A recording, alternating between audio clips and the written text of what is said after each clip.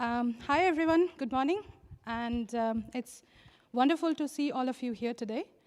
We are about to begin the 15th ACM SIG Plan International Workshop on the state-of-the-art in program analysis. And we have a very interesting program ahead of us today. We have 3 very interesting keynotes from academia, also from industry. And we will have 8 research presentations. Now, if you have not done this already, there is a dedicated SOAP channel in Discord. This is a QR code that you can use to get into that channel. The idea is we will, of course, take questions after each presentation, but in case we don't have time for all the live Q&A, please go to this channel and then continue the discussion. Yeah, I think that's all I wanted to say, and let's begin.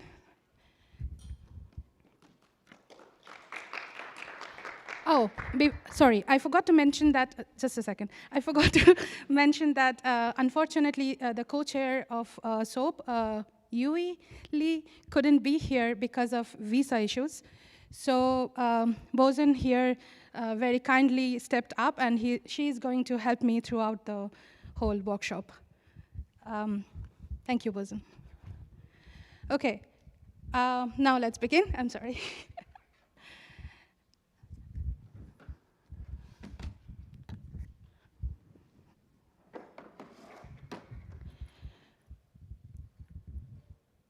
OK, so it's my absolute pleasure to welcome Yanis Smaragdakis from University of Athens. And he has been working over 3 decades now in program analysis, algorithms, generics, and metaprogramming and systems. And he has received several awards, including NSF Career Award, and a few European Research Council grants, the ERC grants. And he has also received a lot of best paper awards in several conferences like UPSLA, ISTA, ECOOP, and so on. He's also the co-founder of DDAUB, which is the company for smart contract security. And today he's going to tell us how ideas from context-sensitive static analysis led to the best smart contract decompiler. Yanis, the floor is yours. Thank you very much, Devashmita. Can you hear me OK with the mic? Is it on at all? OK, well, it doesn't matter. We'll figure it out. So yeah, I'm Yanis. I'm from the University of Athens and co-founded DDAUB. So most of my time these days is spent at the company, and but also on research at the university. And this is very much joint academic industry work. It's joint work with a lot of people. The primary people for what I'm going to talk about today are the 3 people mentioned there, especially Neville Gregg, my co-founder, and the person who started the decompiler, and Sifis, who's my PhD student, who has been evolving the decompiler for the past few years. He just graduated.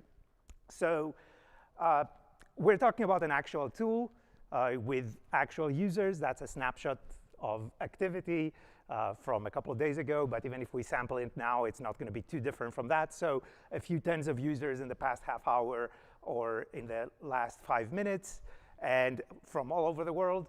Basically, the context of this is we have built this long running public decompiler for EVM smart contracts. And I'll explain what EVM smart contracts are. It's called GigaHorse. It's now in version 3.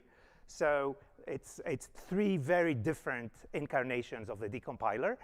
And you will see the evolution, or you will see some of the algorithms for version 2 and version 3. Everything that I do, if people know anything about me, probably for the past 20 years, they know that I've been doing static analysis declaratively. So we write logical rules in data log, and that's how we express the algorithms. But the same algorithms could be expressed any way you want. It's just that data log is very convenient for experimentation, and we actually get extremely good performance out of it as well. So we really love it.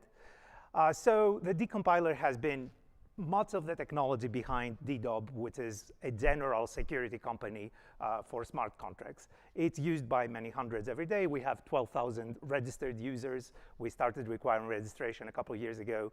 And for the size of the space, it's a pretty large number. Pretty much all serious developers in the space use our tools. And we have documented all the progress in research publications, and I'll refer to them in more detail soon. The decompiler is open source up to 3 address code, up to the IR, and only the very last step that produces something that looks like a high-level language instead of an IR is not open source. But that step is not so hard to actually replace. And if you want the results for a particular contract, you just come to our free site, and you get it anyway. It has everything you need for 8 different blockchains already decompiled. So that's the background. So let's now go even deeper. So programmable blockchains. Who's familiar with blockchains, first of all? Easy question, but not everyone is raising their hands. So a blockchain is like a database that's not stored anywhere. We call it a decentralized ledger. It's a replicated log of transactions that are grouped into blocks. They're secured by cryptography. So you can be sure that everyone, after a very short period of time, they have exactly the same view of the data without the data being held in any trusted place. It's just replicated in maybe thousands of different places. In the case of Ethereum, close to 10,000 nodes are actually the most active participants of the network. And they all hold the same data, and new transactions come in all the time, and this chain of blocks that contain transactions, it always gets expanded. So this started with Bitcoin, so long time ago. Was it 2008, I think, or something? So it started with Bitcoin a while ago. It had the main data structures for a blockchain, and a little over 10 years ago, Ethereum came in and added programmability. The idea for Ethereum was that if we have a memory that 10,000 different parties share and they all agree on, why do we use this memory just to keep transactions with amounts, etc.? Why don't we use it as a proper computer memory? Install programs, run programs over that memory, have the memory hold the actual data of the programs. So the blockchain has become a huge virtual machine that runs millions of different programs. Of course, most of the time, those programs are idle.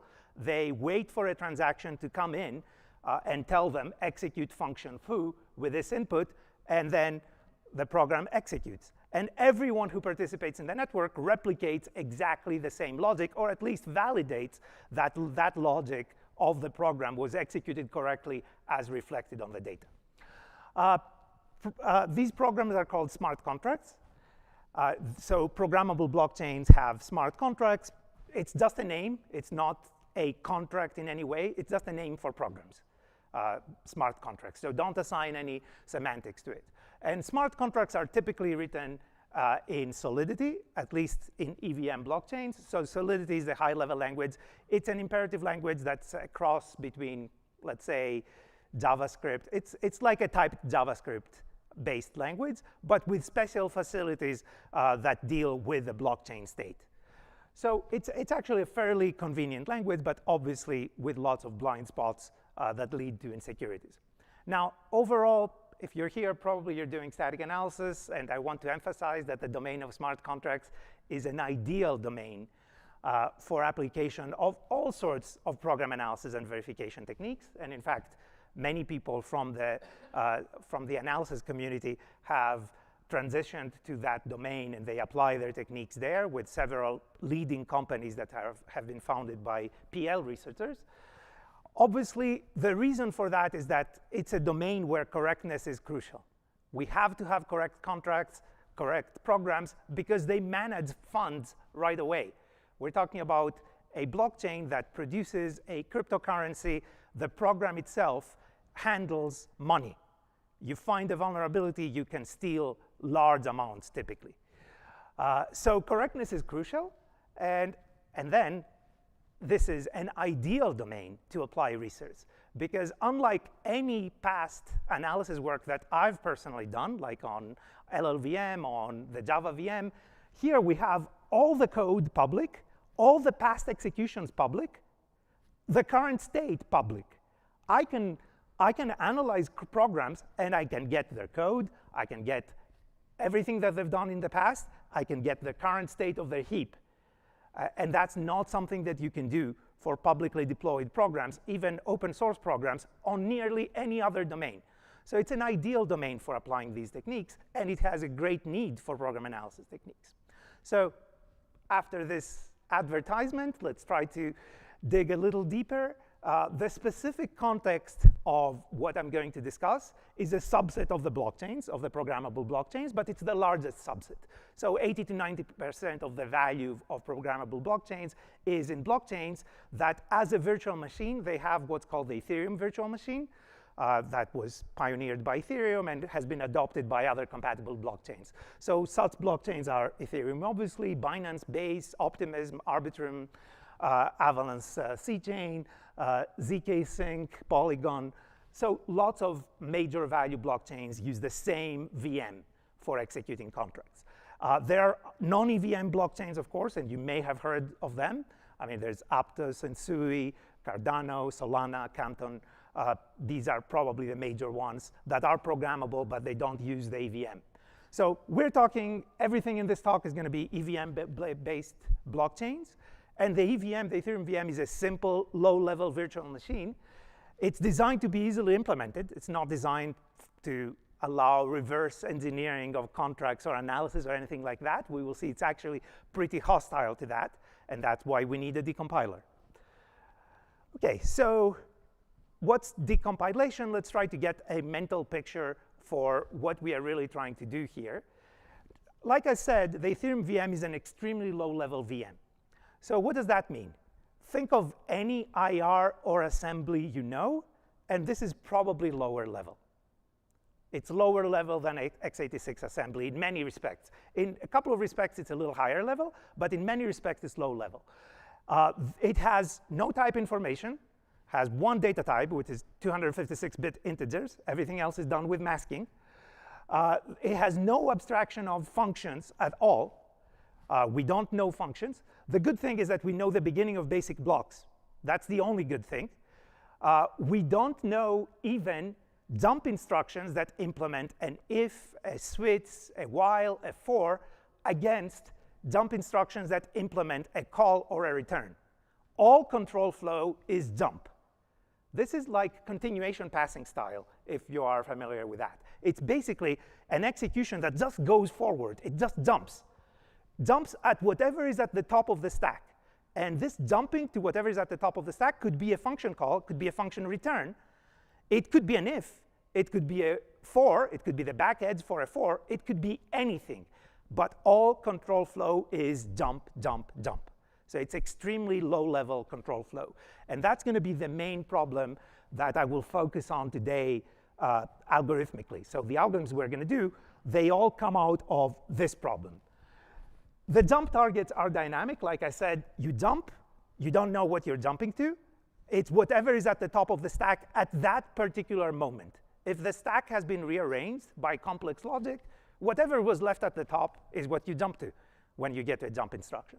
So it's extremely low-level VM. And to make matters worse, there are very aggressive optimizations that compilers perform. If the compiler sees the same basic block used 5 different ways from 5 different functions, but it happens to be the same 4 low-level instructions, it's just going to jump to the same basic block from 5 different functions. It's going to reuse code aggressively. So we need to reverse engineer all of that to get a high-level view of the program, because lots of flows have been merged at the low level. OK, so this is an example smart contract. It's written in Solidity. The language that I said earlier is the dominant language for EVM smart contracts. So you get an idea. We have interfaces, much like interfaces in an OO language. We have contracts that are much like classes in an OO language, although we don't do too much instantiation. New is not too common, because every time you do new, it persistently registers a copy of that contract on the blockchain. So new is costly. We typically install the contract once. We rarely do new. I mean, there are a few facilities that do it. But otherwise, it's basically a standard static object-oriented language. We see functions. We see the syntax for functions there. We don't need too much of it. And at the down here, I say I have a function transfer with phi. It takes some parameters. It takes a couple of phi adjustments here. And then it does an actual transfer of funds of an amount that's equal to the amount passed in minus the default phi, which is a state variable. It's stored persistently on the blockchain, minus phi a, minus phi b, which are local variables here. And I say here that this line makes 3 private function calls. So this is part of what we will need to reverse engineer from the low-level code. Can you guess where the functions came in? Because this is not a private function call. This is a public function call, the transfer. It calls a function on an external contract. In this code, that single line, where do you think the 3 private function calls come from? Any theories?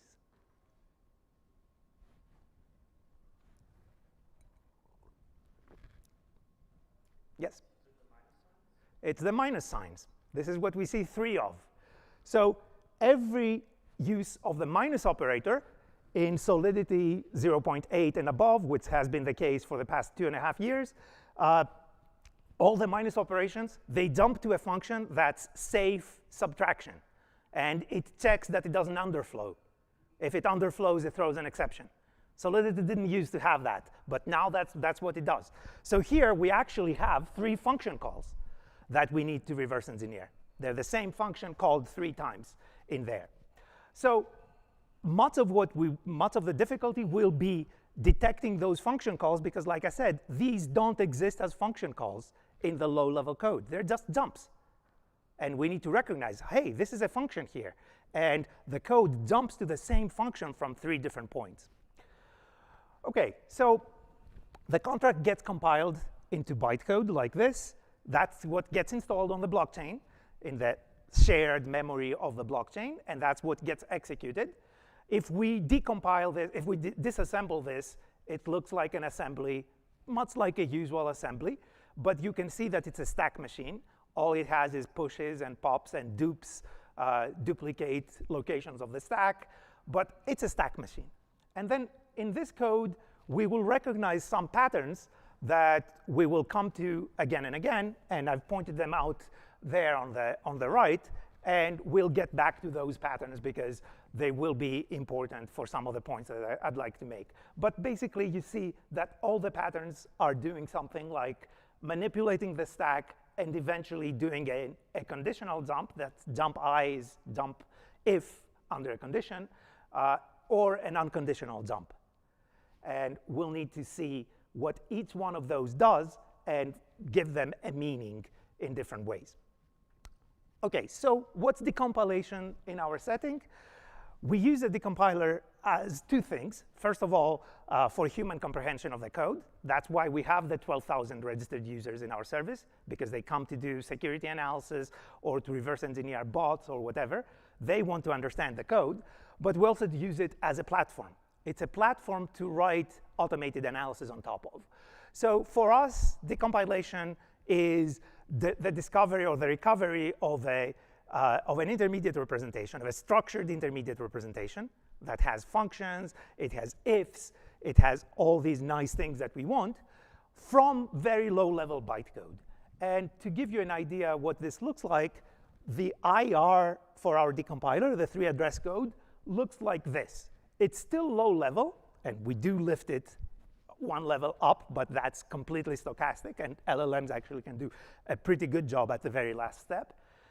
But you can already see several high-level patterns.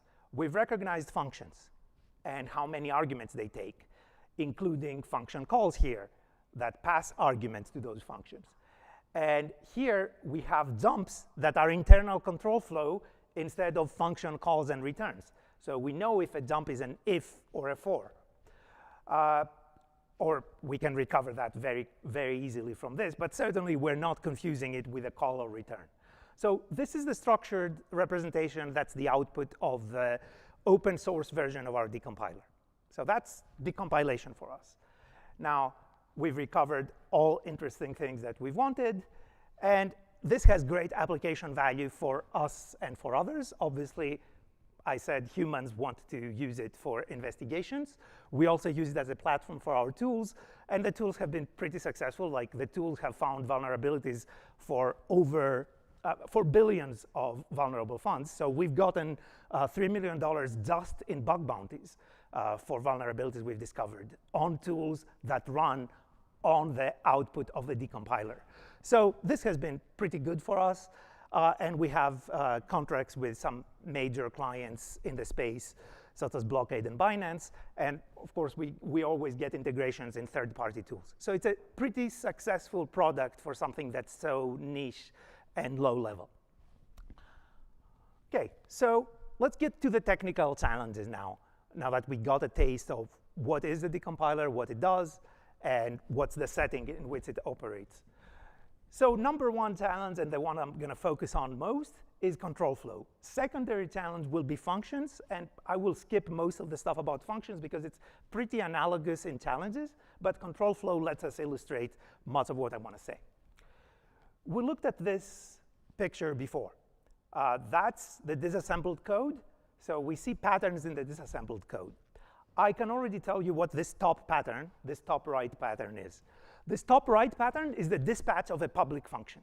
When a transaction comes in from the outside world, it includes what's called the 4-byte selector of the public function. Those are the 4 bytes you see there, the 12E49406. So the transaction includes this in its data, and this is the key to decide the entry point inside the smart contract. So this is pretty standard. This is pretty formulaic. We can recognize this pretty well. We always can recognize the public function entry points pretty well. This middle basic block here, it does pushes of 2 constants and then a jump. So it jumps to 104, which is at the top of the stack, but it has left on the stack 4D. Can you guess what it does? Most likely what it does, anyway. When do we need to push something on the stack and then jump to a block? I'm sorry? It's a return address, exactly. So this is most likely a function call.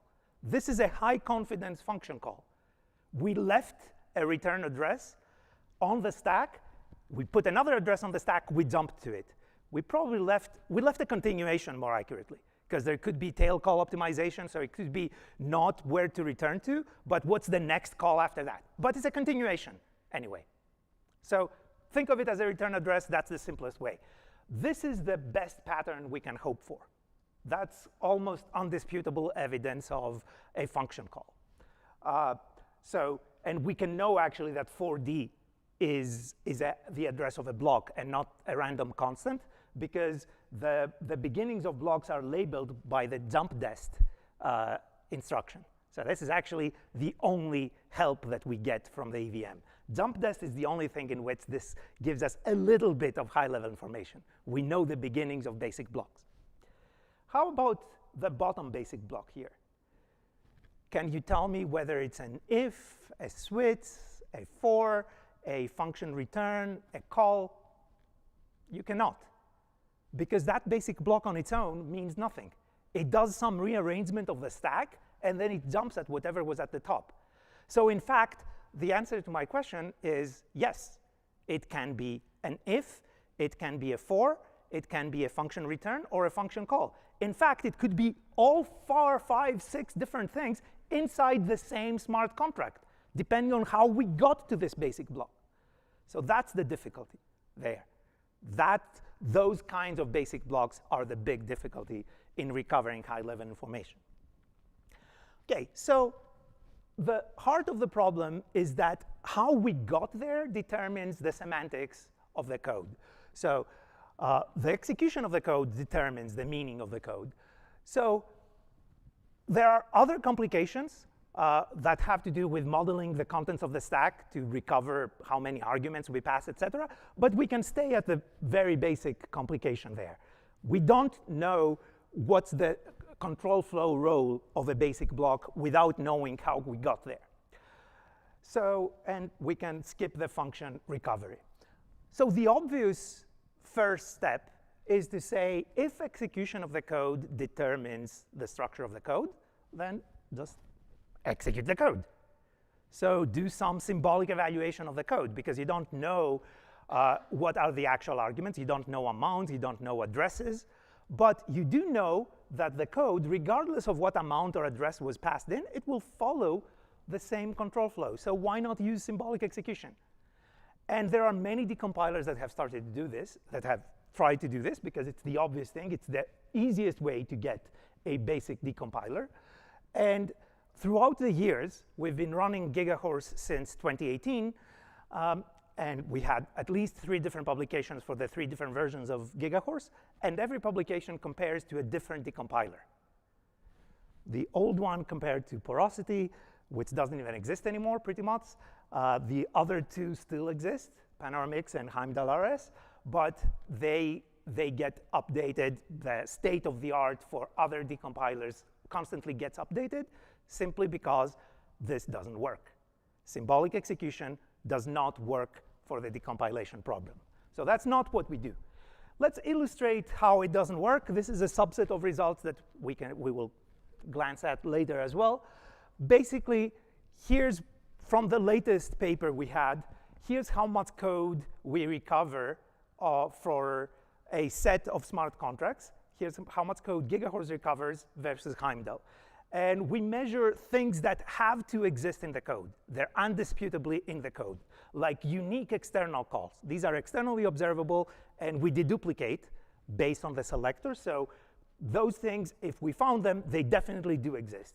So GigaHorse finds 13,000. Heimdall finds 9,800. So this is a very incomplete solution. It basically fails to decompile most of the code. It fails to find ways to explore many interesting paths. And the same or worse happens with events. Again, externally observable things that have to exist in the code, they're not recovered very well. So if you do symbolic execution, you will get great code. You have high confidence, but you will get very incomplete decompilation. You will get about 60% of the contract code decompiled, is the point. OK, so we all know why this was. If you execute the code, you need to cover an exponential or even infinite number of paths, but certainly exponential for finite execution. And even though you're doing symbolic execution based only on the branches, on the targets for jumps, you still cannot do a very complete job. I'm not saying that this is hopeless. I'm saying it's not as easy as people might think, and several people have tried it in the past and have failed. I mean, it's certainly the case that someone could do it in the future and get an amazing decompiler out of symbolic execution. But that's not what we do. So, and again, the difficulty can be illustrated by the complex fragment that we had there. We need to know exactly what's at the top of the stack. We need to follow all different paths that will get us there. So what we do instead is static analysis. And static analysis, as you probably know, is the approximation, the over-approximation typically of what the code does for all possible executions. And to get some precision, we use context sensitivity, which if you don't know exactly what it is, I will illustrate pretty shortly. So we classify all executions into a finite number of bins, pretty much. We don't do anything infinite or even exponential. It's actually polynomial. It's a polynomial, but pretty large number of bins. And we use the same algorithm for everything throughout the decompiler. What we get to execute every time, but also what's the current state of the stack, how many arguments this function gets, how many arguments are on the stack right now, how many return values come back, et cetera. OK, so pausing time, maybe it's not a bad time if there's any burning question before I continue. We're good. Just curious, so yeah. What's the issue of adding a little bit more type information into the final binary? A little bit more type information? Yeah, just. Well, first of all, if you don't know even the control flow of the program, it's pretty hard to add type information. Type information will typically be added right after we get the decompilation. From the solidity, right? From the source language? Oh, there's no issue. The issue is that the EVM is the EVM. The output, the bytecode has a specific form. It has specific vocabulary. It doesn't include types. And that's the only constant platform for these blockchains, the bytecode, which has not really changed. I mean, there have been additions of under 10 opcodes in 12 years or so that Ethereum has existed. There's some small additions, a couple of removals of instructions, but otherwise nothing much has changed in this bytecode. So the language of the VM has stayed constant, and that's what everyone can bet on, that this will be a constant, and they can build tools at that level.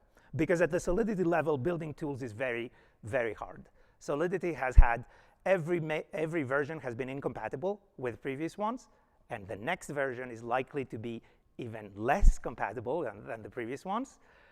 So it's a nightmare. You cannot build analysis tools on Solidity. Is there a reason they designed it in this way, or is it just Ease of execution of a VM. It's a very ease of building a VM, ease of implementation of a VM. It's a very simple language, so the VM is trivial to implement. Okay. Yeah. Just to brief, since you said that, like, why is that so important? I mean, sorry, why is ease of implementation? It's not. It was. We know how to implement, now we work on But that's what they chose back then, and it has stuck around because now it's a platform, and it has tools, and it has lots of deployed code. So that's the answer. I mean, it could have been very different. It could have been a different IR. It could have been WASM. It could have been LLVM IR. It could have been something entirely different. It wasn't. So it brings its complications with that.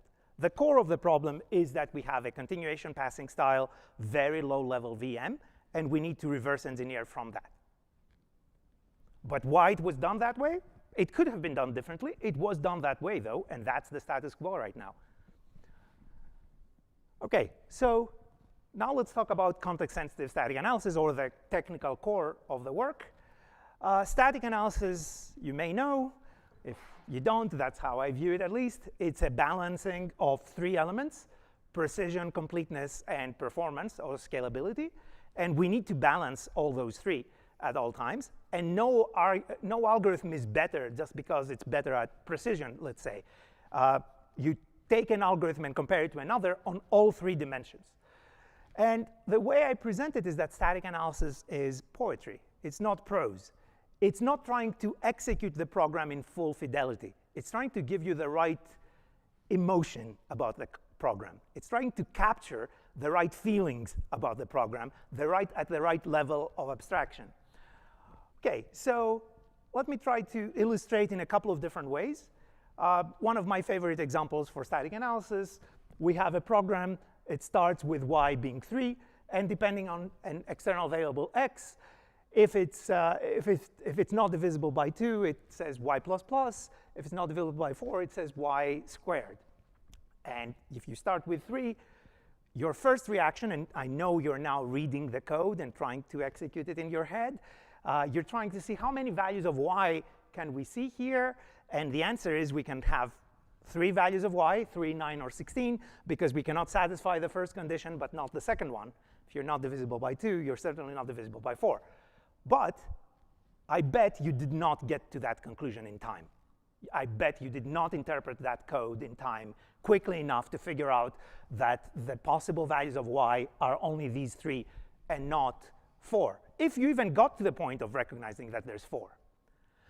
Now, the question is, if you have a static analysis and it tells you, oh, y, in this case, at the end of the program, can be 3, 9, 4, 16, is it worse than a static analysis that tells you the fully precise answer, 3, 9, 16? And the answer is no.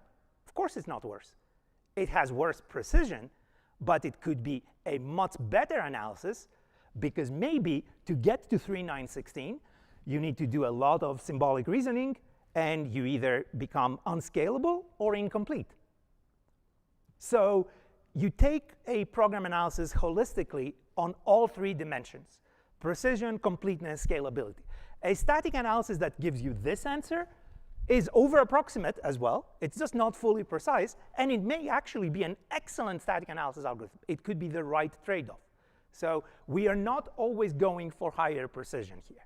We're not executing the program.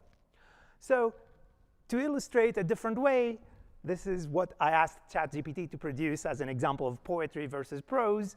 And prose may say, the old man sat on the bench in the park. He watched as children played on the swings and slides. He smiled as he remembered his own childhood. Whereas static analysis will give you poetry. It will say, old man, children play, memories smile. We want to capture the feeling of the program. We are definitely abstracting away some details, but we want to capture the essence of the program.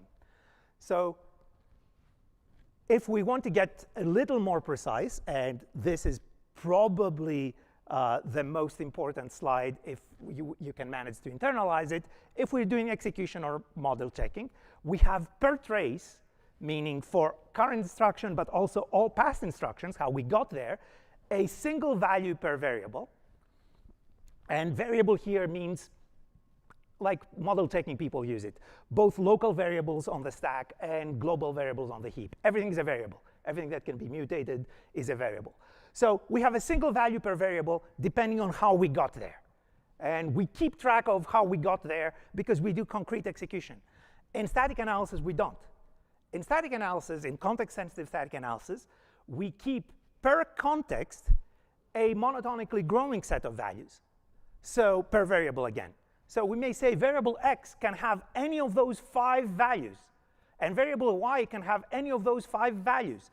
If they're correlated, if the value for x is correlated with the value of y, we may never know it unless we have encoded it in our concept of context. Because we qualify all these by context, we keep these sets as small as possible. And for the same context, we get a single set for x, single set for y. So we don't confuse the information for different contexts. But if we don't have full precision inside a certain context, we cannot do any more than that. We completely lose all the correlation. We don't have a trace. We don't have anything.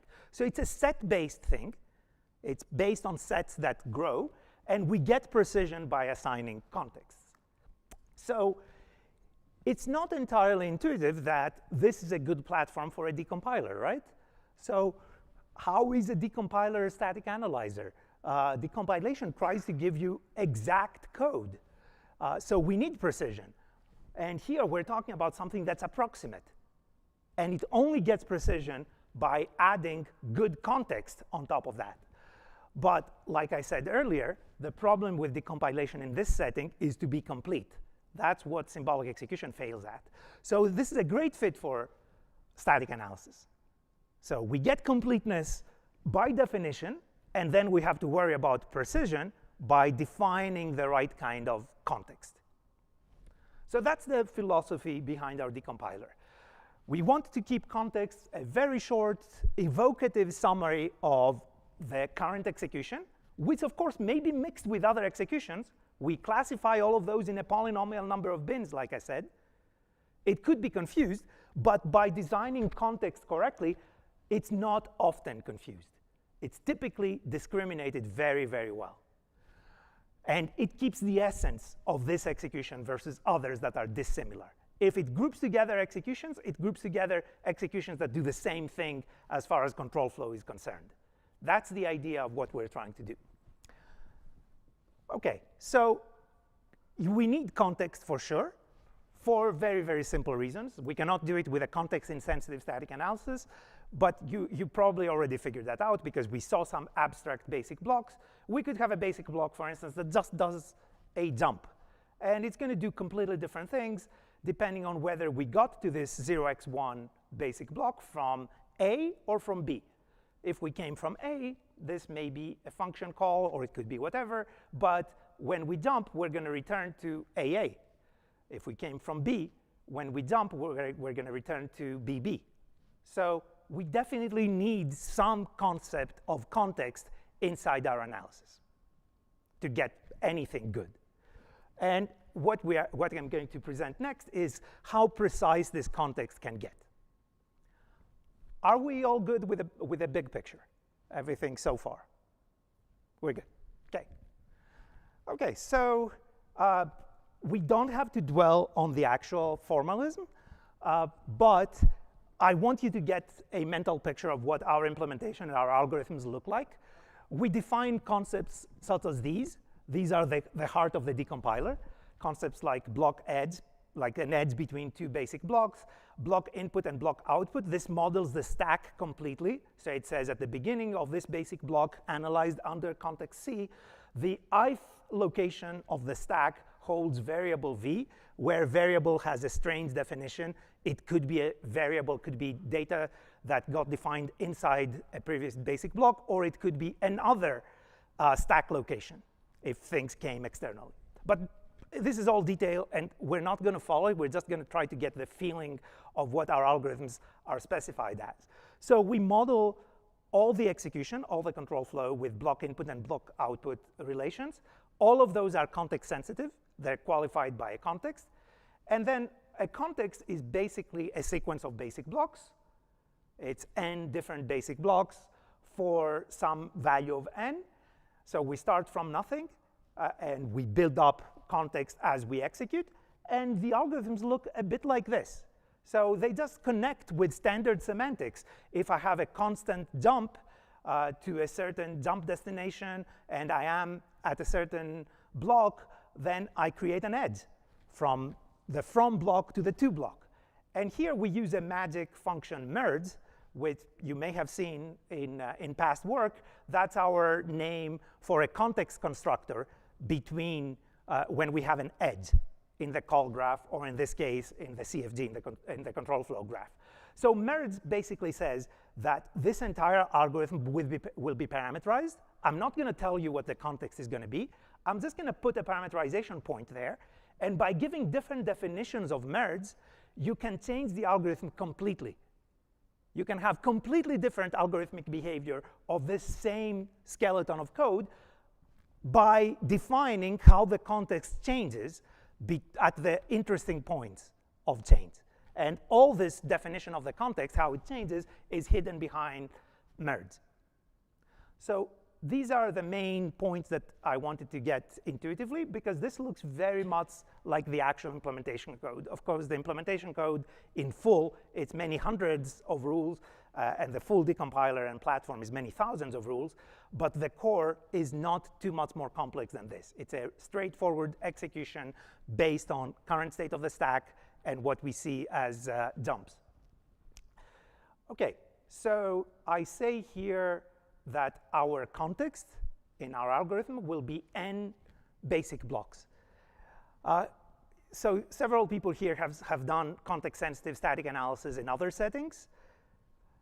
So what do you expect this n to be typically? How many basic blocks are going to be in our context? Or not basic blocks. And in the Java setting, for instance, our context will be either invocation instructions or abstract objects.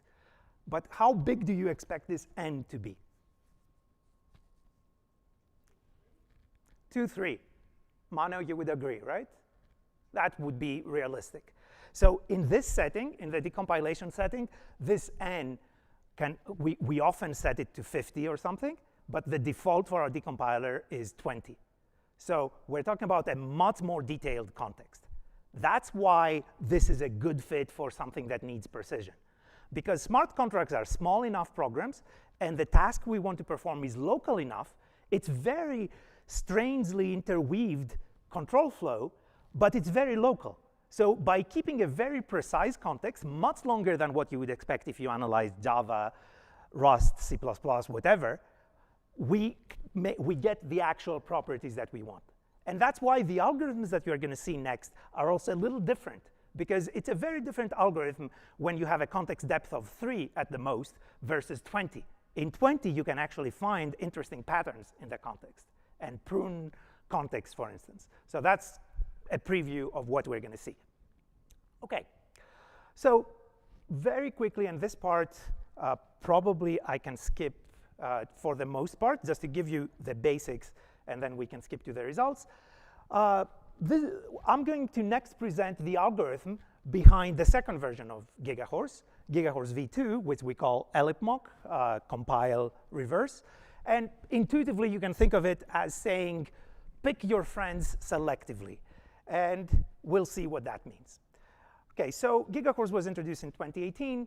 There was already a need for a better decompiler by 2020, 2021. And this is what brought about GigaCores v2, ellipmoc. And the main thing for ellipmoc was a new version of context sensitivity. So that's the main change in the algorithm. There were other changes. So we have more advanced function reconstruction. We also have a path-sensitive algorithm somewhere there. But the main thing by far was the different version of context sensitivity. So let's try to illustrate that, because it's also going to get us insights about what I mean by parameterizing the same algorithmic core with different context sensitivities and getting very different algorithms. So let's say, for the sake of illustration, even though realistically our context is 20, let's take a context depth of 2, and we have basic blocks that look like this. And if we've come here from two different paths, from A or B, like before, we come to one from two different paths, a context of depth 2 will look roughly like this. It will say, oh, I got to this instruction from A, or I got to this instruction from B. And if I got to this instruction from A, my stack contains AA. If I got here from B, my stack contains BB. Can everyone read these and connect to the code, like how we got to these contexts up here? Visual language is clear enough, right? OK. So the context right now has depth 1. We imagine that the analysis started from these blocks. And now we go to depth 2, which is our maximum. And it remembers two previous blocks. So it says, I came from 1. And before that, we came from A. And these are the contents. And of course, you can tell right away we hit the problem of finite depth, because at the next step here, we forget everything. We forget the interesting distinction, which is whether we entered this sequence of basic blocks from A or from B. And we forget it because we have depth 2. So here we remember that we came from 2, and then before from 1. But they're the same for the two paths. So we confuse what are the contents of the stack. We confuse AA and BB. And we want to actually keep precision. So the algorithm for GigaCores v2, for ellipmoc, is what you see here. And perhaps the most important insight is that we have a part of the context that's sticky. It doesn't get changed. And that's the public entry point, how we got to this point of the code, from which public function we came in. Every transaction starts from invoking a public function on the contract.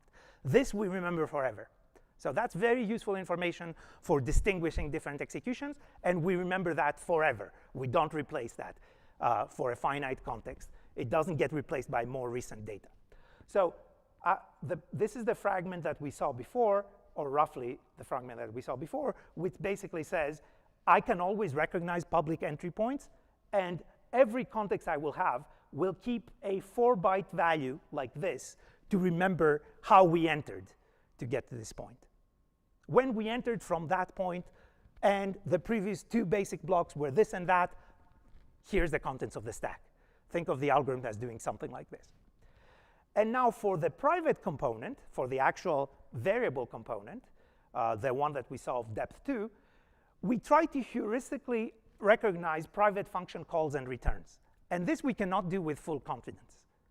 But we try to over-approximate. We try to recognize maybe 3 times more calls and returns than are really calls and returns, because we have not gotten to the full decompilation yet. We don't know for sure that these are calls and returns. But we can look at jumps and say, this most likely is a call or a return. So those are the only elements of context that we keep. We don't keep other basic blocks that could be ifs and fors and switches. We keep just calls and returns. So this is pretty much the algorithm in high-level form of GigaCores v2, of ellipmoc. So here we will try to recognize, for instance, I said this fragment is high confidence call. We will recognize that, and we will remember the 45 as our previous basic block, because it's an important basic block in discriminating executions. So in our example here, obviously this is a trivial example, so nearly any algorithm could do better. But effectively, we remember how we entered, the 4-byte quantity. And then here, we remember only the important basic blocks on the context. So when we get down here, actually, we don't remember that we came from 1 or from 2. We remember all the way back to A or B. We've heuristically over-approximated calls and returns, and we keep only those in the context.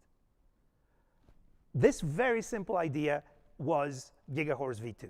I mean, combination of two ideas. First, keep the public function entry point, and then here, discriminate, keep only your friends, the basic blocks that will help you discriminate executions. And those are the ones that look like calls and returns.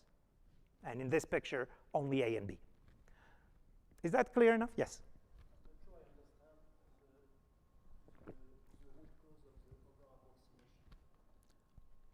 You clarify what is the essence of this over-approximation? Because sometimes we over-approximate because we join, and sometimes we over-approximate because we widen, we guess something, and it's a bit a heuristic. And is it a heuristic here that you are using to do your over-approximation, or is it just you joining all incoming edges? I don't quite see the distinction between the two reasons to over-approximate, so we can look into that. But the reason this is over-approximate is that there are many patterns that are not local at all. So for instance, we may infer that this is an important basic block, even though on its own is completely neutral. It just rearranges the stack and jumps. But how will we identify that this is an important basic block? We will have all sorts of other heuristics. Like this gets called by 3 different places that are reachable from different public functions, for instance. That's a very simple heuristic. So right away, I may know that this join point of multiple execution flows may be important. Okay. So I think that we have both kinds of over-approximation in your vocabulary, both because a location in the stack could have multiple values. So we have actually joined executions. We have not kept enough precision, but also because we want to heuristically say, hey, I could not tell that this is important before, but based on other signs, I can tell that I better keep this. It could be the low-level way to express something important at a high level, such as a call or a return. Yeah, makes sense. Thank you. OK, so we saw a simple algorithm, and similarly, we have other algorithms for function reconstruction, but this was good enough. What I want to point out is something that many of you know because you've worked with context-sensitive static analysis. By having a more intelligent definition of context, by producing better poetry, so to speak, we can get all the good things. So we get better scalability. So GigaHorse v2 is much more scalable than v1. Like on tough contracts, we get many fewer timeouts with default settings. But we also get much, much better precision. So these are precision metrics, such as unstructured control flow. Lower is better. Ellipmock, which is GigaHorse v2, is the lower bar by a lot. So we get better precision, better scalability, and even better completeness. Of course, here, this is a comparison with other decompilers here. And we've already seen before that we are much better than symbolic execution-based decompilers in terms of how much code we recover. So the good context sensitivity helps in everything. And selecting the right kind of context can be tremendously beneficial in static analysis. So this lesson we will also see again in GigaHorse v3, in the third algorithm for decompilation. But it's very, very clear in GigaHorse v2 as well. So let me now illustrate our latest algorithm, just published in 2025. It's code-named Shrinker. And again, primarily, it's a different definition of context for the same skeleton of the analysis. Exact same logical rules, we change the context. Reality is never that simple, right? There's always other changes, other sub-algorithms that get introduced. But the core is that simple. At the core, Shrinker is better than Ellipmock only because of a better definition of context sensitivity. So by 2025, we've had more complications, new ways to produce bytecode with different patterns, much more advanced compilers, all the private functions that I discussed at the beginning, like the save subtraction functions. So lots of stuff that we needed to recover. So GigaHorse version 3 primarily had a new context sensitivity algorithm, but it had also lots of other stuff. So let's try to see what's this new context sensitivity algorithm. What's the new inside? And now we'll see a similar problem as before, similar pattern as before, but with depth 4. So what we have here, simplistically, you can think of it as calls and returns, although it's not really necessarily calls and returns. So we may have come to this basic block from two different sources, from A and B, like before. And what may happen is that we get to a completely neutral jump back here after pushing return values. And then we have effectively two returns with the blue edges here. So here, I return to 4, and then I return to 5, because that's what got pushed here. So this is the normal flow. And of course, like before, we want to remember how we came into this whole bunch of blocks, this whole complex of blocks here, whether we came from A or B. If we use the straightforward algorithm of depth 4, what happens is that we have a chain of more than 4 interesting basic blocks. They could be an over-approximation of calls and returns. So here we've lost precision, again, like before. So if you want to think about it, here we've maintained full precision. We remember that we came from 3, which came from 2, which came from 1, which came from B. But that's the limit of our context depth.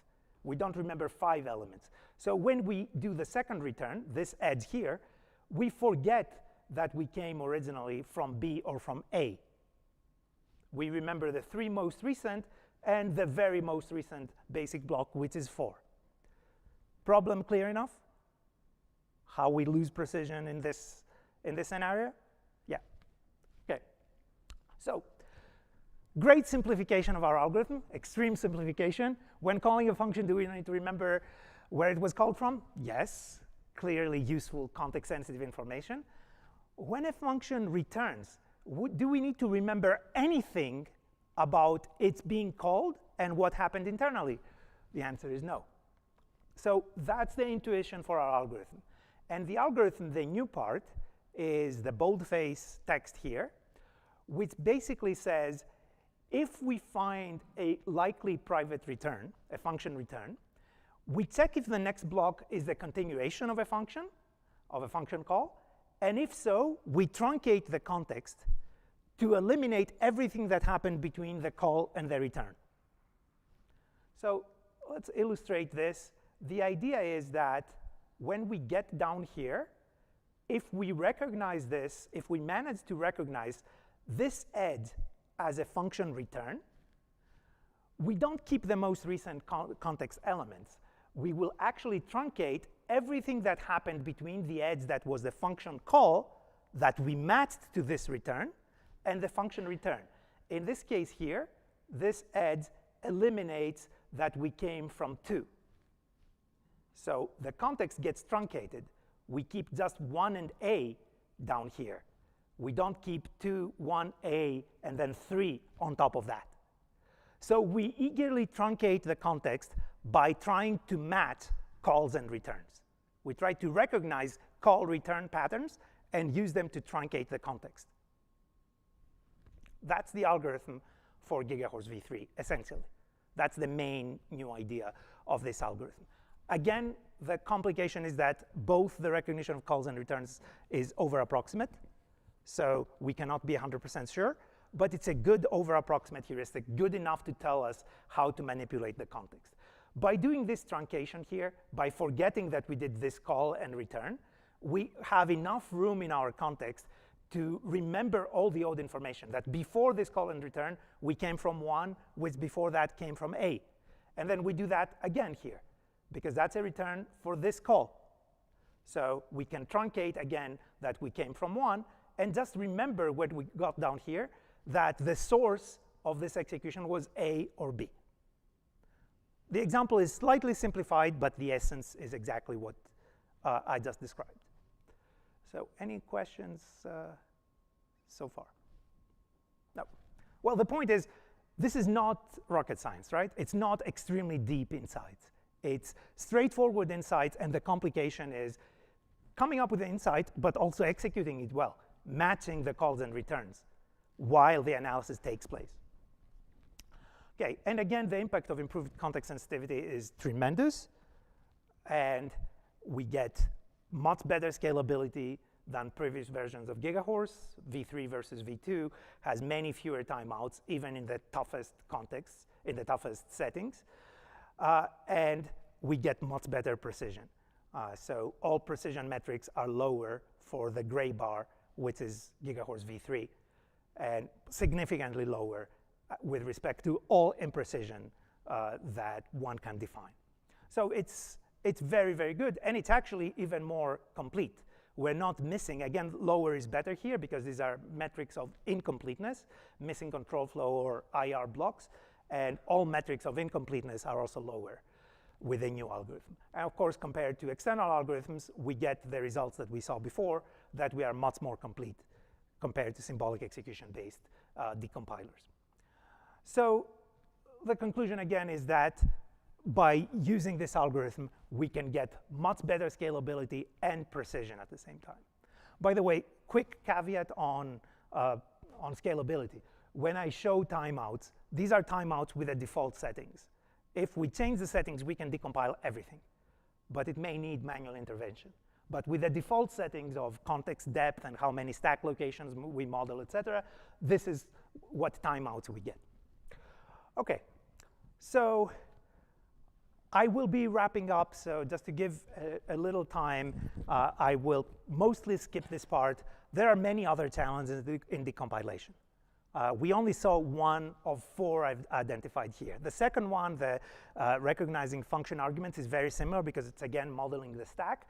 But there's also modeling memory, which is a transient heap. It's a heap that only exists during transaction execution.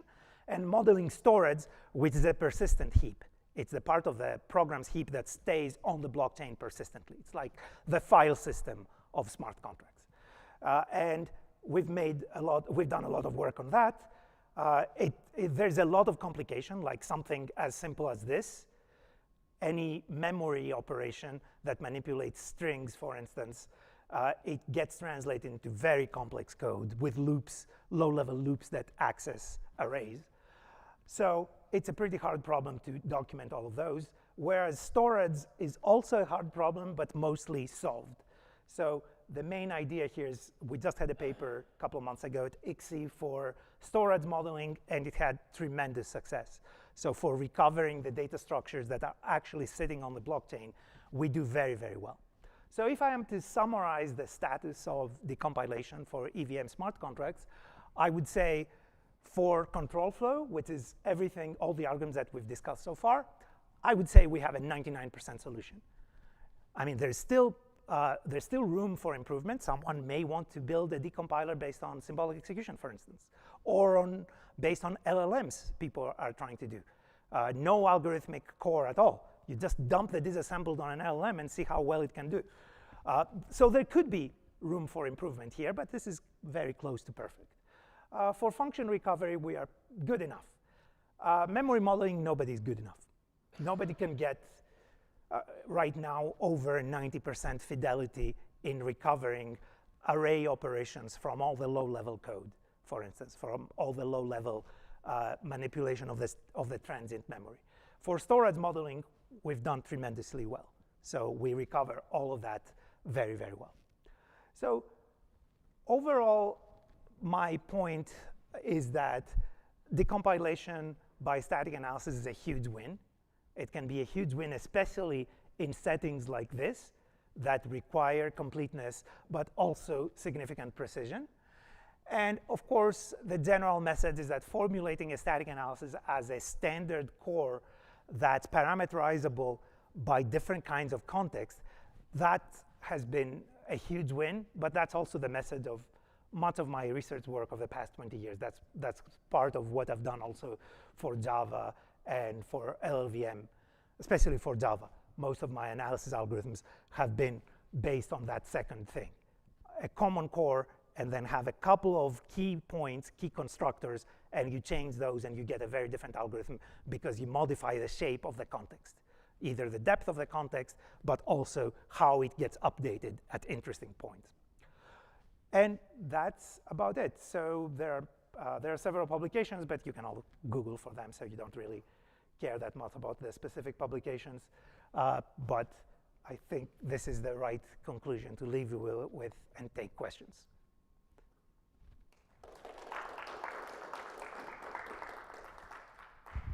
So we do have some time for questions. Please go ahead. Hello, thank you for the talk. It was really interesting. So you talked about the design of other EVM-based decompilers, but have you considered more typical, like just binary decompilers like Ghidra, Binary Ninja, IDA Pro, and contrast the designs with what you've done here? Well, I have right now, as of very, very recently, I have a joint project with Gang Tan of Penn State, who have done a pointer analysis on the output of an x86 decompiler. So I've just started hacking at their code base as well. So they're doing a great job. Let's just say, without being too specific, the tools you mentioned, IDA Pro, Ghidra, et cetera, they're not that good. They're pattern-based. They're not doing very deep analysis. I think we can do a lot better in that space. So if there's business promise, we may take it on, but it sounds like a very niche space, and there may not be tremendous business promise enough to branch out to that. But in technical terms, I would say I will know a lot more in a year or so to tell you, because we are actively working on this. But they're not as good decompilers as what we've seen here. So it's quite possible that the very same techniques can be applied to x86 decompilation very fruitfully. But that's my speculation. I don't have evidence right now.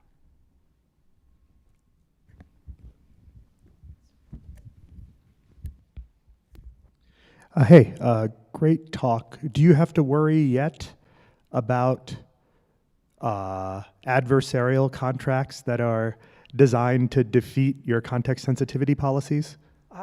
Not so far. So far, we have not. And also, it kind of makes sense that people will not go to great lengths to defeat specifically our policies. People want to get a little bit of a competitive advantage, but they will not get too much, because let's say we're talking about a hack, right? Hack contract, for instance. You have a hack contract, typically you will deploy it the last minute before you perform an attack. So you've performed your attack. You haven't lost that much by us reverse engineering it. But the short answer is, so far, we have not had too much of that. There is one technique that we don't do great on, which is a technique that doesn't actually have the jumps, the destinations of jumps statically at all in the code. It provides them as call data. When a transaction starts, it gives you a stack of where to jump to, which is perfectly possible. So there, we need to combine some dynamic information with static information.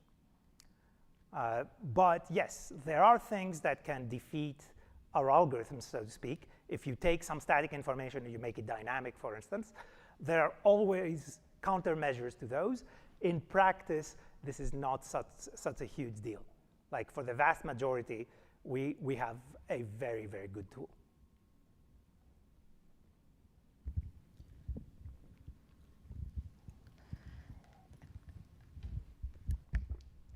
Hi. So did you have to adapt? My question is about data log solver. You did not mention specifically if you can use any data log solver, or you have to adapt precisely some algorithms inside. I mean, there's only one. There's only one data log solver. Yours. If you're not publishing papers about the solver, you're using Souffle. Okay. There's nothing as mature as Souffle. And I then mean, there are good solvers. There are many good solvers that come out, but they're more research products. And there's nothing that Souffle is really missing. But then my question is, do you did you need to add new features to this solver for this specific problem, We or, didn't. or not? Yeah, that's a very good question. So did we need to add new features? In a limited way, yes. So for instance, we added some persistent data structures. You do this with functors. So we write C++ functors that Souffle is calling. So it's an external function interface. It's a foreign function interface pretty much that Souffle offers. And some data structures we implement in C++, but for very limited things. Like in the path-sensitive algorithm, for instance, for very quick manipulation of long paths, of long sequences of basic blocks, we use that. So we do have some custom data structures, but for the most part, we didn't need to do any major surgery.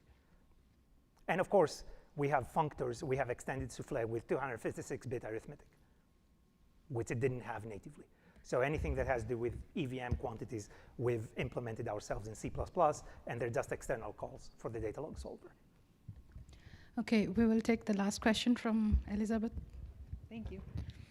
So it seems that the bytecode is very abstract. You lose a lot of information, and there's complications with the dynamic jump locations. Are there implications in the testing literature for fuzzers that are measuring how good their tools are based on number of branches covered? But dynamically, the branches are very clear dynamically. So for fuzzers, this is not a complication, because a fuzzer does execution. So it actually does find all the branches. Oh,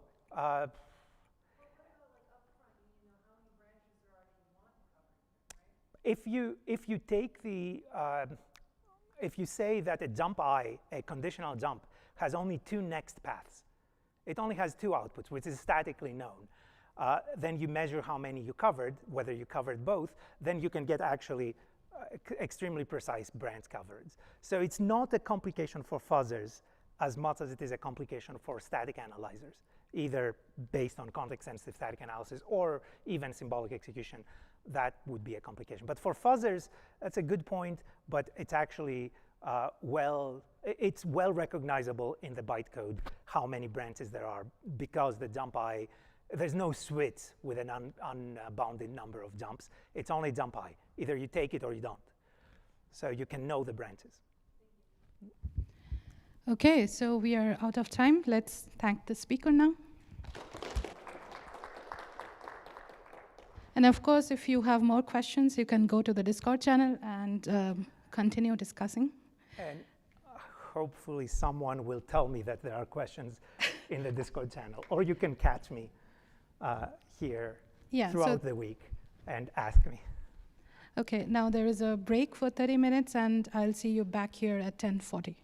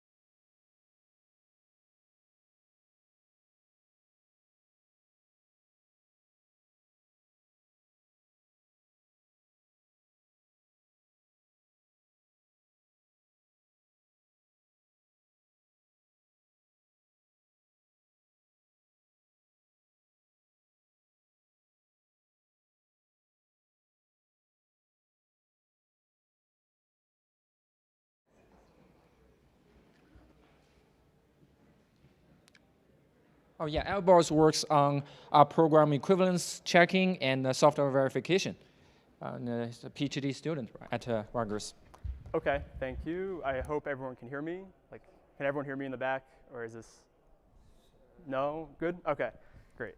So today I'll be presenting our work exploring locally bounded translation validation. So to start off some motivation, imagine you were checking some code where you were asking an LLM to optimize the code for you. So let's say you have the C program, source.c, and you ask the LLM, optimize this program for me, and it outputs target.c. So how do you know target.c is actually correct? Meaning the optimizations the LLM performed were, they preserved the semantics of the source program. Essentially what this means is for all inputs to both of these programs are the outputs equivalents. So that is our notion of equivalence. It could be, by output, I could mean the return value as well as maybe the state of the heap after the function executes. So these can be like, imagine they're functions. I wrote their programs here, but imagine they're functions. So how do we check equivalence of these programs? Well, one way to do this is with a translation validator. So translation validators were originally used in the context of checking compiler correctness optimizations. So the idea was your compiler does some optimizations, multiple passes on a program, and a translation validator it's not aware of which optimizations were exactly performed always. It will just take in these two programs and it will check that they are equivalents, or in lighter terms, maybe one refines the other. So in the general case, when you have programs or functions where you have unbounded numbers of loops, this is an undecidable problem, checking the equivalence. So what we do in practice is we use bounded translation validation. And essentially what bounded TVs do is they under-approximate program behaviors by unrolling loops up to a user-supplied bound. So for example, let's say you have this unbounded while loop here, and the user would provide an unroll bound. Let's say they provide 2. And then the bounded TV would unroll these loops by that user-supplied bound. So here we've unrolled the loop twice. And essentially what this does is it simulates the behavior of the loop up to 2 iterations. And this is inherently an under-approximation. So if your bounded TV finds a bug in this bounded program on the right side, that bug exists in the original program. If the bounded TV does not find a bug, that does not necessarily mean there's no bug in your original program, right? So if there's a bug and you don't find it, you may have to increase your unroll bound. And sometimes you may not be able to even increase it far enough, right? So that's why it's an under-approximation. So let's do a concrete example of bounded translation validation. So let's say we have P and P prime. These are 2 programs. And to check equivalence, given all sets of the same inputs, we want to check whether the outputs match. And in this case, the outputs are going to be these arrays I fed in. So we want to check the heap states after you execute this matches.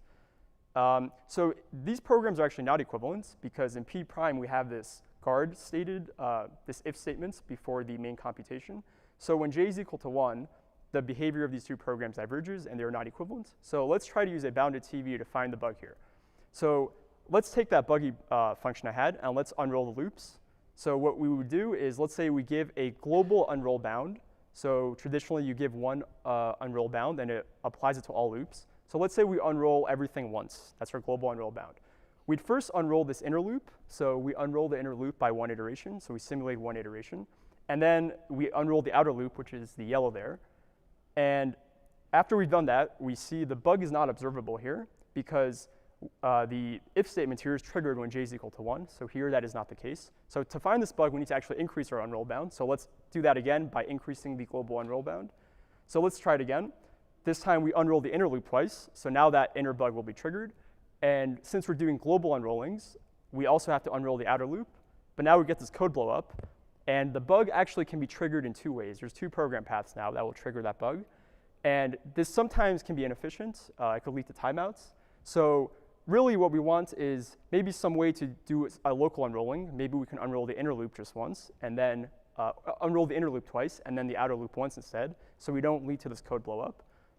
So this is where we introduce a very simple idea that's been around in bounded model checkers, but presently not for bounded TVs like Alive 2. So we present local unroll bounds. So basically you just apply single unroll factors to loops, and you can they're user supplied the same way global unroll bounds are, and you can do fine-grained verification.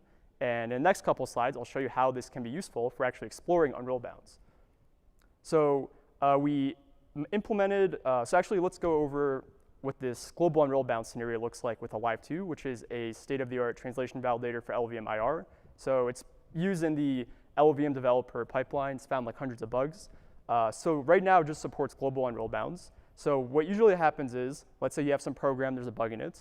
You provide these global unroll bounds of 1. LVM says, Alive2 says, everything looks correct. So then let's say you know there's a bug. You're like, OK, so maybe I need to increase my unroll bound. You increase it to 2. It still says everything looks correct. So you try to increase it again. Now, and then you wait and wait and wait and wait. And then there's a timeout, possibly because there was some sort of code blow up if you had multiple loops, right? So with local unroll bounds, you can just provide these comma-separated lists of unroll bounds, 1 per loop. And Alive2 may actually give you a concrete counterexample, and it'll say it found the bug because it's not restricted by that code blow-up problem we had with global unroll bounds. So now that I've introduced local unroll bounds, let's go over some properties of unroll bounds. So for global unroll bounds, there's this nice property where if you do verification with a global unroll bound of I+1, and your program is verified to be correct, that implies a verification using global unroll bounds of I. And the proof idea for this is that just the program paths in your bounded program. So on this left-hand side, let's say I have a unroll bound of 1, and on the right-hand side I have 2. The program paths on the left-hand side program are all contained within the program paths on the right-hand side program. So the right-hand side program is correct. That would imply the verification of your left-hand side program. And the right-hand side program has many more paths that are not captured here. But this global unroll bound property, when you take this monotonicity property, that's what I'll call it, when you bring it to the local unroll bound world, you have this different property where, in this case, we have this total order, meaning for all pairs of elements where I verify I+1, everything under I+1, any unroll bound less than I+1, is verified by verifying this larger thing. So with local unroll bounds, this property actually does not hold. So these unroll bounds introduce a partial order. They're not totally ordered. So let's say I verify a program where I unroll the inner loop once on the right side and the outer loop twice. That does not imply verification or correctness of the left-hand side program. And this is simply because the program paths on the right-hand side are not anymore contained within the left-hand side, or the left-hand side is no longer contained in the right-hand side.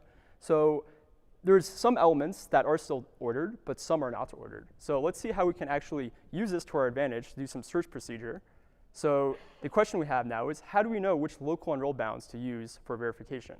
So here's one way we can do this. So imagine you have this lattice we represent with a Haas diagram, and every element here is an assignment of local unrollings for a program with 2 loops each. And we have an upper unroll bound of 3. So let's say we want to verify this for the purposes of the example up to a global unroll bound of 3, which means every loop is unrolled 3 times.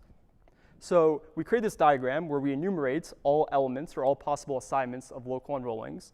And the edges here represent the orderings that exist between the elements. So for example, I can order P1 of 1 and P2 of 1, but I cannot order these 2 elements. So any elements above or under other elements in this lattice can be ordered. So one way to do this incremental verification approach is, let's say I start with the bottom elements and I query Alive2. I say unroll everything once, and it says, OK, everything looks correct. Then I keep enumerating up this lattice, and it keeps saying things look correct, but then you get a timeout eventually. So when you get a timeout, because we have this partial ordering, this actually tells us some useful things, such as the elements above it, which contain the traces of the timeout elements, we can trim those, and we can say, these will potentially also lead to a timeout.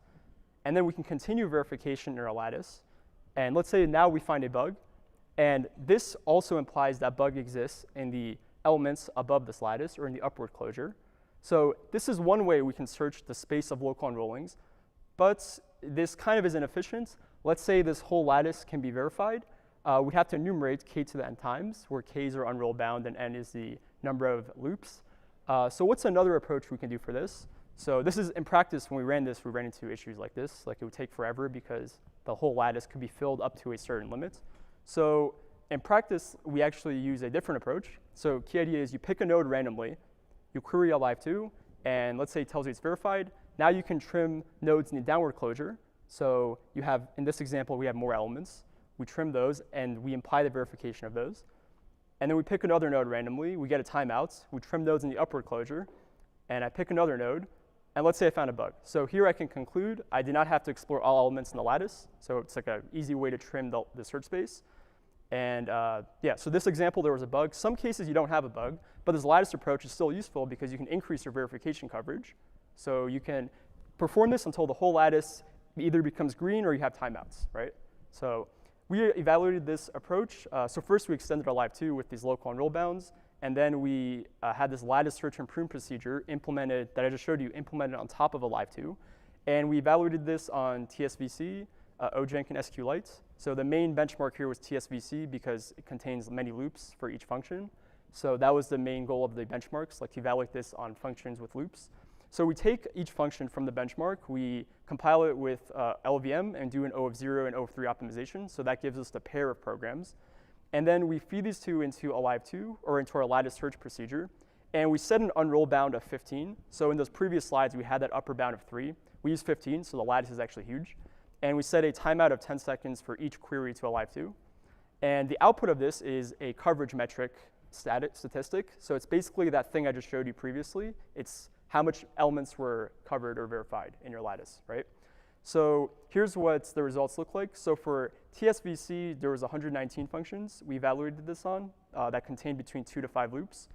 And we saw a coverage increase for 56 of, oh no, sorry. I think like 20 something of them. I did not write it here, but it's in this top chart right here. So I'll go over one of the examples, but the orange here represents a coverage increase over the best possible verifiable unroll bound you could have gotten with a live2's global unroll bound.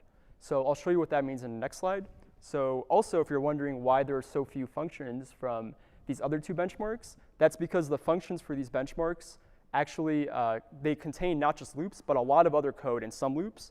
So a live2 was timing out irregardless of the unroll bounds we use. But for TSVC, most of the functions are strictly just loops. They don't have extra code above or under them. So that's why there's some more functions we're able to verify there.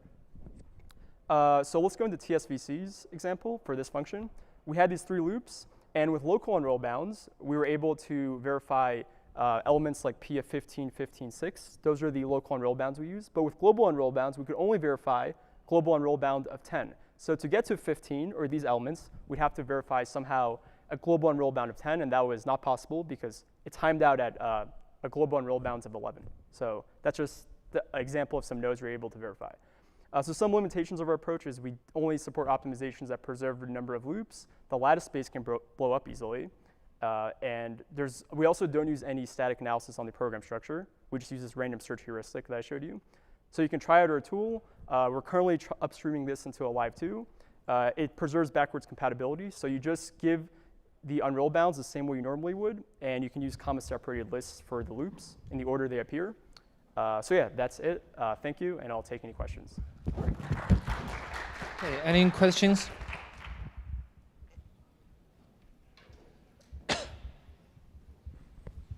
Hi, thanks for the talk. As far as I know, software model checkers, they also use some unrolling loop strategies. Yes. Could you compare your work with this work? Yeah, so I'm aware that model checkers like CBMC, they have you can provide individual loop unroll bounds.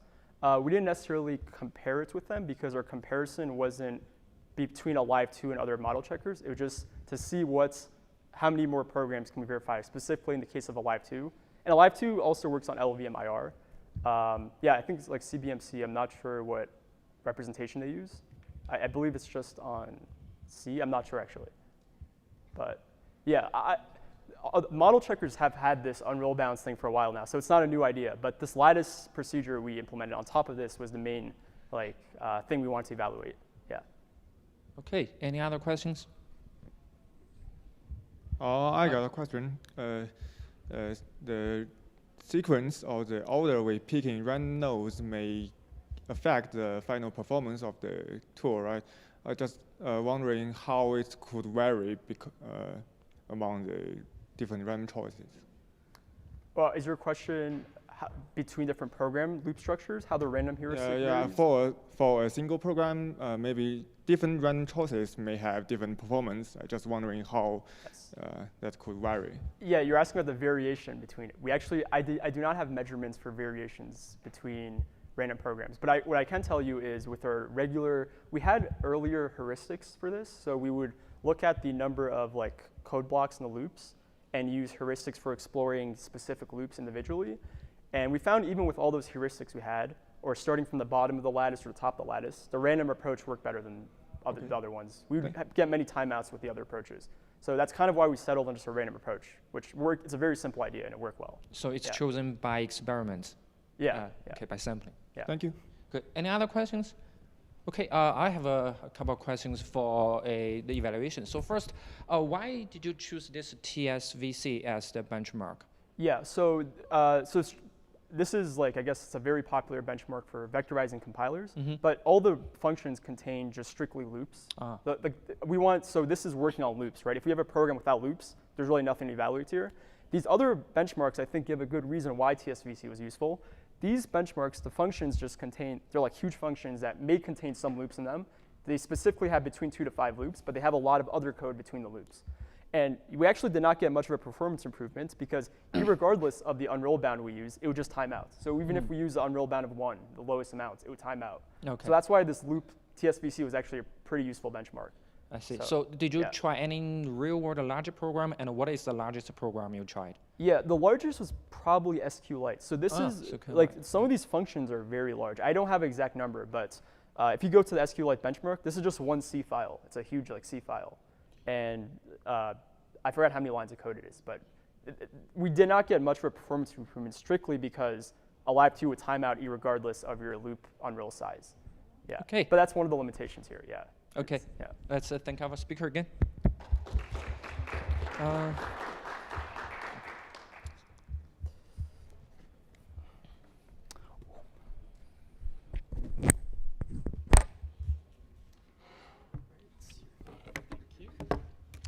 Our next speaker is Nicholas from local University of Colorado Boulder, and he's working on the intersection of programming languages and the distributed systems.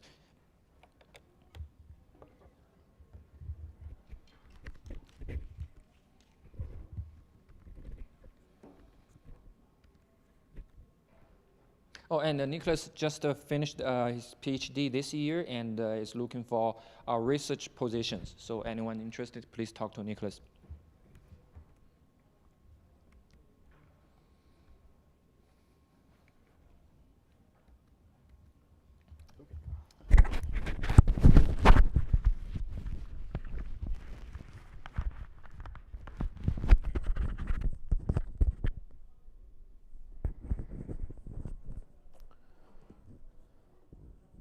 Okay.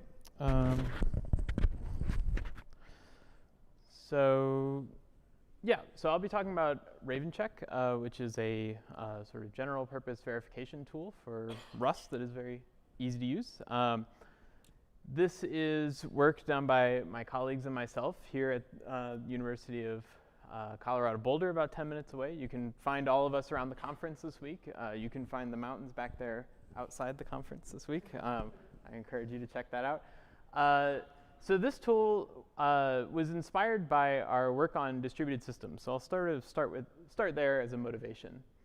So an exciting sort of pattern of distributed system development lately is one that makes it easier for application developers to develop like actually efficient distributed systems by abstracting away a lot of the sort of complex network logic into a framework and allowing you to plug in your application into that framework. But to really like do this in an efficient way, these frameworks rely on certain properties about the code that you're plugging in. So maybe that's algebraic properties about a merge function, or commutativity on some update handler functions to give you eventual consistency, these kinds of things. And these things are tricky because they're not, if you do them wrong, if you don't satisfy these properties, you're not gonna like find out immediately necessarily. Like it might be a bug that is very subtle and it only shows up in very rare instances. It's not just going to immediately crash. So you want to do some sort of confidence building about having actually satisfied these properties. You want to be serious about something, like maybe testing. So here's an example where we have a test. We're in Rust. We're in the Rust language now. So this is simple. We can just add this test alongside our handler code. We have like a handle function here. And we OK, so we're dealing with some pair of updates. We're applying them to a state in 2 different orders, and we're going to find out if the result is the same no matter which order we go in. This leaves kind of a big hole as to what updates are we actually going to consider, what state are we going to consider. We probably don't want to just put one value in there. We probably want a representative sample of values. Maybe we could loop over some collection of values. We could do something more advanced like property-based testing where we define like a generator for these values. But all of that is kind of tricky to actually get your representative example. So an alternative is to use verification. So verification might sound kind of scary, like, OK, does that mean we're going to be writing some sort of enormous thousands of lines proof, or are we going to be, I don't know, debugging, sort of like waiting for some smart solver to do things that takes a really long time, and then sort of debugging instability with that? Well, OK, you don't have to. You can use Raven check, which is a very sort of easy approach to verification in Rust code. And it takes advantage of a really convenient intersection between Rust and higher order logic. So it basically gives you one language for your programs and your properties that is familiar to developers. It's sort of a purely functional subset of Rust and a sort of purely functional with quantifiers subset of higher order logic. So this gives you expressive quantifiers. This isn't like a trivial sort of logic fragment you're working with. And the best thing is it gives you decidable automation, which means that when you are querying the solver, we're using an SMT solver with Raven check, you are getting relatively fast results. And when your queries fail, there's always a very specific reason that you can go fix. It's not just a matter of heuristics and instability. Another really nice thing about Raven check is that it's very easy to add to your project. So maybe you've got like sort of a big project going that you haven't done any kind of verification. And the idea of adding verification, you might assume that, oh, OK, I'm going to have to like change languages or tool chains or something. I should have thought of that from the beginning. But Raven check is just a Rust crate that you can add as a dependency, and it gives you some macros that make everything go. And you just need to install an SMT solver like CVC5 or Z3 alongside it. So what does verifying with Raven check look like? Well, we had this test, and it was kind of sad because it had this sort of hole in it. But we can turn that into a verification directive and fill in that hole. So here, we're using this verify macro, which is just like the test one. You put it just right alongside your code, just like the tests. But it's a Boolean type expression, so the final thing is going to be a Boolean here. And it's using this quantifier that can just quantify symbolically over updates and states. So that's pretty great. But of course, a couple questions are then going to be like, what do we know about those things that we're quantifying over? And what do we know about the handle function there? Because of course, we could call handle in a test. Handle is just a function we define. But can we call a function in this verification property?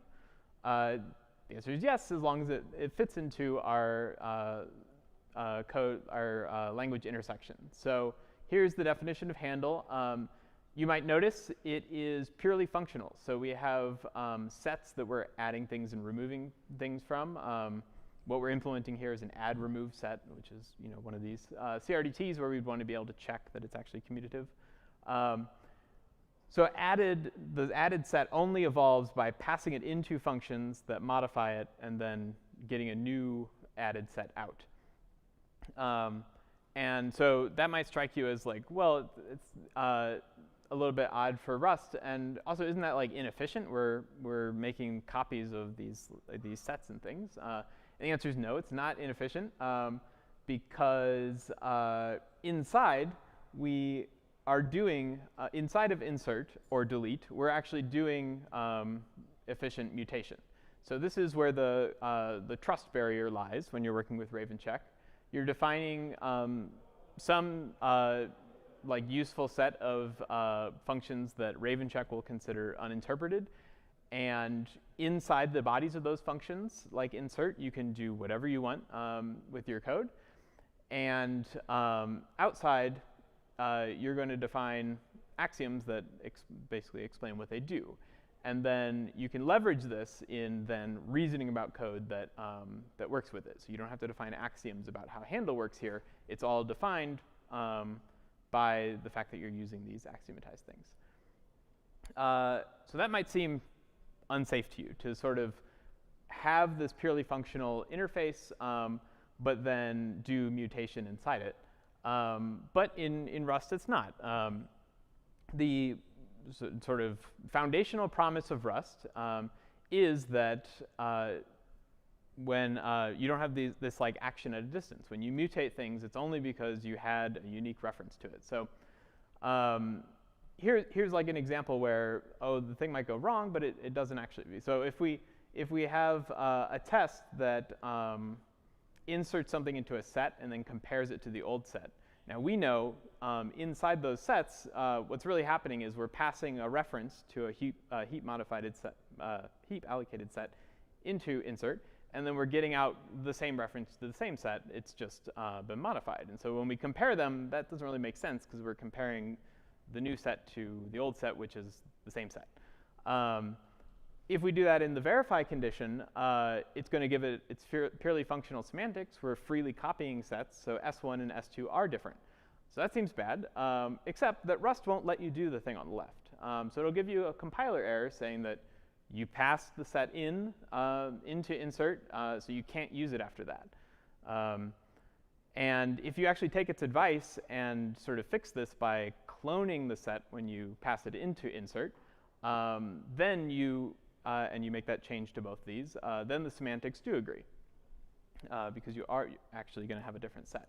So you have the alternative of you can make the semantics agree, or there is no like executable Rust version that would disagree with what's in your properties.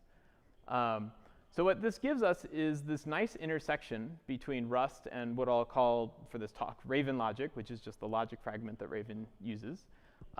Which is dual purpose. So you can define functions in here that serve both as executable functions that you can send,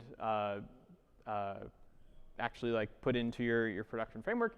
And you also are defining symbolic representations of those functions that you can reason about using Raven check. So what exactly goes in Raven logic? I mentioned higher order logic earlier, and that might sound really sort of big and ambitious. But we're just using some things from higher order logic that give us a sort of practical functional programming fragment. So first we have first order logic, where we have our quantifiers with respect to the EPR restrictions, which I'll talk about a bit later. That's how we get decidable automation. We have application of uninterpreted functions to things. And then adding to this, what we pull in from higher order logic is function abstraction. So we can define closures in Rust, and we can reason about them in Raven check. And we can define higher order functions that can take those closures in and do stuff. So we can have things like filter and do like functional programming patterns. What we don't take from higher order logic is equality on functions. And we don't take higher order quantifiers. So you can't quantify higher order functions. You just have defined higher order functions. And because there are no quantifiers for those higher order inputs, you can always fully instantiate any uses of the higher order functions, which is how we boil things down to what the SMT solver can understand. So this is a nice fragment. It's not trivial by any means. We have quantifiers that we can use to define like complicated axioms, like this quorum intersection axiom, which is key to the safety of consensus algorithms like Raft. So here we're using for all and exist to say that if two quorums intersect, there has to exist an element that's in both. And we can actually go a little bit beyond and do some more useful, again, like functional pattern things like defining recursive functions and verifying properties on those. So a recursive function, RavenCheck can't directly reason, sort of directly inline the body of a recursive function because that would be an infinite process.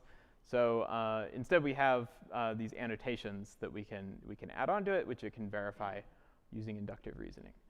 And this is on an inductively defined natural number, so we can use sums and inductive sums as well in Rust in our fragment. Okay. So I'll talk briefly about the decidability aspect. We're using the extended effectively propositional fragment, which allows both for all and exists and alternations, but you can't have sort cycles. So a sort cycle is what you get basically when you have your inputs and your output of a function, or you have a for all and exists quantifier. Every time you have one of these, you're creating a graph of these edges, and you can't have the reverse edges. So this is really bad for like idiomatic functional programming, because we have lots of functions like this where we take some set and then we return a set. And so this is going to create a self loop and immediately get out of our decidable fragment as a sort cycle. So to address this, Ravencheck does relational abstraction. That's hence the name. So relational abstraction is where we replace function calls with assertions of a relation that represents the function. So this does create like for all quantifiers as we do that. And so it does mean that calling functions interacts with certain quantifiers. Like we can't call a function like this under the exists, because here we're doing exists set and then calling a function set. So there are limitations how you can use that there. So relational abstraction is sound, but it's incomplete. So if verification says OK after relational abstraction, you're good to go. But if it says that there's a bug, there's two possibilities. There could be a real bug, or it could just be that the relational abstraction is not specific enough. And unfortunately, that would mean that the user would have to look at the relational abstraction, so that like sort of compiler output of Ravencheck to understand what's going on. And that's not great.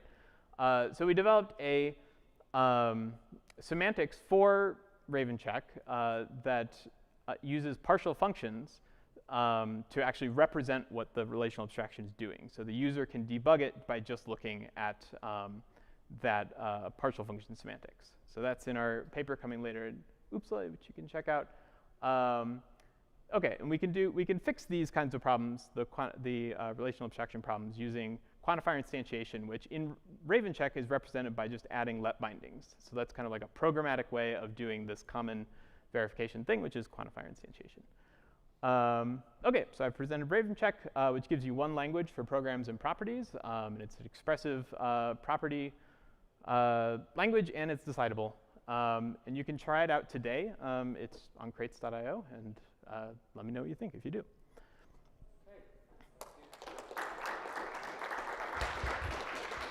Questions from the audience?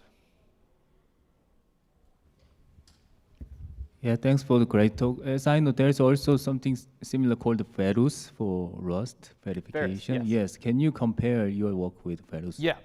The key difference is Verus uses an undecidable fragment. It's similar to Daphne in that way. And so, yeah, the trade-off there is that as your code base grows, you'll have solver like timeouts and failures that are you have to debug in like a heuristic way. So there aren't sort of explicit rules like we have the semantics for the relational abstraction that you can use to debug that. So I should say Verus is a much more mature tool. It covers a lot more of like Rust's syntax and all that. So go use Verus for sure. But the decidability is the really key difference. OK, any other questions? OK, I got a couple of questions. So first, are there any common Rust language constructs that your work currently doesn't support? So for example, trait objects or generics, any language constructs? Yeah. So it does support generics in a limited way. So you can have like for instance, I was defining like set or insert and delete on sets. So you can have a generic set like that's generic for the type. But traits it does not support. And any high-level answer for the reason why it's so difficult to support that? Yeah, that's just one thing that we haven't gotten to. Okay. Yeah, the traits, yeah, definitely sort of has not been examined. Other things, mutation, we're kind of working on like getting like mutation more into the surface language so that you don't always have to use the like functional interface, for example. That's on like the roadmap. Okay, and I was wondering, at a very high level, what do you say, your work is decidable, and what is the biggest sacrifice you have to make in order to make it decidable? Because, generally, these verifiers, they are not decidable. Yeah, so. I think the biggest sacrifice is the requirement to do the debugging of when the relational abstraction isn't complete. And it's a trade-off because in the undecidable fragments, there is also a debugging kind of where you need to use quantifier triggers and things that you don't have to do here. So I think that there is that trade-off, but it's not totally clear like how it compares to the trade-offs of the undecidable fragments. Okay, I guess it may get clear when you support more features. Yeah. Okay. Thank you.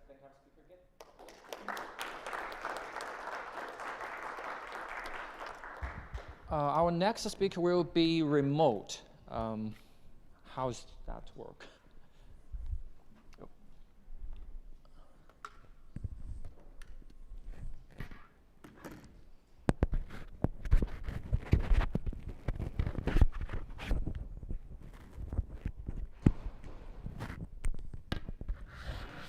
Good morning, everybody.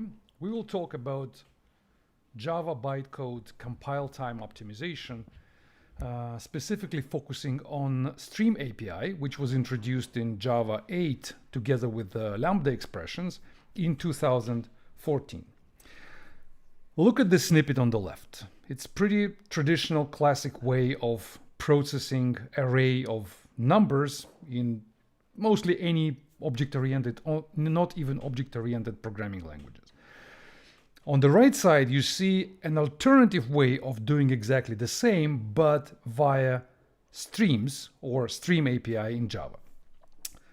The way it looks on the right is more convenient for programmers because it clearly separates the concerns.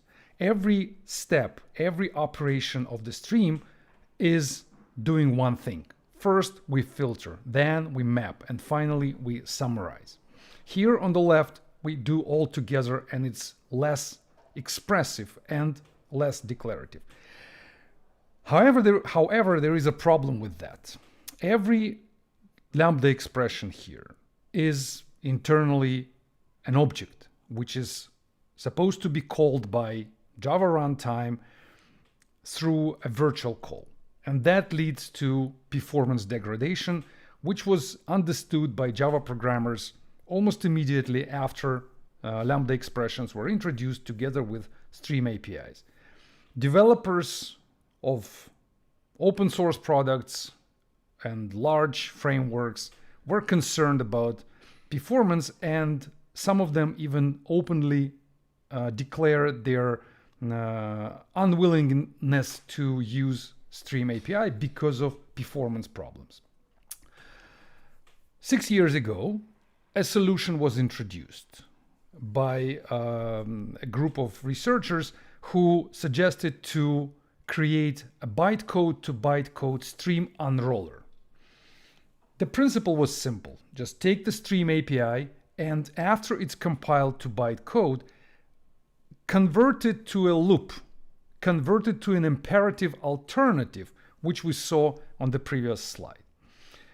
And it was a good solution because it demonstrated performance gain on a number of benchmarks, obviously making streams more useful and more interesting for programmers because of the performance optimization.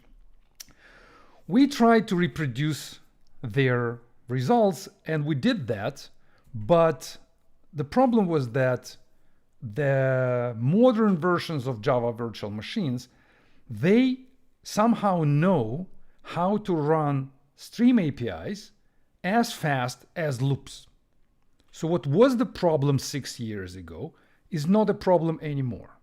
If you look at the numbers here, then the first column, the first group of columns are about Java virtual machines of earlier versions, which were available when Java Lambda expressions were introduced.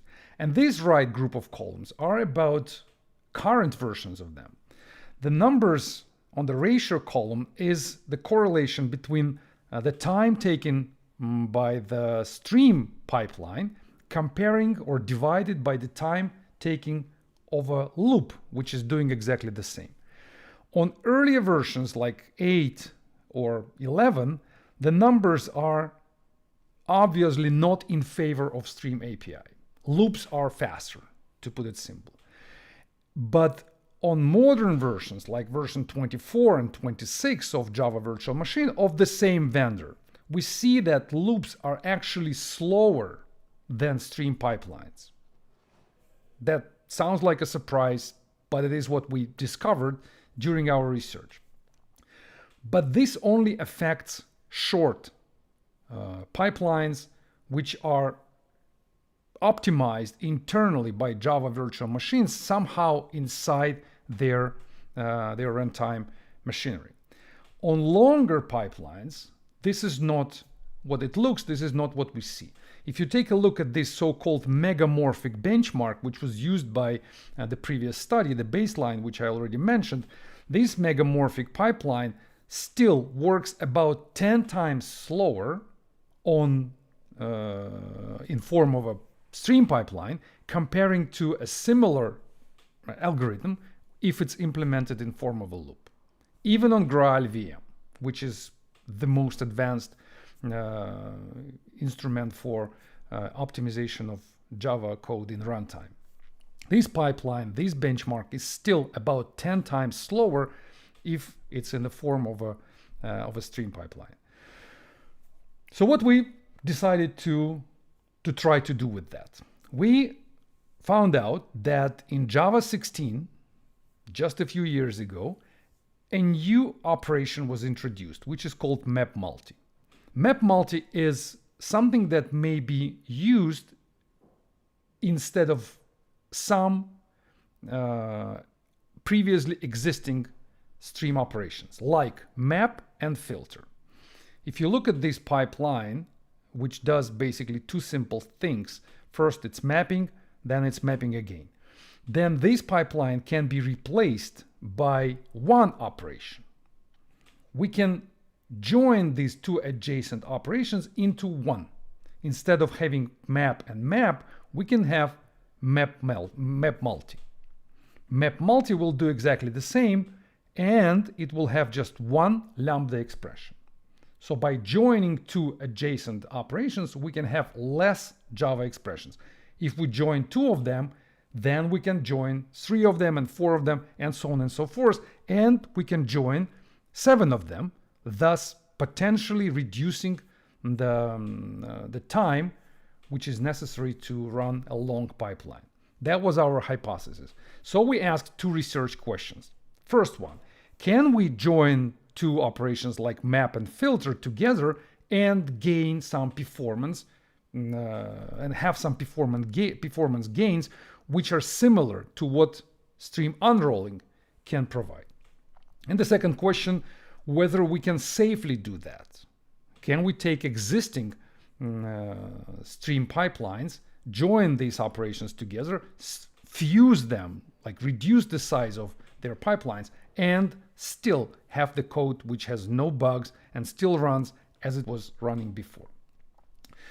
To answer these questions, we build our own optimization pipeline. It works like this. We take binary bytecode files, .class files.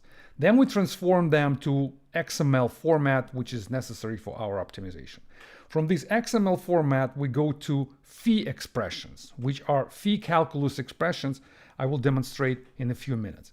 Then we convert these phi expressions, which are representing the original bytecode, to a different phi expression through a number of optimizations in form of rewriting rules.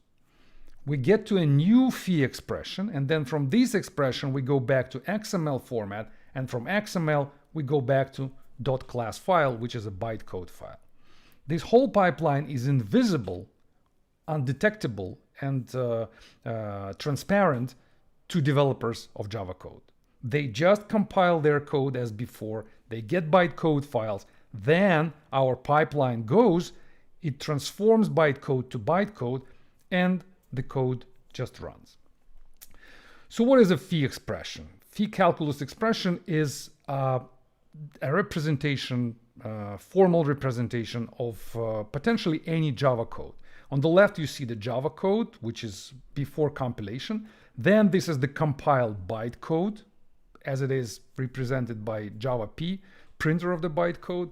And on the right side, this is the block of the fragment of phi expression, which may resemble S expressions or JSON code.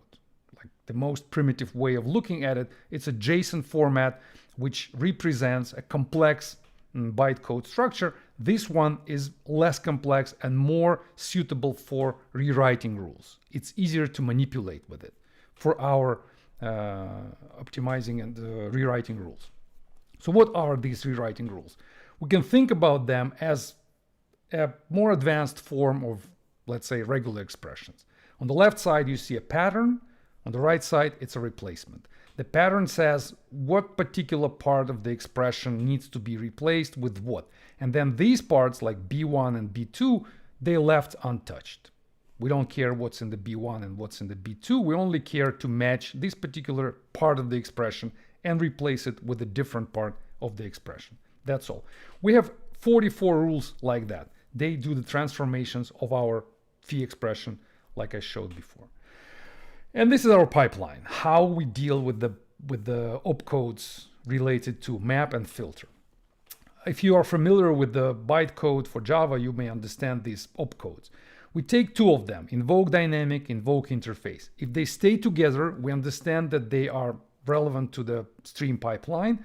We fuse them, we lift them to map, so-called pragma map, and these two we lift to filter map. Filter pragma, sorry. Pragma is our own synthetic opcode. It doesn't exist in real Java bytecode. It's what we invented. This is our own pragma. Then these two pragmas, we transform to a uniform distilled pragma so that they look similar on the interface. And finally, we have the fusion step. If they are similar, if they are uniform, then we can join them by just concatenating the bytecode to bytecode. Each of these pragmas, they contain the bytecode which was originally there related to lambda static functions. We concatenate it here, and then we lower it to map multi, and then we'll lower it to, again, a pair of opcodes. That's the entire pipeline in a primitive representation. What we get after that, we start from 4 opcodes and we finish with 2 opcodes. That's the fusion process of 2 adjacent map and filter operations of a stream pipeline. So what we got? Speaking about numbers, take a look at the right part of the column because it is the results of testing on the latest or one of the latest versions of Java Virtual Machine. We use Zulu 23. On the left column, you see the results which we receive from the baseline, the streamliner, which was created 6 years ago. They do unrolling. And this is the results of us. We do stream fusion. Let's go benchmark by benchmark. These are the benchmark which were introduced by them. Actually, they were introduced before them, but they were using these benchmarks, so we decided to use the same. The first 2 benchmarks, they outperform us. They optimize better than us because in this case, they also optimize terminal operations, which are all match and count. We don't optimize terminal operations just because the nature of our optimization. So we lose here. We are better than Java Virtual Machine. We of course gain some performance. We're faster. Our optimization makes sense, but their optimization is way more effective on these benchmarks. On the next 2 benchmarks, which are filter count and filter map count, they actually degrade the performance. So their optimization from a stream pipeline to a loop makes the code work slower. We don't do that. We keep the performance at the same level. We don't optimize, but we don't degrade. On the next two benchmarks, which are megamorphic filters and maps, previously mentioned, we optimize as good as they are.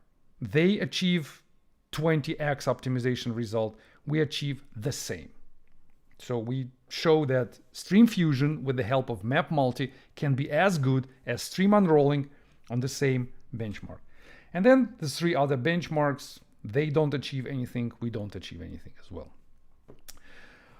And the second part of our study was how safe the optimization is. Apparently it's pretty safe in a subjective test.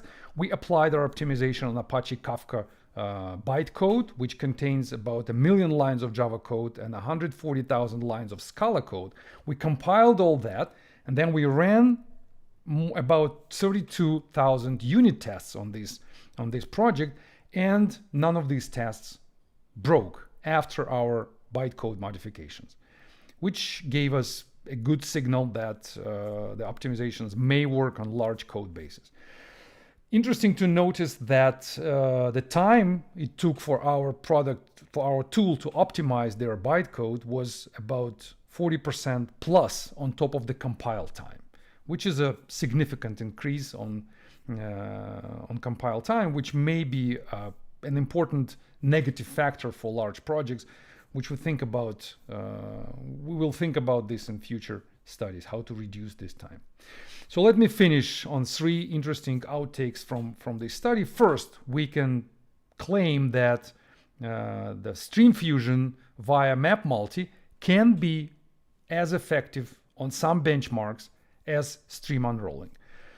Second, we say that phi calculus did a good job for us, helped us to represent bytecode in a declarative way as expressions, and then allow us to apply rewriting rules. This instrument, this calculus, may be used for other optimizations in other projects, in other studies, and we are ready to share more details about that if you're interested. And finally, interesting to say that we only worked with two stream operations, map and filter. There are many more of them in the Stream API. Well, many more means like 20 more. How to deal with these other operations, it's a question for future studies, which we're doing right now. And let me disclose that we already managed to find a way how to optimize and fuse most of them as well, not only map and filter. But in this study, which I just presented to you, it's only about map and filter, and the results you just saw. So that's it, ready to answer your questions. Okay, yeah, is our speaker online, I guess? Can our speaker hear from the audience?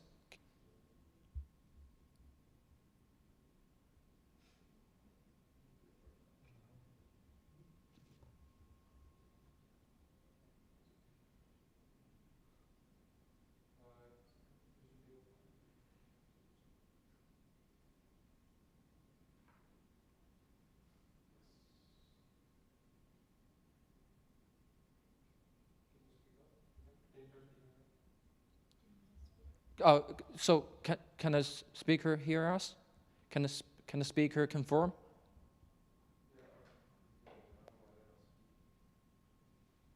Is he muted? It looks like our signal is transmitting to the speaker side.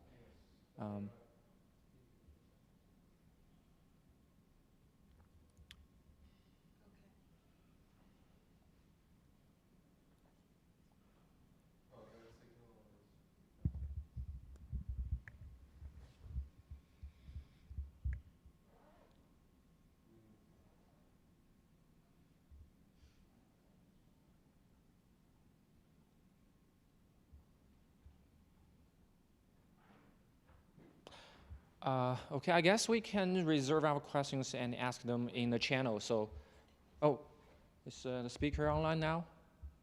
Can you talk to us, Igor?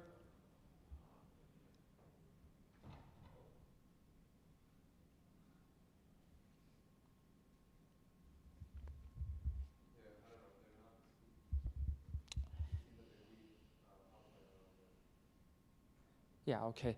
This happens, and this is a real hard problem the computer science should solve, not that. Okay, so let's just post our questions to the channel, and we have a channel right in the Discord.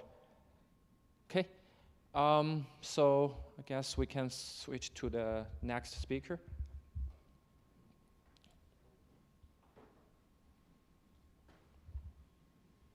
So our next speaker, Rashpal, is a senior software engineer at Google, working on optimizing AI workloads for TPU.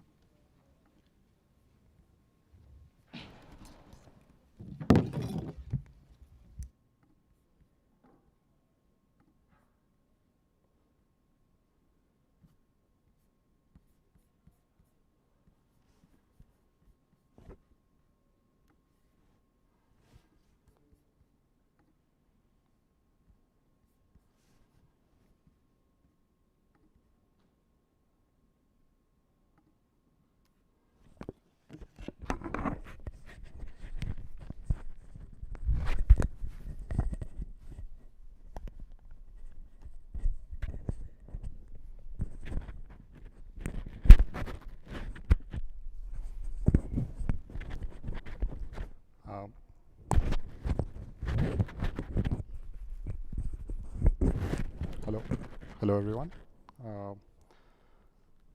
Welcome to my presentation. The topic of my paper is conditional execution of transpiler process based on per script feature detection.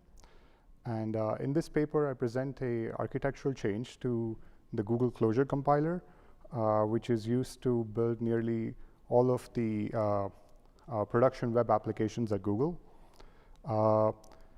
It is an open source compiler, and so it is also used externally by several other companies to build their production web applications. Because it's a compiler for the web, it essentially compiles JavaScript. It accepts JavaScript as the source code for the input. So even if the web applications are written in other languages like TypeScript or any other languages, they are translated first into JavaScript and then fed into the Google Closure compiler. And so we'll see what changes we made to the compiler in terms of the compiler architecture and what impact it had. Speaking of the input sources to the compiler, right? JavaScript is a very rapidly evolving language right now. So in order to understand the changes we made, let's take a quick look at the evolution of the language itself. The formal language specification of JavaScript is called ECMAScript, and it is standardized by an international committee, Technical Committee 39, TC39 for short, under the ECMA International Standardization Body. And for the first decade or so, the language moved at a very glacial pace, very slow pace, until 2009, where ES5 as a standard was finalized for the language as a spec. And it is universally the lowest level that is considered for JavaScript, even though there is an ES3, just slightly lower than that. And until 2015, there weren't any major changes made to the language. But in 2015, TC39 finalized the ES6 spec, which was a drastic paradigm shift in the language because it introduced a lot of modern language features such as classes, arrow functions, and let and const keywords to have narrowly scoped variables. And since then, the language has new features every year, ES 2016 all the way until ES 2024, 2025. So you may wonder, other languages evolve too. So why does this matter so much for JavaScript and for the purpose of our presentation?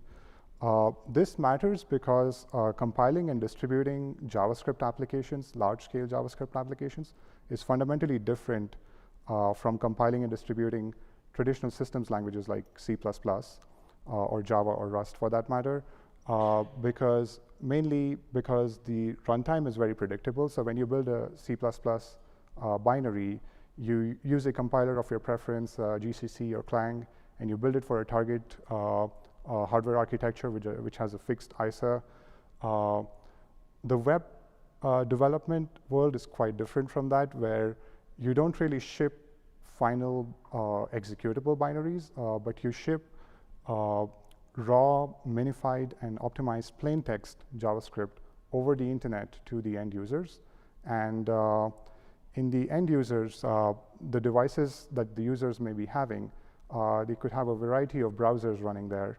So you could have someone using the same web application on an iPhone with the latest Safari browser, and someone else using a legacy Internet Explorer on a Windows workstation. So the runtimes are very unpredictable, and this can be a problem because not all runtimes would understand all the language versions that the developers write their code in. And for that reason, developers typically force the web compilers to output a very lower level that is either ES5 or ES6. And yes, this is ES5 from the 2009 finalized spec. And they do this to ensure runtime compatibility, so that even though they write their code using modern language constructs and modern syntax, it should work across all runtimes that the end users may have. And we call this transpilation. Transpilation is a popular term, started getting popular in 2013 onwards, mostly, and has many definitions if you look up online. But for the purpose of our work, we mostly define it as converting the source code that's written in one high-level language into a older, different version of the same language. And with that definition, Google Closure Compiler has transpilation as one of the key main steps in its compilation pipeline. We run several compiler passes that are very narrow and atomic in nature. They transform a feature from a language level L into a previous equivalent AST using features only from a language level L-1, so lower language level than the syntax, than the language level that defines that syntax. And we do this by running these transpiler passes on a AST representation of the input source code. So for historical reasons, the compiler operates directly on the AST itself. So all the analysis passes are done through traversals on the syntax tree, and the mutations are also done on the AST directly. And this is one example of a transpilation that we do in the Closure compiler. This is a ECMAScript 2020 syntax called optional chaining, which they had added to improve developer productivity and efficiency, and it makes writing code much easier. But we have to translate that down to the final ECMAScript 5 level using a slightly more verbose syntax. And this is also a rough representation of that syntax, because in reality there are a few more null and undefined checks in there that we have to take care of. But this is one example of transpilation that we perform. So let's zoom in on a transpiler pass really and understand why it is quite expensive. For any large-scale web applications, the abstract syntax tree representation may have thousands or tens of thousands of scripts, individual JavaScripts, and each script can easily have millions or tens of millions of nodes sometimes in the representation. And each transpiler pass must traverse across all the AST nodes of the script and find the specific syntaxes or features that it's trying to lower, and then perform those replacements in the AST. Along with that, it also performs some cleanups and updates the compiler states as it goes across all the scripts one by one. And as you can imagine, doing that for thousands of scripts with millions of nodes in each script can be very computationally very expensive. And now imagine that that was just one pass, but we have a series of atomic transpiler passes that run one after another in the compiler. So the time complexity really explodes. Computational cost really explodes in the pipeline. So let's say a developer sets input level as 2020, so they can use modern language features up to ES 2020, and they want to output ES5 to ensure runtime compatibility. That would mean that the compiler would queue up all the passes from ECMAScript 2020 all the way down to ECMAScript 5, and each of those passes would run on all the scripts in order to find those specific features and lower those features in the scripts. And the time complexity, as you can see, would be something along the lines of number of scripts multiplied by the number of nodes in a script multiplied by the number of passes, or the number of features if we assume that each pass is very targeted and removes one feature, which is mostly the case in the Google Closure compiler. So we know that transpiling is very expensive in this legacy flow. So what can we do to improve the computational cost and efficiency? There are a few key insights when we thought about this problem. And the first is that each pass is very narrow and targeted in terms of the feature that it removes. So we can very cleanly define what specific feature it's going to target. The second insight is it may be feasible for us to actually track what are the live features that exist in a script at any given point during the transpilation. And the third is we can also prohibit, because we organize our process such that the modern passes run first and the older syntax gets removed later, and that is intentional by design, we can enforce downward monotonicity that prohibits subsequent passes from bringing back any features that a previous pass has removed. So that's what we did. Essentially, we satisfied all of these three conditions, and that allowed us to selectively execute or skip our transpiler passes on the basis of certain condition.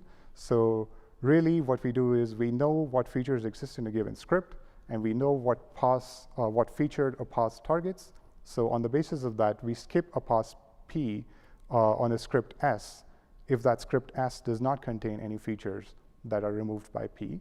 So that is the core idea behind the improvement that we made. And a few key implementation aspects of this were we leveraged as much as possible the existing architecture and the downward monotonicity of the phrase optimizer that exists in the Google Closure compiler already. So the parser essentially records all the features that it sees on a script as a bit mask on the script nodes in the AST itself. So this is very minimal memory overhead. And then we added a predicate where every transpiler pass queries the script feature set to decide whether it wants to run on the script or skip the script. And this is basically checking whether the feature that's lowered by the pass exists on that script or not. And if it does not, then it just skips traversing the entire subtree of that script. And the third thing that was important for us to do was we wanted to have accuracy in the feature set at every point in the transpiler. So every transpiler pass has a responsibility of updating the script's feature set after it's done executing on the script. So essentially what this means is I have traversed this script fully, I have rewritten this particular feature from this script, so that's removed from the script feature set.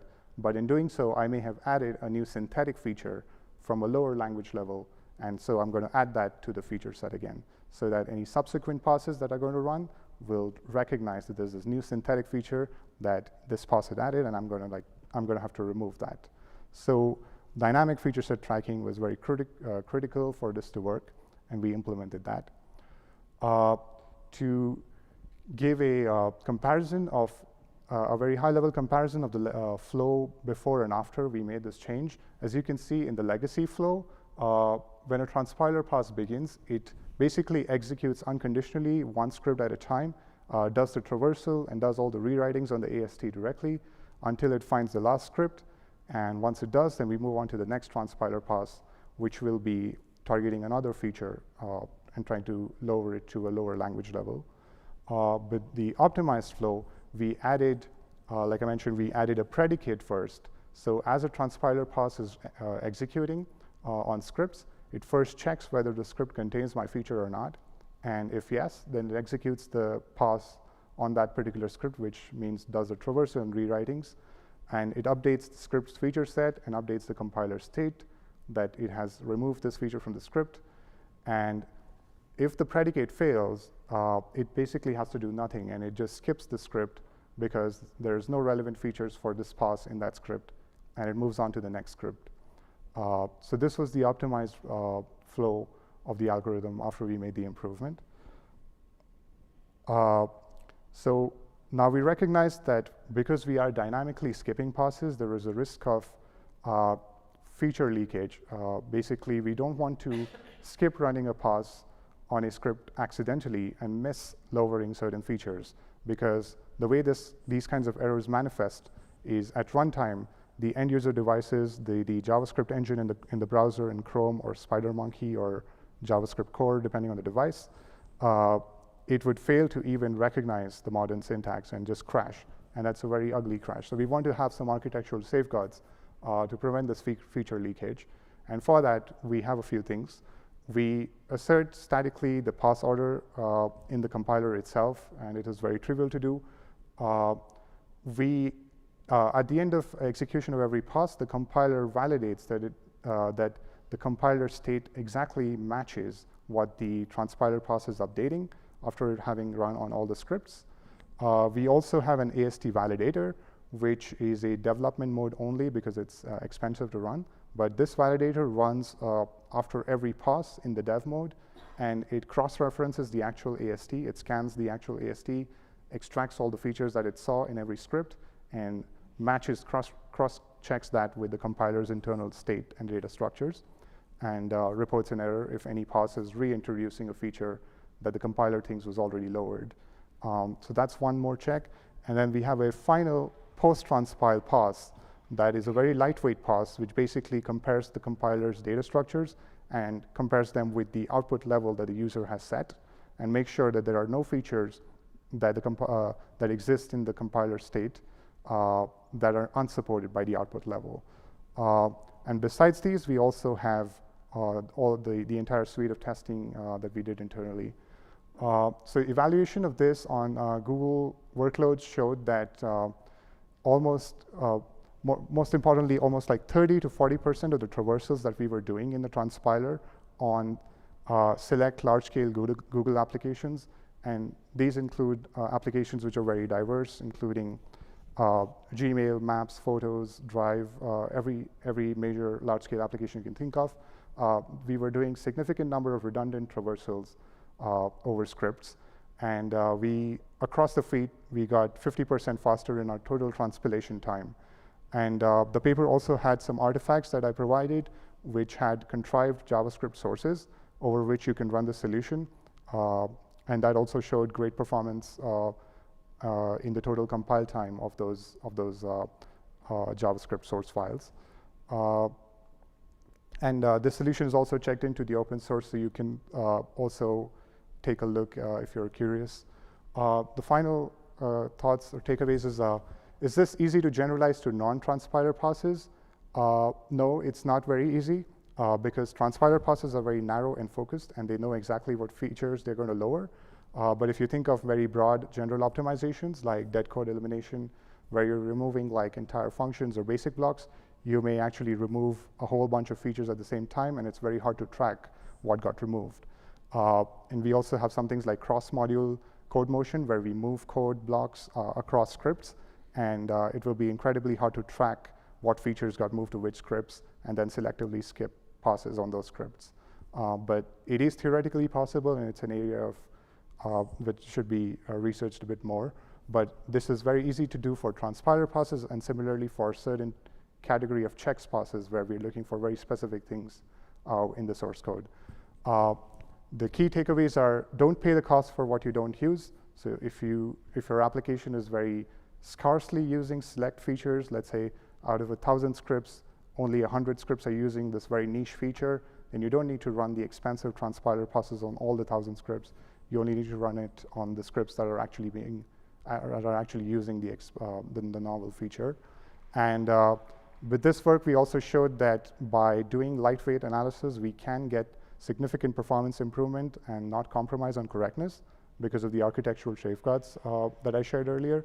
So yeah, I think it's a great blueprint for modern compilers that wish to incorporate something like this for their compile time or reducing their computational cost. That's all I had. Any questions? No questions. So I got a couple of questions. So first, did you do any ablation study to break down the savings? You know, is it, for example, is it just a couple of transpilation passes that dominate the savings, or is it relatively evenly distributed?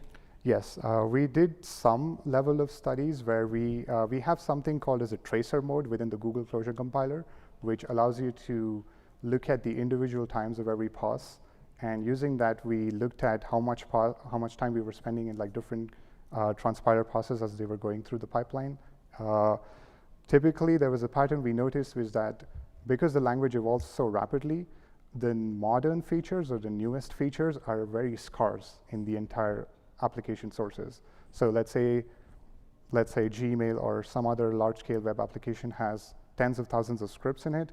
Only like a few hundred would have the latest feature that was released like this year or last year and added to the spec.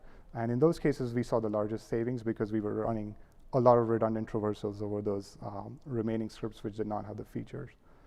So optional chaining was one of the examples that I showed, which initially had a lot of redundant traversals because it was not a popular feature back in 2022, 2021, but now it's very prevalent across the code base. So yes, we did do that. Okay, great. Can I have a speaker again? Thank And you. I guess we can go to lunch, so which gives us a little head start.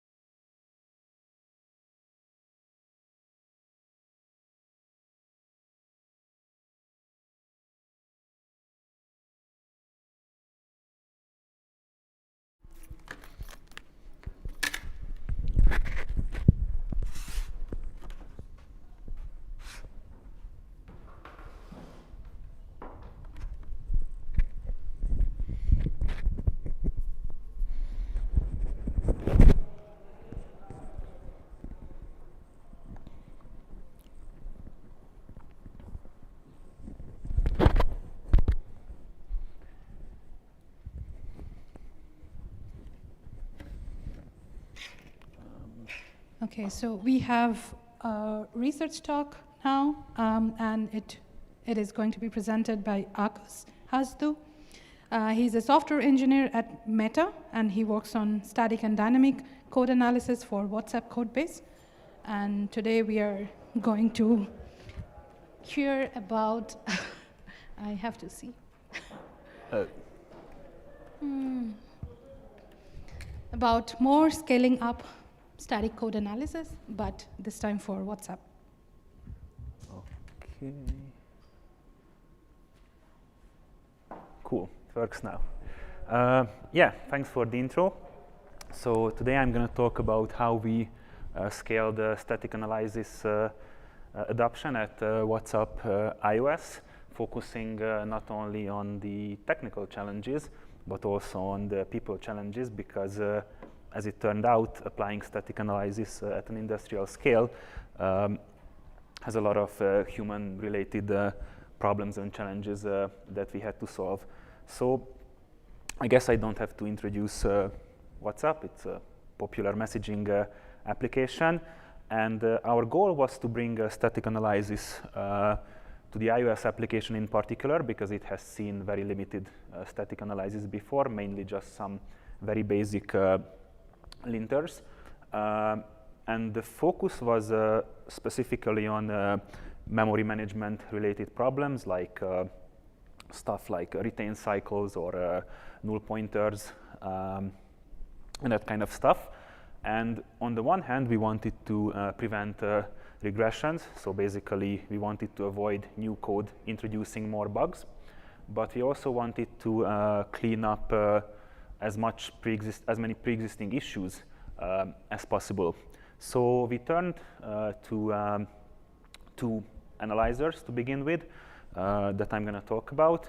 One is Infer, and the other one is the Clang static analyzer.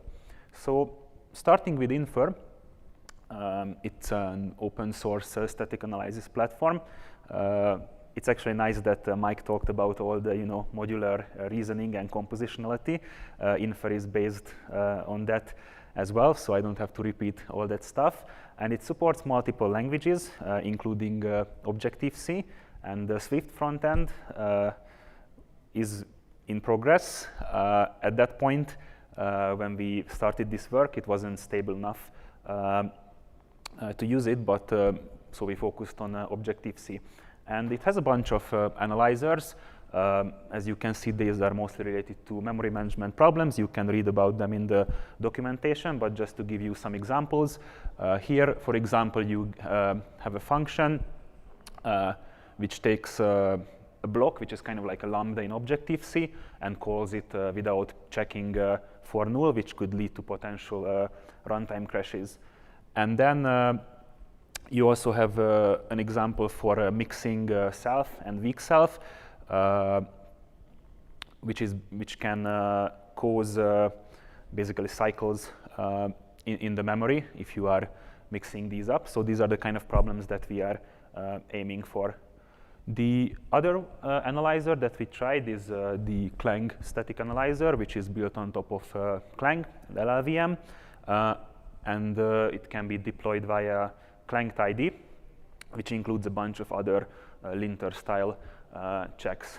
And here our main focus was on nullability, so basically passing null or nullable to something which expects a non-null, returning them or dereferencing.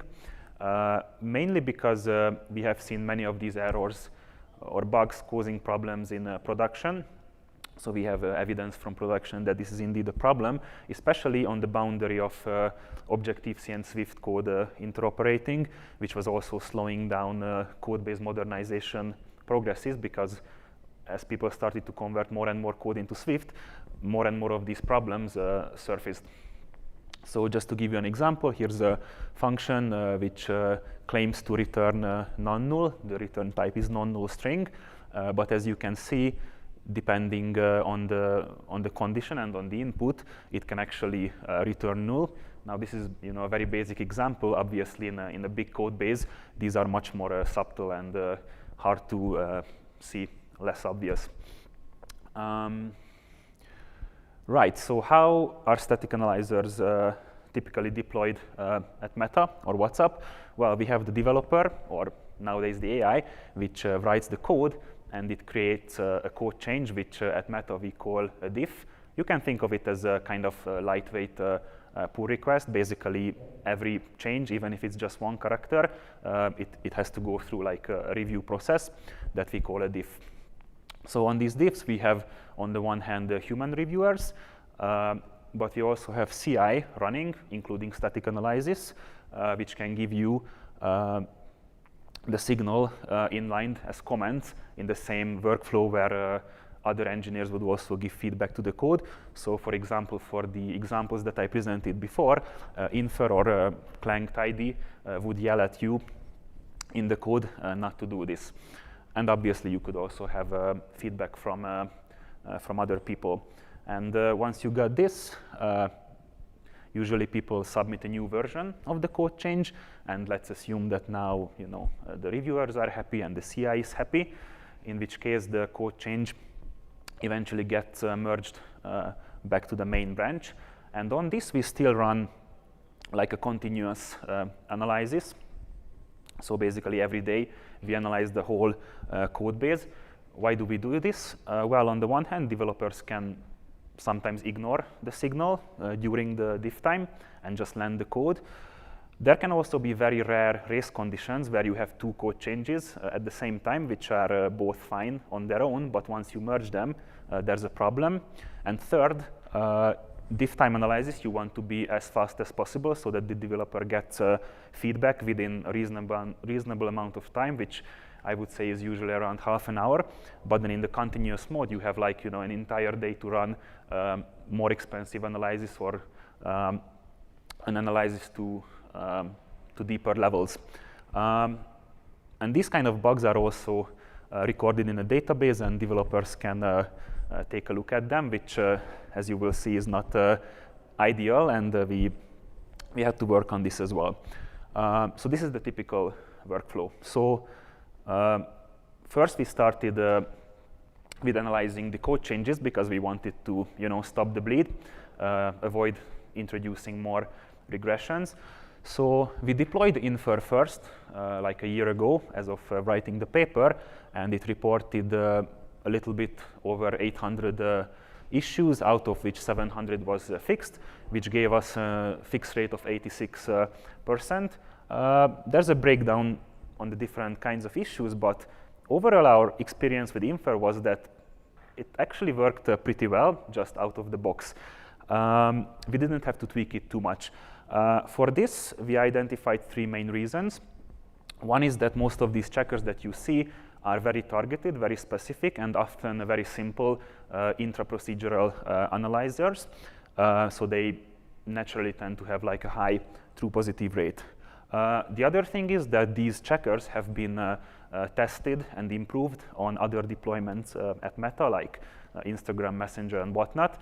So by the time we deployed it on WhatsApp, like all the learnings and know-how and fixes were already there. And third, Infer is developed internally, mostly at Meta. So whenever we had a problem, we had like it was easy to make changes, and we had direct support from the team. So that helped a lot. Now with Clang tidy, the fix rate wasn't that great. We deployed it a little bit later, so we have 9 months of data, 2,400 issues, approximately 1,000 fixed, which gave us 42% fix rate.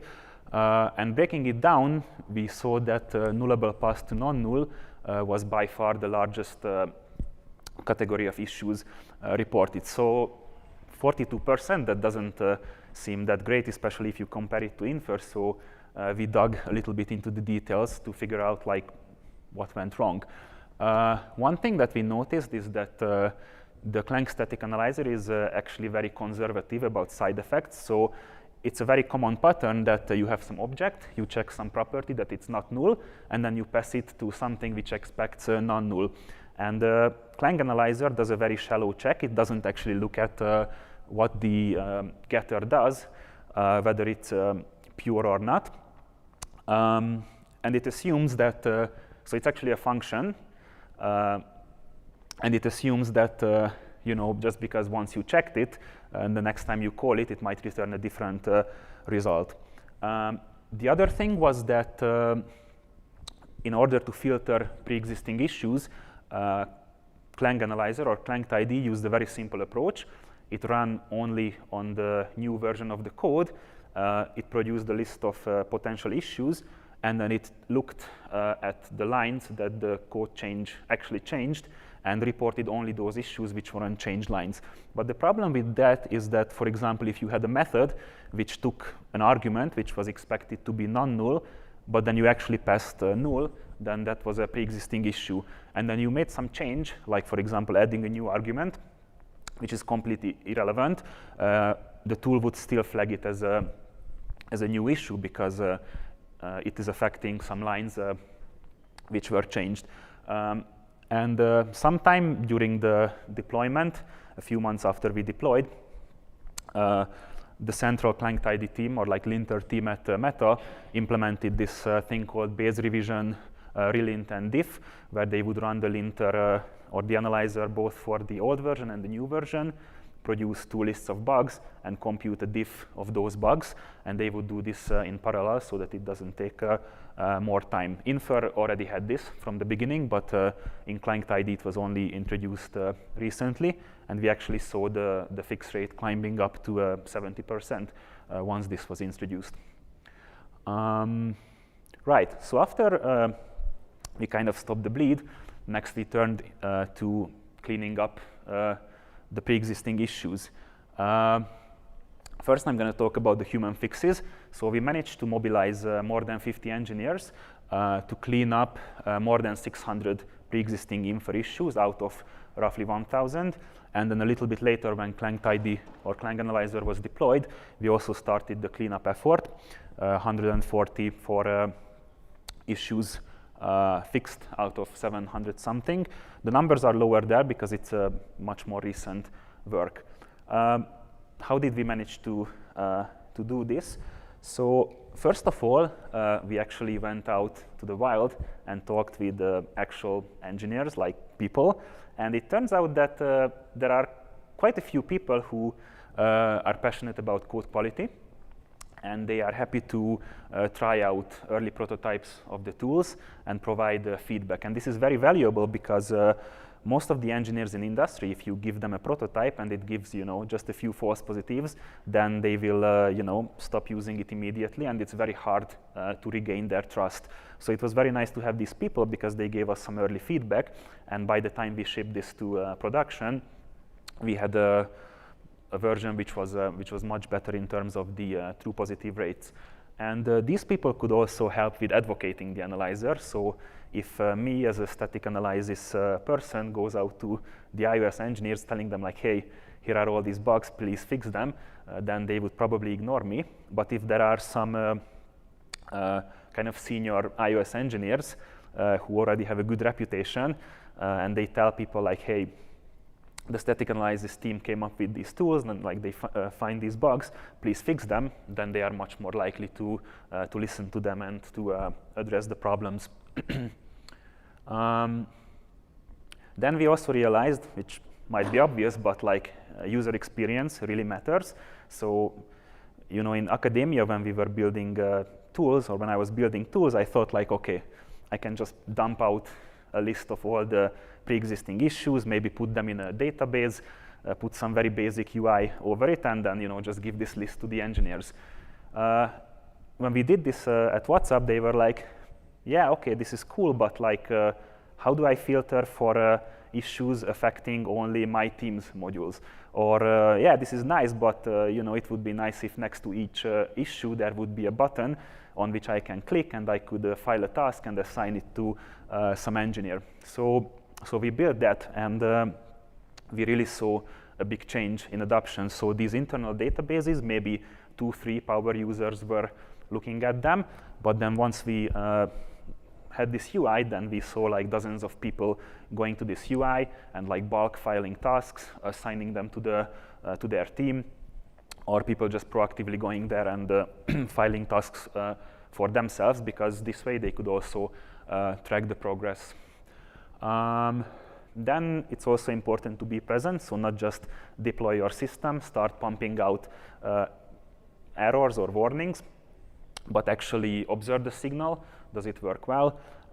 It also helps to do a first assessment to look at the signal to make sure it makes sense, and also to actually listen to the feedback of the people, which might sound obvious, but the thing that we learned about this is that maintenance also has a big cost when developing these tools. And finally, gamification was also quite fun. So cleaning up pre-existing issues is not that much of a fun, but if you introduce like a company-wide leaderboard where people can track their progress and who fixed more issues, then it actually becomes a bit more fun. That worked quite well. I think like 400 out of the 600 issues that were fixed for Infer came from these gamified efforts. Okay. We also had some team-up events where people gathered in person or remotely to fix the problem, which was also advertised on internal platforms. So this social element was also helpful. And finally, just to touch a little bit on Gen AI, because, well, obviously we also tried that. These are some numbers that were like done last year. So given the advances in AI, this is like ancient times. Actually, you can see that Clanked ID has a much bigger or much better fix rate or accept rate, partially because it was deployed like half a year later and models were much better. Interestingly, there were also some bugs that slipped through. So like there was a code change by AI which was meant to fix some bug, but instead it introduced new ones. And the reason for that was that AI was actually very happy to hallucinate a solution for a false positive. And sometimes incentives were also misaligned. Like people were used to, when people were reviewing code, they were used to the expectation that it was produced by a human, and it was like, you know, the producer of the code already did their own review. Yeah, so to mitigate this, we either did some initial assessment on the signal, or we did some upfront alignment with engineers to tell them like, hey, we're going to push out a couple of code changes, please review them carefully. But still, review is a bottleneck. Nowadays, we are experimenting with AI-based review, where like AI is reviewing the AI-written code, but like with using different personas. But still, I think this is an open question. So yeah, thanks for the attention.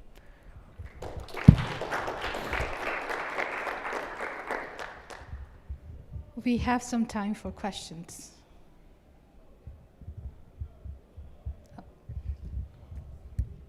Very cool. Just curious, your talk really focused on non-null, null pointer, all that stuff.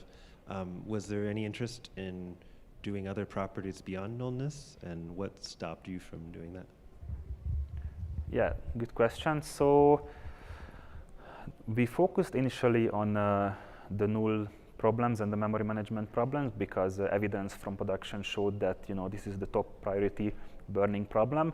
And what prevented us from doing more is, I would say, staffing. So the static analysis team had very limited resources. But once we deployed the stuff that I mentioned about power users, like the cool thing is that once we deployed these systems, then basically people started to come up to us saying like, oh, you know, I saw that now we have Infer or Clang Analyzer running and it detects these kind of problems. We also had that other kind of problems, like could you write like a new checker or a new rule that could prevent these problems in the future, and we did write a few of these. But yeah, we didn't really have any, we didn't have enough headcount to do more of this, but there's definitely interest from the developers. Okay. Thank you again for your talk. So I think you mentioned you run an analysis at kind of pull request or review time and daily. Do you also have like a lighter weight analysis that can run interactively with an IDE? And then kind of following off that, how do you find using agents with kind of the like slower, heavier weight analyses? Does that still provide a fast enough cycle that they're able to iterate pretty effectively, or do you have to use some different techniques there? Right. So if I understood the first part of the question was whether we have any analyzers that could run in the IDE. Yeah, so there is actually a version of, I think, both Infer and Client IDE that runs in the IDE. So when people are typing code, it runs in the background and analyzes the current changes and puts the signal there, which we call as a shift left, because on this figure that I showed, on the right you had the continuous mode where you detected problems already in the main branch, and if you go left, it's the code change time, and then you can go either even further left to find problems in the IDE. The tricky part is that if you want something in the IDE, it has to be really, really fast. So I think for both Clang Analyzer and Infer, we have a stripped down version, which focuses on a particular subset of checks that are fast enough. And yeah, it's there's a continuous process running in the background, so I think it's also incremental, which helps a lot. Now, when it comes to agents, it's very interesting because with agents, we see kind of a conflict, because when people, like humans, are using AI agents as a coding assistant, then they also want it to be as fast as possible, and they don't mind if some of the bugs only surface once they submitted the pull request and the CI runs, because that's how they also used to work when there was no AI. But on the other hand, sometimes people use these AI agents in a kind of async mode, where they just give the problem to the AI and tell the AI to go away, solve this problem, and come back to me once you have a pull request, which has all the signals passing and green. And in that case, basically, you want the agent to run all these tools, all these analyzers, before submitting a pull request, to avoid these costly cycles of you submit the pull request, you get the signal from CI, you go back, you iterate on it. And for that problem, we don't yet have a good solution. But what I could see in the future is that when you start up, Cloud Code or whatever agentic tool that you're using, is to basically to have these two kinds of mode. Are you trying to do some synchronous pair programming kind of stuff to be as fast as possible, or you are trying to just offload the problem for the agent to solve asynchronously? Okay, so I guess in the interest of time, we stop here. And if you have more questions, we have a 30 minutes of coffee break. You can grab. I'll be around. Thank you. Thank you.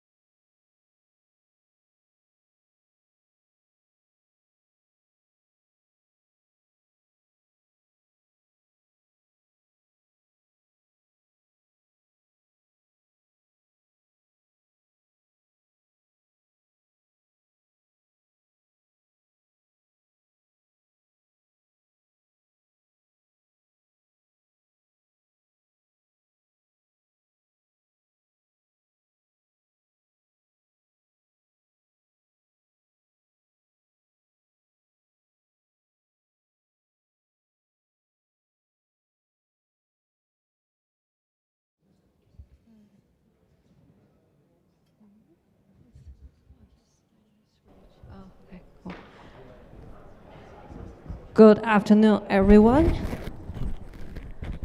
Welcome to our Welcome to our third session of SOAP today, which is also the last session.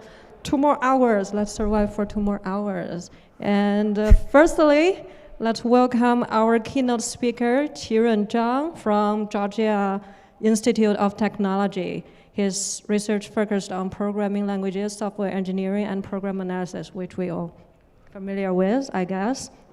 He is going to present us this compiler-assisted translation validation. He will present recent advances in leveraging compiler-generated translation records to improve the scalability and the effectiveness of compiler correctness validation. Welcome. Thank you. Thank you for the introduction. Hi, good afternoon, everyone. I'm Qiren Zhang, and I'm super happy to be here and to deliver the talk on compiler-assisted translation validation. So as you may notice that the main theme of the talk will be centered around the compilers. So let's talk about compilers first. So what is a compiler? Compiler is basically a computer program where it takes some text inputs and does some computation and produces its output. But compiler is a specialized program. It is actually a higher order program. In this case, the input to a compiler is another program, P, and then the compiler will do the optimization and generate an optimized program, usually in a binary form.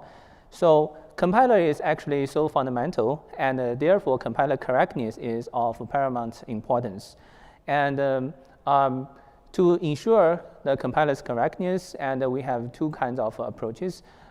In the first category, and then we can focus on reading about the internal behavior of compilers, which is referred to as compiler verification. So in this case, we just write the specification on the compiler and then prove that the compiler is correct by construction. For the second type of approach, we will be looking at the external behavior of the compilers, where we try to reason about we try to establish the relationship between the input and output programs, and therefore we prove that the compiler has done the right thing in order to optimize this particular program, which is usually referred to as translation validation, as well as compiler testing. So in the recent years, and we have observed a lot of success in the domain of compiler validation. Notably, Alive2 is the state-of-the-art SMT-based tool for compiler validation. So let's think about what we really want to achieve when we want to reason about the external behavior of compilers. So in this case, if we forget about the compilers, we are given 2 programs, P and P prime. So we want to prove that the 2 programs preserve certain properties, where the property could be like equivalence, like aliasing information, so on and so forth. And precisely, the problem statement is that given 2 programs, P and P prime, we want to prove that P and P prime hold certain properties phi, where phi could be like termination and aliasing and I/O equivalence. So this is like the traditional static analysis problem, right? We know that the problem is undecidable due to the right theorem.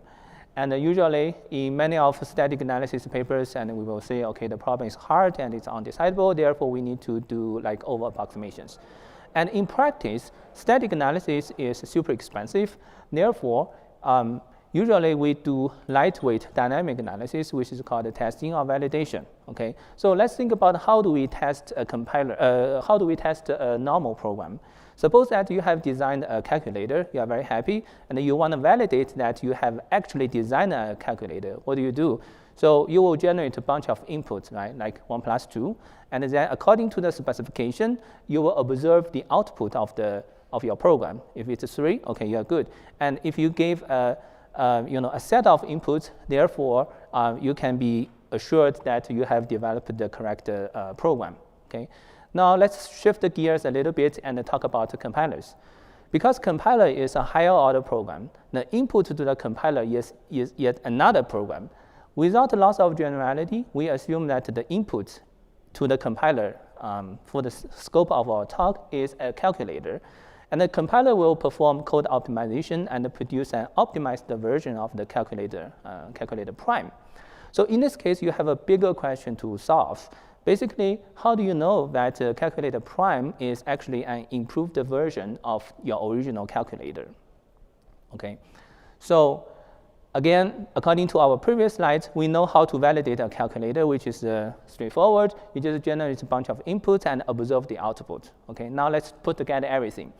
Our goal is to validate the correctness of the compiler, and to achieve that, we need to get some input program. In this case, it's a calculator, and we have obtained the optimized calculator, calculator prime, and we want to show that the two programs preserve certain properties.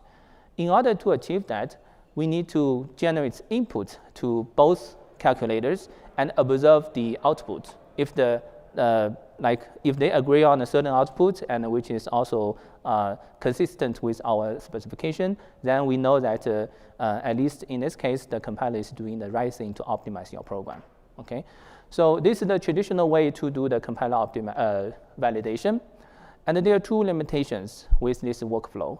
The first one is the coverage. Because we are doing the dynamic analysis, so it is difficult to exhaustively generate all the test inputs to exercise the runtime behavior of a program. Therefore, it's harder to fully exercise the runtime behavior of the calculator.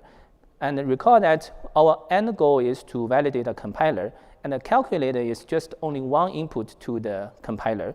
Therefore, even if you achieve 100% state coverage and whatever coverage for the calculator, you still only achieve a relatively small coverage for the compiler, right? So this is one of the fundamental limitations with regard to compiler testing and also those testing-based validation techniques. The second limitation is that because it relies on dynamic analysis, suppose once you have found a bug and you are very happy and you will call it a day, okay? But what after, you may also ask, once you have found a bug, and is it possible to kind of automatically find a patch to fix the bug? This is particularly important for compiler testing because if you go to GitHub and you may observe a lot of unresolved bug reports because compiler bugs are super hard to fix, and sometimes if you only report a bug, it is less efficient or less useful for the open source compiler community. Okay, so therefore we want to promote the concept, and we want to improve from purely compiler validation to compiler analysis. Okay, so our end goal is that we want to perform compiler testing and validation without the need to generate input to those testing programs. In this case, we still need an input program P, and we will be observing the output behavior of P prime. But we don't need input to these two programs in order to check that they are kind of equivalent or preserve certain properties. Okay, how is that possible? So let's revisit the entire compiler validation workflow. So the traditional view, in the traditional view, the central problem here is that we will treat the compiler as a black box. Usually we focus on validating the behavior of P and P prime, and we somehow we omit the fact that P prime is produced by a compiler. Okay, therefore we end up with this generic problem statement, like with P and P prime, we want to prove certain properties, and we all know that those are harder static analysis problems. Okay. Our new technical insight is that actually in the domain of compiler validation, we are tackling a simpler problem. In this case, we are not giving two arbitrary programs, especially P prime, right? So in this case, P prime is produced by a compiler, where a compiler is a deterministic algorithm, right? And if somehow you do some instrumentation of the compiler, you can exactly know what steps have been performed in order to produce this optimized program P prime. Okay. Therefore, the solo input to the entire validation framework is P itself, as opposed to P and P prime. Therefore, it will dramatically simplify the problem, and you don't need to worry about too much about the undecidability result, right? So we have a P, and we have a deterministic way to produce the output program P prime, and we want to check if P and P prime preserve certain properties. Okay. So this is the technical insight behind our compiler-assisted translation validation framework. Okay. In particular, we will instrument the compiler. Okay, usually we refer to LLVM because this is the widely used compiler in the industry and academia. So we instrument the compiler. Therefore, along with the optimizer program P prime, the compiler will also emit a sequence of actions taken to produce the optimizer program P prime. And then we use this meta information to establish the mapping between P and P prime in order to help with the subsequent validation tasks. Okay, so this is the central idea behind our compiler-assisted translation validation framework. Okay, next I'm going to talk about two concrete examples to materialize the basic idea. This is our basic idea. Now we want to utilize the compiler internal information to improve the compiler reliability by performing the translation validation. Okay, so I will be talking about two client applications. One is related to debug information generation, and the other one is related to speeding up SMT-based translation validation tools. Okay, so let's first talk about debug information generation. This is like a published work at last year's PLDI. First, a little bit background. And for optimizing compilers, and the compiler, if you add this flag -G, usually the optimizing compiler will emit some meta information to your binary to facilitate the source code debugging activities. And in this case, you have an original program in source code, and you have optimized the program in binary.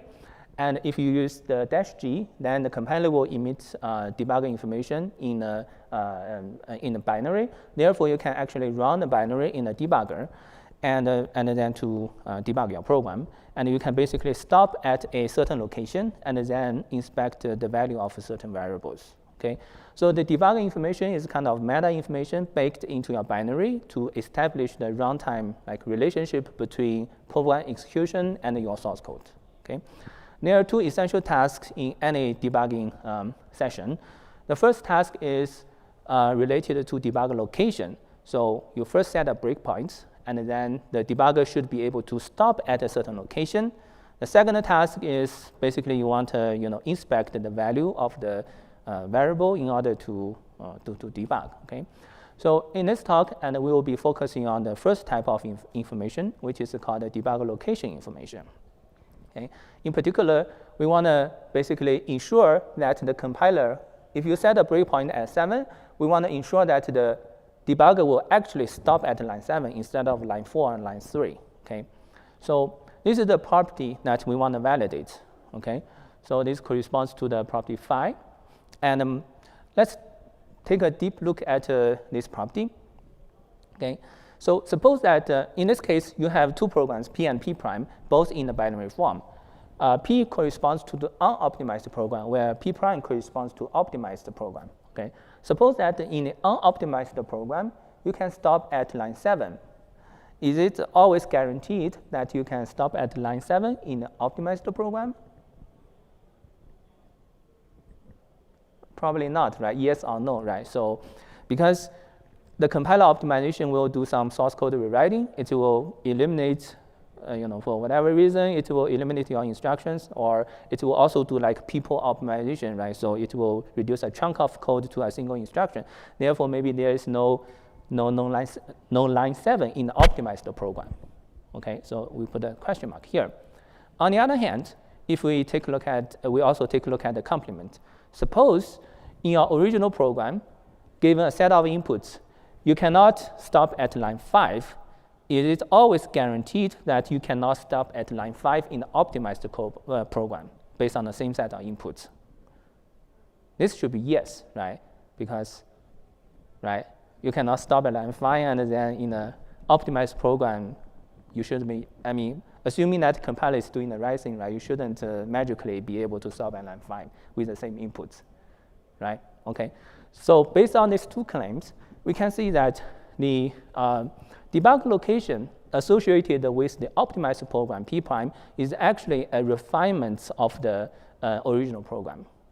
That's basically the information that we want to, the formal property that we want to validate in our debugger information validation workflow. So we want to guarantee that the debugger location observable in the optimized program is only a subset of the debugger location observable in the original program.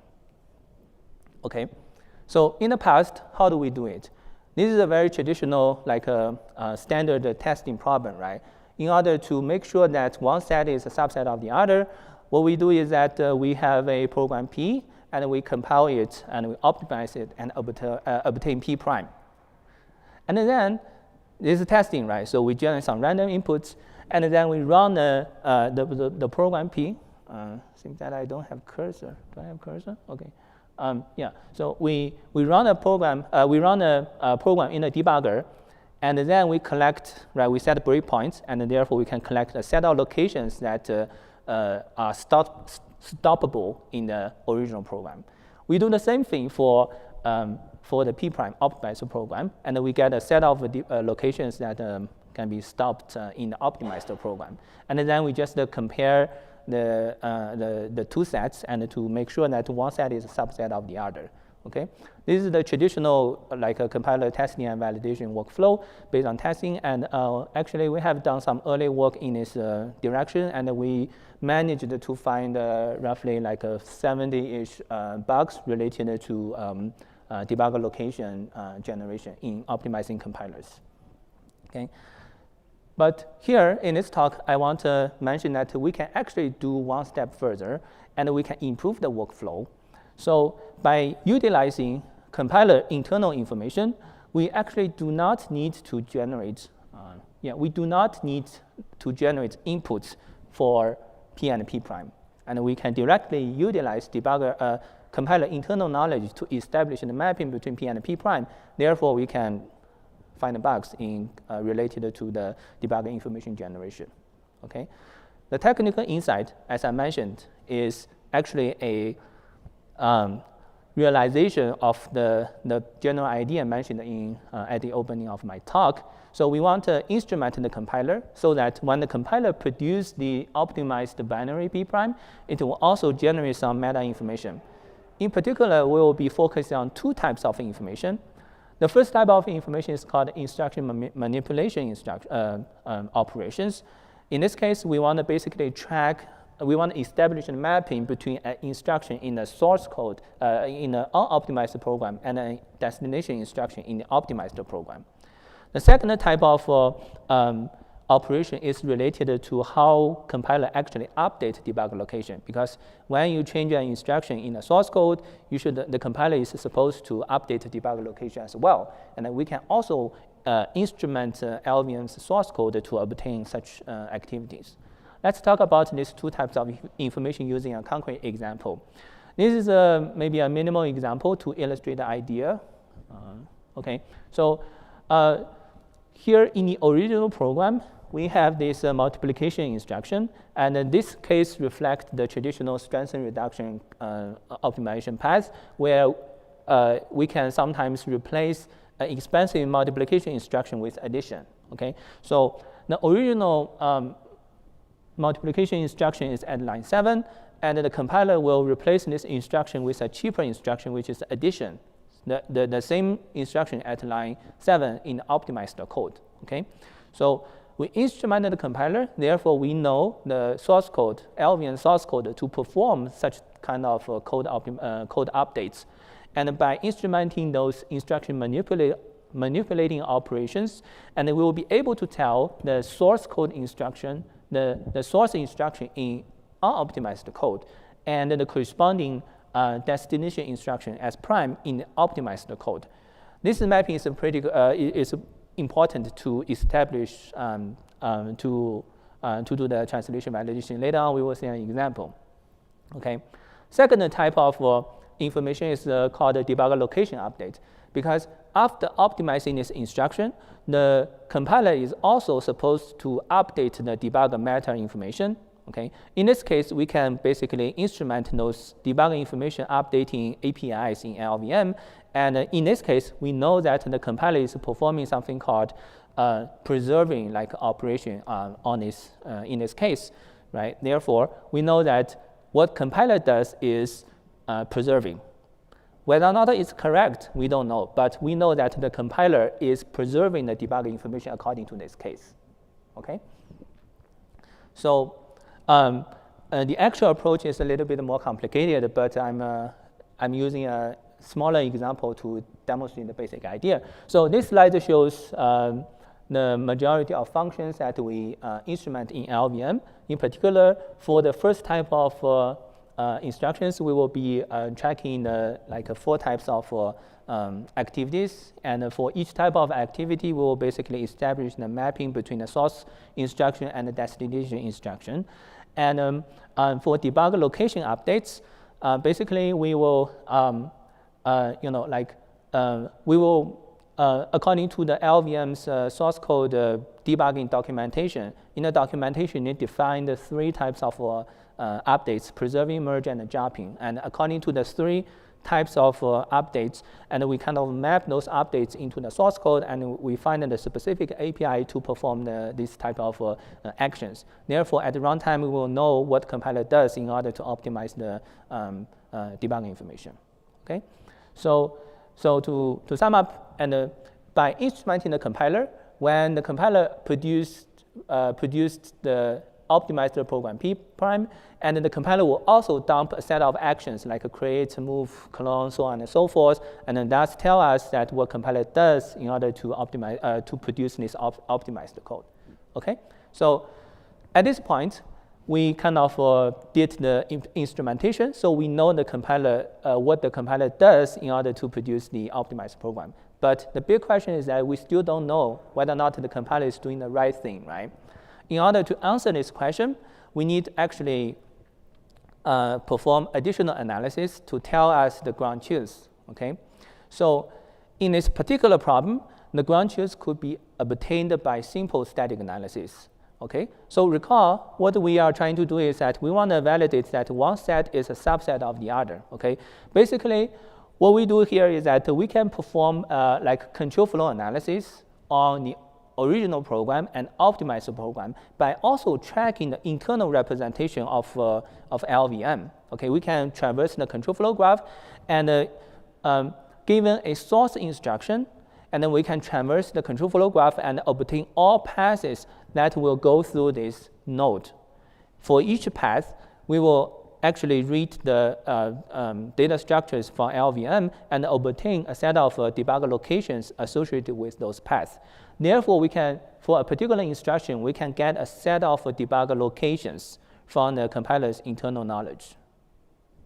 Okay, right? So we can also do that for the destination like instruction. Now, because we instrument the compiler, right? So we know the source destination mapping, during the process. Therefore, we have these 2 sets, right? Like with respect to only one instruction, the L source and the L destination. Then the remaining step is straightforward. We just compare these 2 sets and then to determine the expected updating behavior based on the information we collect. For example, the dropping, right?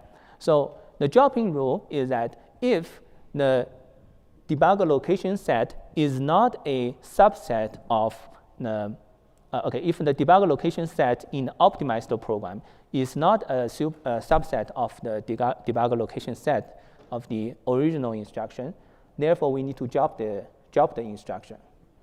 That implies, this implies, right, because it's not a subset, it implies that in the optimized program, maybe it's possible to stop at some locations that are not observable in the original program, right? So therefore, in order to preserve the correctness, the compiler should drop the debugging information with respect to this instruction to preserve the correctness. Okay, by dropping this, by dropping the debug location, when you actually debug the program, the debugger will show that the location has been optimized out. That's an expected behavior, but the debugger should never stop at a location that is not observable in the original program, right? So this is only one of the 3 rules. Basically, we can design the rules and prove the soundness of these rules, and therefore we can use this as a ground truth to tell us whether or not the compiler has done the right thing. Okay, to put everything together, in our new compiler-assisted translation validation work. And we will instrument the compiler. Therefore, the compiler will tell us like instruction manipulations. It will also tell us the debugger update options it has performed. Okay, with the help of the first type of information, we can tell the source instruction and the destination instruction.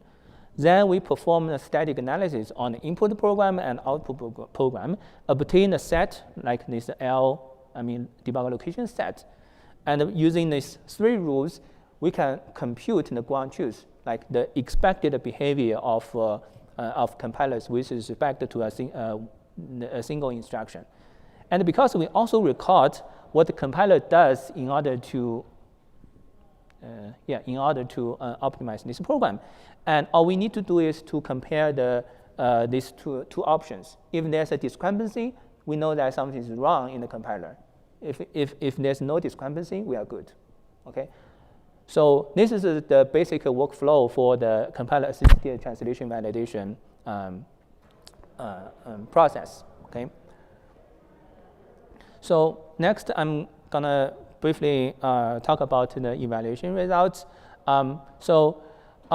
One thing I really want to note is that by using this compiler-assisted framework, we can not only find bugs, but we can also suggest a fix. Okay, that's something that hasn't been done before. So if you think about what we do here, what we do is that we track the execution of compilers, right? We know the ground truth. We know the correct update behavior of the compiler on this specific input. Therefore, if we find out that the compiler is doing the wrong operation to update the debugger information, we can locate that API and replace this incorrect API with the ground truth API, right? Recall that we only have 3 types of APIs. We can replace an incorrect API with a correct API. Therefore, we can actually fix the bug. Okay, so this is something that I'm very excited about. Like, we not only can find the bugs, we can also propose a fix. And this turns out to be very valuable for open source, for compiler developers. Okay, so using our compiler validation framework, and we have reported roughly 46-ish bugs to the Alvin developers. And unlike anything before, we also propose 46 patches to the developers.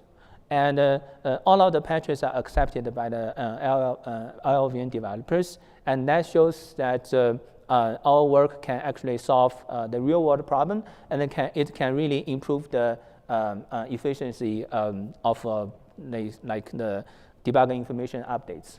Okay? And not only that, we can find the bugs in the LVM source code by doing this kind of compiler-assisted project, right? Because we are extensively examining the internal behavior of the compilers.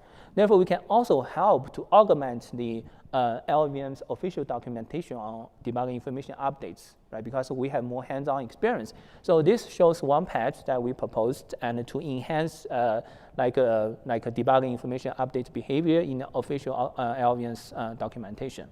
Okay, so so to sum up, and by using this compiler-assisted framework, and we can advance the traditional compiler validation workflow, and we can not only find the bugs, but we can also propose patches.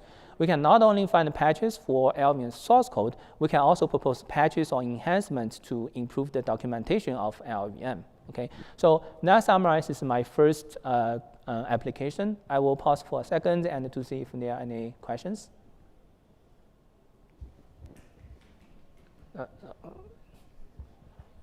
Okay.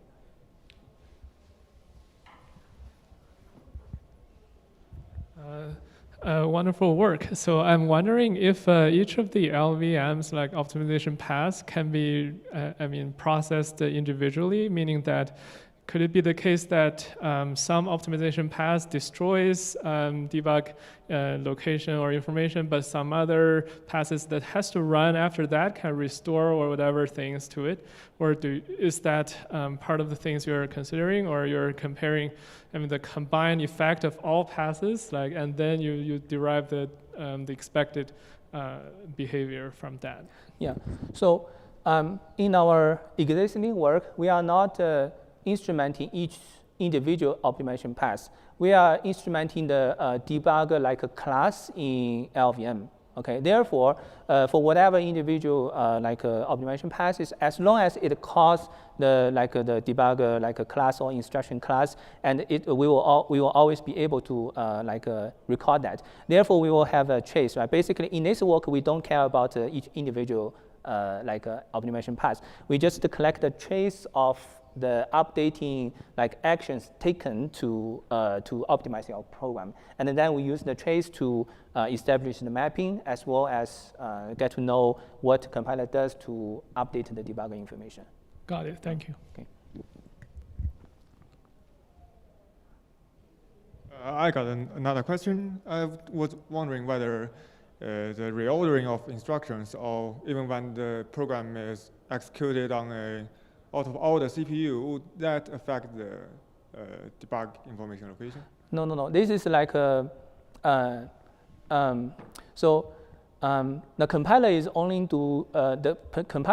performing static analysis.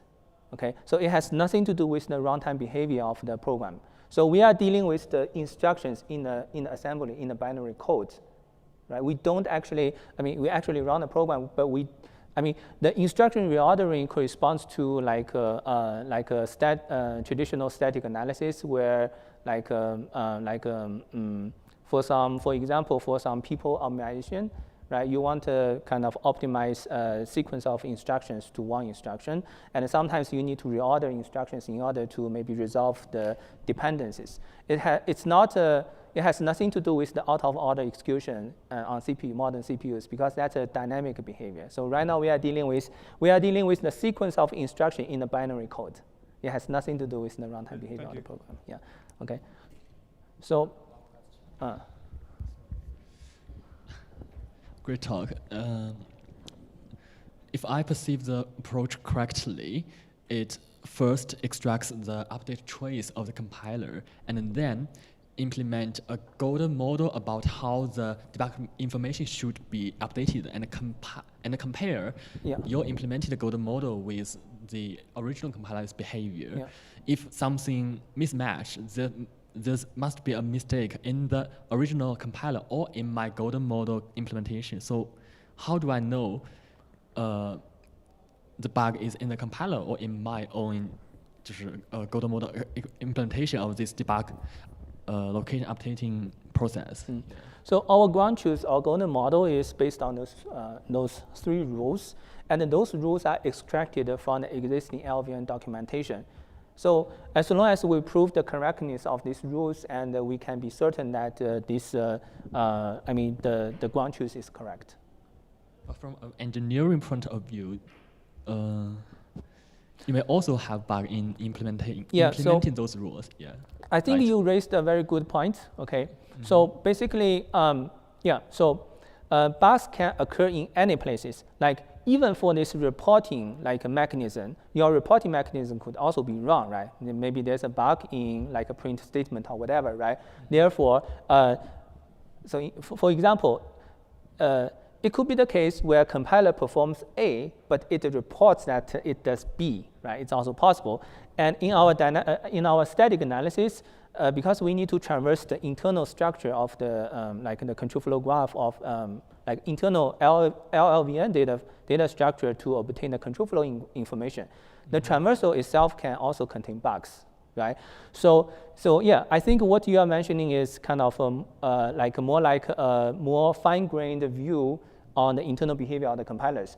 If there is a discrepancy, we need to examine the entire situation more carefully. So yes, I agree with you. It's not always the case that our golden implementation is always correct. But according to the rule, first of all, the rules are correct. But the LVM implementation could be wrong.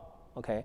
But according to our experience, it really happens, meaning that the compiler's logic could be wrong, but usually the compiler will be honest to tell, like if you do the instrumentation carefully, the compiler will always honestly tell you what it does. Okay. Yes, that's our assumption, but it could be wrong. Yes. Okay, thank you. I have a follow-up question. So, the same compiler, they generate different optimizations and code for different architectures, right? So for your approach, does it consider different architectures or?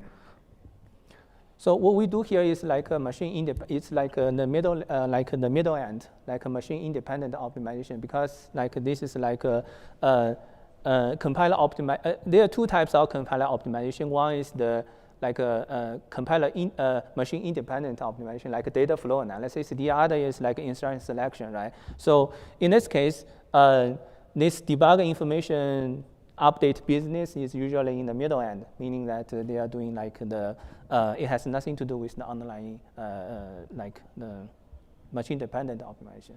Okay. Oh, so many questions. I have one more application to discuss. Hi, I think your technique is really cool. I'm curious about the current state of support for floating point optimizations. Like if I deliberately do something to approximate the result to trade for performance, can you quantify like how much the optimization hurts the accuracy?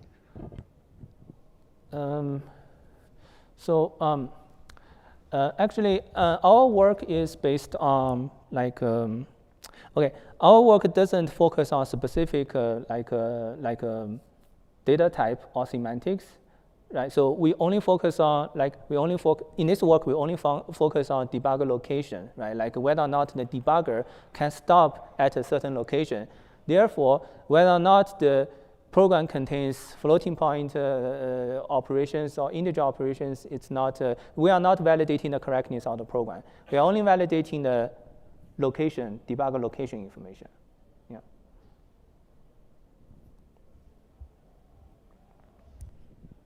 Okay. All right. So this will probably wrap up the first application, which is more concrete. So next, I'm gonna talk about a work in progress. So this one is less concrete. So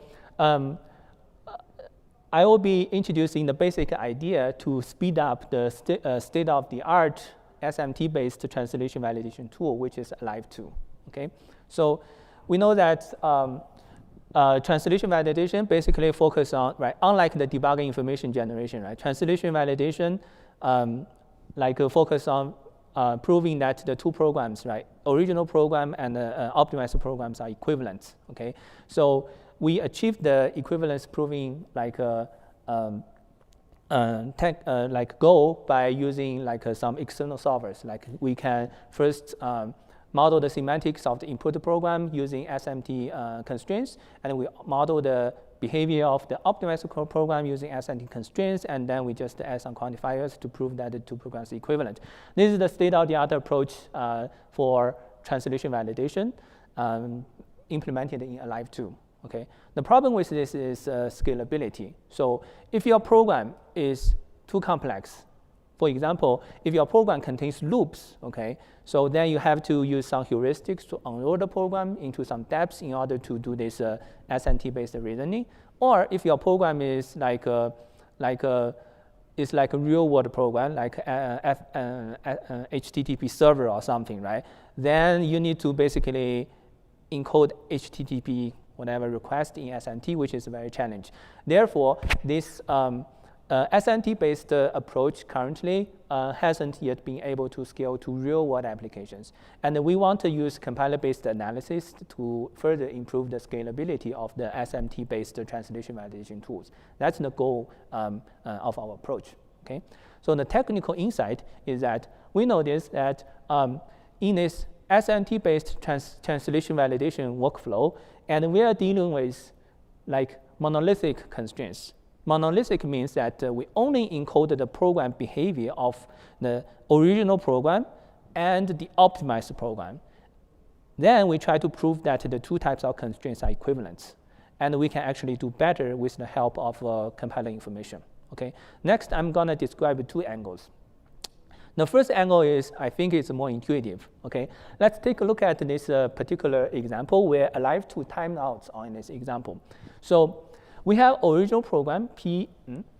We have original program P0, and because we are dealing with a full compiler optimization path, right? So the sequence. So the compiler will actually, there are maybe 112 individual optimization passes performed on this input program. Therefore, we end up with P112.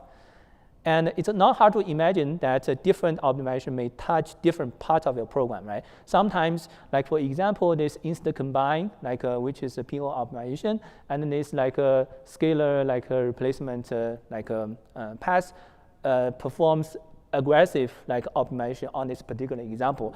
For some other passes, like those passes, it rarely touches the any part of the code. Okay, so in a traditional SMT-based compiler validation, translation validation approach, we will encode the behavior of P0 using SMT constraints, and then we will encode the behavior of the optimized program P112 using SMT constraints, and then prove that 2 programs are equivalent.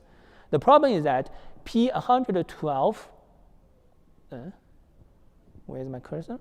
Okay, yeah. So after the optimization sequence, P112 may look significantly different than P0, right? Maybe it does some like radius allocation or so on and so forth, and it will, actually those are IRs, so it will not perform radius allocation, but it will perform some aggressive optimizations, right? Therefore, the final program will look very different from the original program.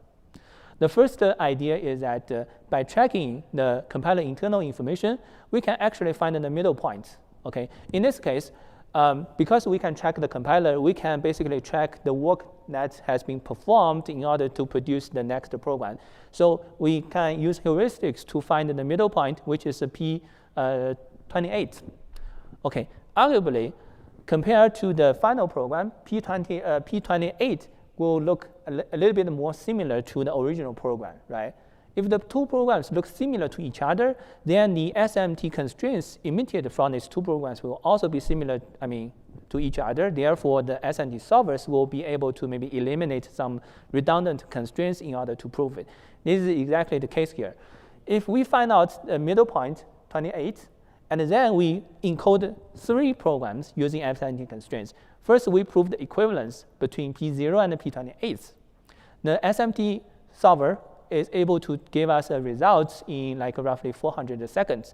And then we encode the P112 using SMT constraints, and then use the solver to prove the equivalence between P28 and the P112. And then the SMT solver is able to give us a result on 100 seconds. By doing that, we can prove that the equivalence between P0 and P112. Okay, so this is what we call temporal decomposition. So in the entire compiler optimization sequence, we want to instrument the compilers and then know the kind of code that has been changed with respect to each analysis path, and then we use some heuristics to find the so-called middle points. Therefore, we can break down monolithic SMT constraints into some simpler parts in order to achieve the validation. Okay, this is one like angle. Okay, the other angle is that so here we are looking at the horizon of the entire optimization sequence. Even for a single optimization path, sometimes the SMT-based approach may still run out of time on a single analysis path. Here is an example. So here there is no sequence, right? So it corresponds to only one optimization path. So the optimization path only changed the code described in the 3 boxes. It does not touch the white areas. Okay. the traditional SNT-based approach will encode the entire program using SNT constraints, and the output program using SNT constraints, and then prove that they are equivalent. The challenge in this particular example is that if you take a look at the unchanged code, it corresponds to memory load and store. Okay, memory load and store are super expensive to be modeled in SNT constraints because it doesn't have like a pointer, like a theory in SMT solvers. Therefore, with the memory load and store, the solver will time out on this particular case. But here we know that, in this case, we know that by instrumenting the compiler, we know the compiler does not even touch the white part, right? So in our approach, basically by instrumenting the compiler, we can generate a new program where we can omit the untouched parts. Okay, of course, here we need to do some data dependence analysis and to include some necessary instructions and to construct this program. Okay, so we decompose this program by. Where's my cursor? Okay. Okay, yeah. So decompose this program into a smaller program, and then for the optimized program, we can also decompose it into another smaller program, and then we kind of use SNT-based approach to prove the equivalence between these two, like change the programs. That will dramatically simplify the complexity of SMT constraints generated in this case. In this case, the SMT solver is able to prove the equivalence between these two programs in roughly 7 seconds. Okay, so to sum up, and I briefly mentioned the two angles to improve the traditional SMT-based translation validation tool. The first one is what we call temporal decomposition, meaning that we kind of instrument the compiler and then find the right middle points. Therefore, like in our motivating example, originally alive2 times out on the benchmark program, but by doing the temporal decomposition, and the alive2 is able to produce a result in roughly 10 minutes. And we can also combine, right? We can also combine the the spatial and the temporal decomposition, right? Because spatial only focus on one pass, and the temporal focus on a sequence of passes. We can combine both, and then we can basically achieve better result. So this slide shows what we do and how the compiler optimization, compiler instrumentation can help, right? For the spatial angle, we can track the optimization source code, okay, LVM's optimization source code, and we can exactly know what part of the program has been changed. And instead of encoding the entire program, we only encoded the gray parts, the changed parts into SMT constraints, and then to prove they are equivalent. And for the other temporal angle, and by tracking the compiler information, we can track the amount of code that have been changed by each optimization path, and then we can find the middle points to basically to facilitate the translation validation. Okay, so this slide shows some preliminary results, and we compare our approach against the two modes in alive2. Basically, alive2 has two modes. One is called end-to-end. Is like where's my cursor? Okay, end-to-end. Basically, it's a beginning and end, and pass by pass. Like after running each optimization pass, we run alive2 and to prove that equivalent. So our approach can basically kind of speed up the translation SMT-based translation validation by roughly two times. And our approach is especially useful when the program is bigger. Okay, so for those bigger programs, and like in this case, we can achieve like 2.4 speed up compared to the both the pass by pass and end-to-end results. Okay, and we can also solve some problems. We can also prove certain cases where cannot be proved by the original default like setting in alive2. Okay, so this concludes my my discussion on the second application. Okay, to sum up. Hopefully in this talk, I have convinced you that it is beneficial to analyze the compiler internal traces. And by utilizing the traces, we simplify the analysis problem. Recall that without the trace, we are trying to prove in the equivalence of the input program and output program, which is a hard static analysis problem. But once we have the trace, we know what the compiler does to produce the output program. The problem is simpler, okay? And there are also a few future directions. And for example, we can look at more applications, and we can also define the semantics of the traces. Therefore, I think our end goal is to develop a eBPF type of framework for compilers. So we have an eBPF for Linux kernel, right, which is very useful to analyze programs. And we also want to design such a mechanism for compilers. Therefore, when the compiler optimizes the code, I get a trace and I can analyze the trace. Okay, and on the other hand, there might be some interesting theoretical problems to consider. For example, consider a compiler optimization path. Is it possible to obtain some minimal observable events, and in order to tell that the optimization is correct? So yeah, so I believe that this is a fruitful area, and a lot of exciting things can be done just by instrumenting a compiler. Okay, that will conclude my talk on compiler-based translation validation. And thank you, and I would be happy to answer any questions. Thank you. Thank you, our keynote speaker. Any questions? Yes, that's great. And I have a small question. Maybe it's already your future direction. So previously, when you are showing an example, you have 3 areas that is modified by a compiler, by an LLM path, right? And you make a new code fragment, combining all of them. And you say you verify in this small code fragment to speed up. Yes. My question is, can you maybe just verifying the blue one to blue one, green one to green one, yellow one to yellow one?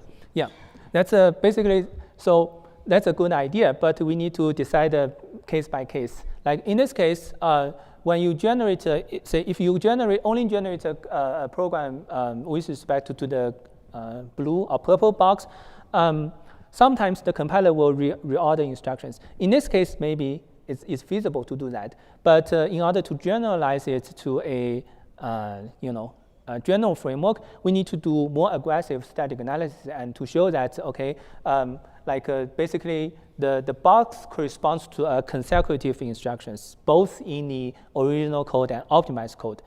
Okay, only then can we prove that, can we adopt this kind of partial decomposition idea. I see. So, but if you can have this mapping, the blue one, and so you have 2 blue on the left and right, and you have green on the left and right, you already have this mapping. Even they do some maybe code reordering, maybe you can just change. We also need to do some side effect analysis. The code may also change some part of the some other states in a program. Therefore, yeah, I think it's useful, but it requires more sophisticated analysis. I see. Yeah. Thank you for answering. About the same slide, right? Maybe following up on Genu's question over there. So we started with the job of translation validation. Is the original code equivalent to the transformed code? Yeah. And now, to be able to trust translation validation, I also need to trust that you or your students have implemented the spatial decomposition correctly. So does this mean that we need compiler validation? So that's a good point. So basically, there are 2 kind of threats to validity, right? First of all is that I think one student also mentioned, how do we trust the compiler reported the right thing? Second is that how do we trust that we produce this correct program, okay? So there are 2 cases. If our program can prove that they are equivalent, chances are that they are very likely to be equivalent. Because in order for it to be wrong, and one part needs to cancel out the error, right? Suppose that there are several parts and each part are incorrect, right? In order to achieve the final equivalent result, and one part needs to cancel out, right? One mistake needs to cancel out the other mistake, which is very unlikely, okay? On the other hand, if we cannot prove that the 2 programs are equivalent, okay, then we can take a deep dive into why it is inequivalent, right? So it could be the case where the original program, these 2 programs are equivalent, but somehow our implementation is incorrect. Therefore, I think So yeah, there's no guarantee that like most of work, right? There's no guarantee that we have implemented the right thing. But in terms of compiler validation, and we can also basically for any inequivalent result, we still need to analyze what exactly the problem is by tracing. I mean, therefore the trace comes in handy, right? So we can trace the actions taken in the compilers, and then to kind of further diagnose the issue.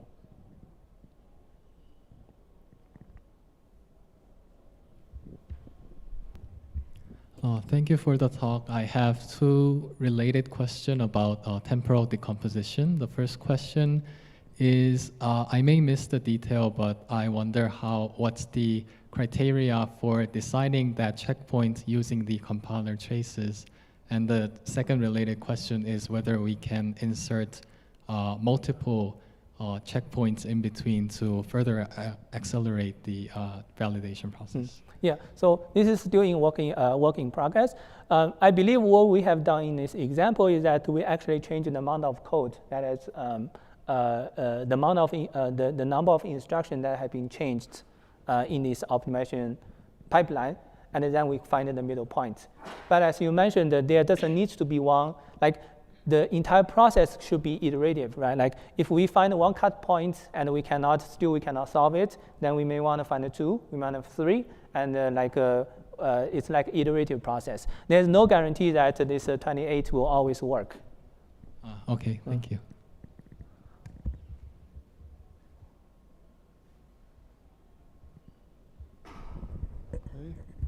No questions? I can have one question. So continue for your second approach. You want to validate part of the code. It's the next slide. Yeah, right, here.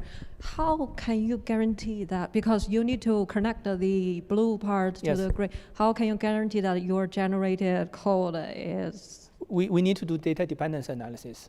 Okay. Yeah, we need to do the data dependency analysis connecting these two disconnected parts.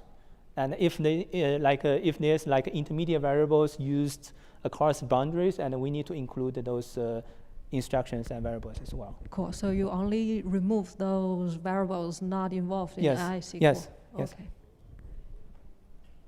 Any other questions? It's almost last one. Okay. I've got one non-scientific question. A non-scientific question. Non-scientific. Okay.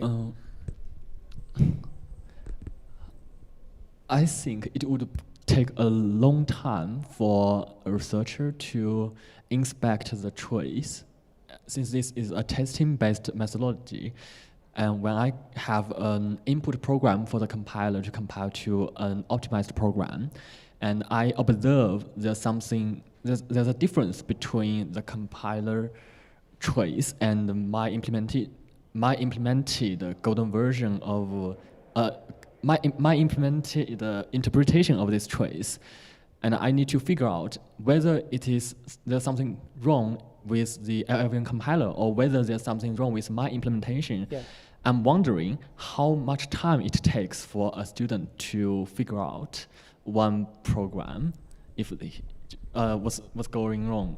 Yeah, I believe my students are using LLM to help this process, which is very handy, very useful. Using LLM, like. Yes. LLM. Okay. No, without of it. Okay. Yeah. So in the end, at the end of the day, you still need to manually verify whatever result you produce. So I'm just curious about the labor, the level of labor intensity involved in this process. It's just out of pure curiosity. Okay. I think we can maybe talk offline. Okay. Yeah. Thank you. Well, thank you, Qiren, for this inspiring talk. And thank you. And next, we are going to have our regular presentations, paper presentations. And we are going to welcome Elizabeth Dainella. Is she here?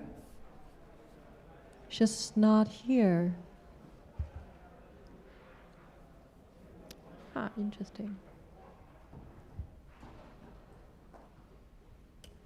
Do we have Sarah here?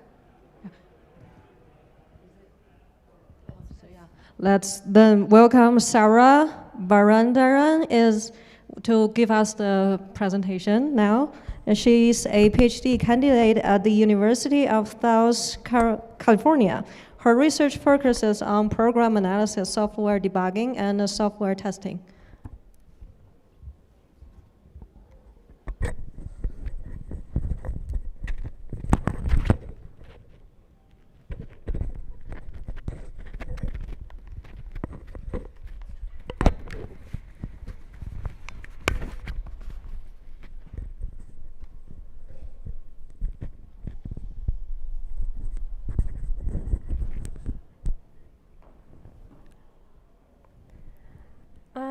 Hi everyone, thanks for attending this talk. Today I'm going to present our work on LLM integrated declarative program analysis, where we combine the ability of traditional program analyzers to perform grounded reasoning with the ability of large language models to perform semantic reasoning. For many years, program analysis tools are used everywhere in software engineering for bug finding, security analysis, large-scale code scanning, and so on. And tools like CodeQL, SemGrep, or Combi are good examples that many developers already use in practice. What makes these tools powerful is that they can reason about a program structure by using representations like abstract syntax tree, control flow graph, data flow graph, and so on. We all know that these tools are powerful and they are very effective at analyzing program structure and answering questions which are only about the syntax of the code. But some other questions need different types of analysis, which sometimes require subjective reasoning or access to external knowledge or some form of human judgments. Let's see some examples. In the domain of software maintenance, for example, a developer may want to know whether his code base has variables with misleading name. Or in the domain of software security, one may want to know whether his code base contains string literals or comments which expose private information, for example, a hard-coded password. Or one may want to know whether this code base contains suspicious URLs. So these kinds of questions are difficult or sometimes impossible to be answered only by using traditional program analyzers. And this gap actually motivated our work. Now some of you may ask why we don't simply use LLMs directly for program analysis. I can just give my code base to an LLM and ask whether it has inappropriately named variables. Yes, of course, LLMs have access to external knowledge and they can do some form of semantic reasoning, but they sometimes hallucinate. They lack a structured view of the code. They do not guarantee the soundness of analysis. Also, they sometimes struggle to scale to millions of lines of code, and their precision drops when the code base becomes large. And finally, we all know that these models are expensive. On the other hand, we have, for example, traditional static analysis tools, which have a structured view of the code, and they guarantee the soundness of analysis, and they provide grounded analysis, basically. But they are limited in doing semantic reasoning. And here, by semantic reasoning, I mean any kind of analysis which goes beyond the syntax and anything which cannot be expressed purely in well-defined rules. OK, so now what if we combine the best aspects of these two worlds? So in this work, we propose SemQL, which is an extension of CodeQL. And the key idea behind it is simple. Instead of replacing a program analyzer with LLM, let's augment declarative program analysis with controlled oracle calls.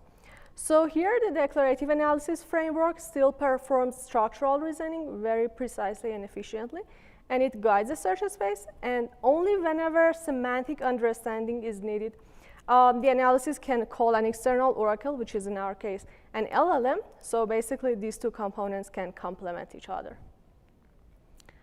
OK, now let me show the problem that we are trying to solve with a simple example. The Java documentation provides some guidelines for naming convention, and one of those guidelines says that method names in Java should start with verbs, and the first letter must be lowercase, and the first letter of each internal word must be capitalized. Now suppose that we want to identify violations of this naming convention in a large code base. Using a static analysis framework like CodeQL, it's relatively straightforward to start with. For those of you who may not be familiar with CodeQL, It is a static analysis framework which converts a code base into a database representation, and it allows us to write SQL-like queries over code, and the results of these queries are returned as tables. For example, this query here outputs the name of all methods whose name do not match a regular expression, and this regex just captures the camel case format. So using this query, we can detect certain violations of this naming convention, but the problem is that the names must also start with verbs. So for example, consider a method named user data. Structurally, it follows the correct camel case format, and the regex would accept it, but it doesn't start with verb. And somehow this name is misleading because a name like get user data, print user data, or process user data is more suitable here. So the challenge here is that determining whether a word is actually a verb needs some external knowledge about language. And now the question is that how we can augment this kind of analysis with semantic judgments, and that's exactly the problem that SemQL is designed to address. So using SemQL, we can write an alternative query like this, which outputs the name of methods that either do not follow the correct camel case format or they do not start with verbs. Let's look at another example from security domain. Suppose a security analyst wants to identify string literals in a code base which may expose private information or credentials as well as URLs that might be untrustworthy. So with SemQL, we can express these kinds of analysis very naturally. And here, the conditions inside the LLM query can be even much more detailed. Instead of just having a short phrase which describes a condition, you can have a richer description of, for example, what should be considered untrustworthy here. And this even enables a level of subjective reasoning. So here with a single query, we can combine the ability of CodeQL to find relevant program elements with the ability of language models to reason about their semantic. And from a syntactic point of view, SemQL is almost identical to CodeQL. The only addition is a new construct, which we call it LLM query. And you can think of it as a binary predicate, which takes two arguments. A CodeQL expression and a string literal, which encodes a condition. And this predicate basically holds for all the values which are bound to this expression E, and that satisfy the condition S. And here, LLM query is just treated like any other formula, so it integrates naturally with the rest of the language. For example, it can be combined with other formulas in the where clause, using conjunction, disjunction, or it can appear in negation formulas, and so on. Now let me briefly explain how we evaluate these SemQL queries. First of all, there are two practical challenges. CodeQL is not open source, so we don't have access to its query plan. And we need to somehow convert these SemQL queries into equivalent CodeQL queries so we can just use the standard CodeQL engine. And second, as we discussed, LLMs are expensive, so we need to somehow minimize the number of tokens that we submit to the LLM. Now consider this query. Given a program, here all I need to know is that which string literals in this program satisfy the condition C1 and which string literals satisfy the condition C2. If I know this given specific program, I can write an equivalent CodeQL query for this SemQL query.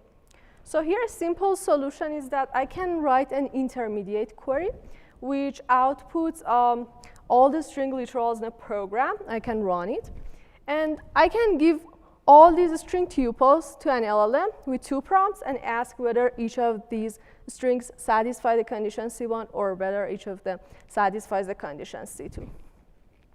And then given the LLM output, we can write two unary predicate in standard CodeQL. P1 corresponding to the first LLM query and P2 corresponding to the second LLM query. And here P1 holds for all the string literals in the current program which satisfy C1, and P2 holds for all the string literals in the current program which satisfy C2. And then we can just simply replace LLM query calls with these materialized predicate, and it results in a standard CodeQL query, which can be evaluated using CodeQL engine. Here the problem is that this evaluation strategy is not efficient because we pass all the string literals in a program to the LLM. But just let's consider the first part of this query, which says that the string must match the regex and represents an untrustworthy URL. So if I have a string which doesn't match the regex, then I don't even need to ask the LLM whether it represents an untrustworthy URL. So let's see a better query evaluation strategy here. Let's assign propositional variables to each atomic condition in the where clause. And now I can decompose this query into two subqueries. And because the formula in the where clause is disjunction, the result set of the initial query is just simply the union of the result set of these two simpler subqueries. And more generally, the formula in the where clause can always be converted into a DNF formula. And this allows us to decompose the original query into smaller subqueries. And the final result set can be obtained by just taking the union over the result set of these smaller subqueries. OK, now let's go back to the previous example. Here, I picked the first subquery. And here in the where clause, I have the conjunction of two literals, Q and R. And here, R is an LLM query. Now, if I just eliminate this literal from the where clause, I would have a weaker query. And the result set of this weaker query is a superset of the result set of this initial subquery. So everything which is here should definitely be there. So I just need to submit these tuples to the LLM and ask whether each of them satisfy the condition C1. And so basically here, this query just outputs all the strings that match this HTTP regex. And roughly speaking, for every subquery, we can just ignore the semantic part, these LLM query literals for the evaluation. And we just need to identify which tuple satisfies the syntactic conditions. And we just need to ask the LLM whether each of these cases satisfy the semantic condition. So in this way, we can submit so many fewer tokens to the LLM. And I can do the same thing for the second subquery here. Let's just eliminate the LLM query literal, which is T here. Now I have a weaker subquery. And I can now evaluate this query and submit all these tuples to the LLM. But here, notice that some of the strings are already identified to be in the result set of previous subquery because they satisfy Q and R. So because they are already in the result set, it doesn't matter whether they satisfy T or not. So here we can remove these strings from further Oracle evaluation. And in this way, we even can submit fewer tokens to the LLM. So to wrap up the query evaluation for each subquery, we write an intermediate query by removing these LLM query literals from the conjunctive clause in where. And we also add the negation of the formulas from earlier subqueries to make sure that the tuples which are already identified to be in the result set would be excluded from later Oracle evaluation. And briefly, in our experimental evaluation, we collected a set of analytic questions which need semantic reasoning beyond the syntax, and we designed a set of SemQL queries to answer these questions given an arbitrary code base. And we evaluated these queries over a sample code base from Spotbox using two evaluation strategies. First, the simple evaluation, which I initially described, and second, this DNF-based query evaluation, which I just mentioned. And based on the results, DNF-based query evaluation submits so many fewer tokens to the LLM, almost 81% fewer tokens. And it also takes significantly less time to complete the query evaluation. We also open source SemQL, so you can just check out the GitHub repository, and you can write your own queries and run them on any code base that you want. Thank you, and I would be happy to receive any questions.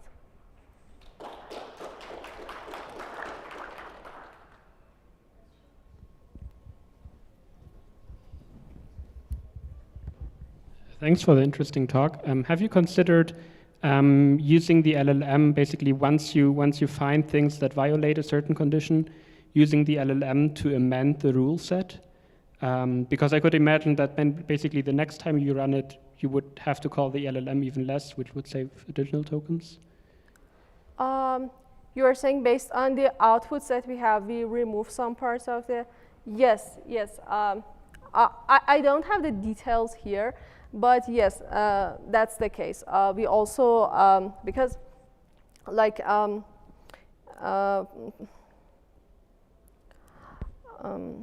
it's a bit hard to explain, but if you read the algorithm in the paper, you can find this part. Yes, that's correct. So for every tuple, let's say for every tuple and every condition, we only evaluate once that whether this tuple satisfies this condition or not.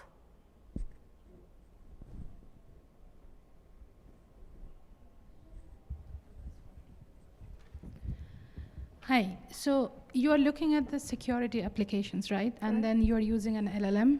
Do you do you worry that you will leak sensitive information to the LLM?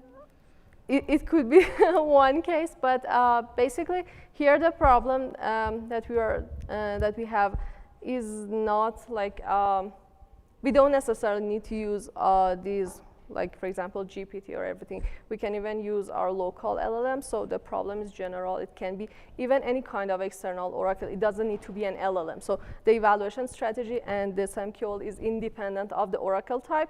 You can just use a database, for example, anything.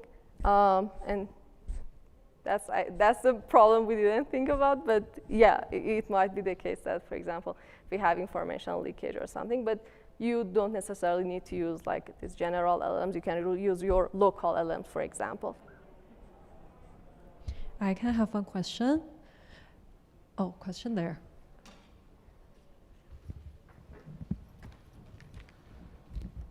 Thanks for the talk. So is this used for mostly syntactic queries, like the list that you have here, for example? Are there sounds like it would be useful only for extracting like literal string-based comparisons from the input program, or do you also have support for things like type checking or context-aware analysis around the code that you can bake into the queries somehow? Basically, any kind of analysis that you can express in CodeQL can be also used in SAMQL. I don't think that like these type inference and these kinds of things can be done with CodeQL, but basically the problem is that, okay, you have a search space. For example, you want to identify from methods, fields, I don't know, every kind of program elements, and you have some structural conditions. This can be already done by the CodeQL.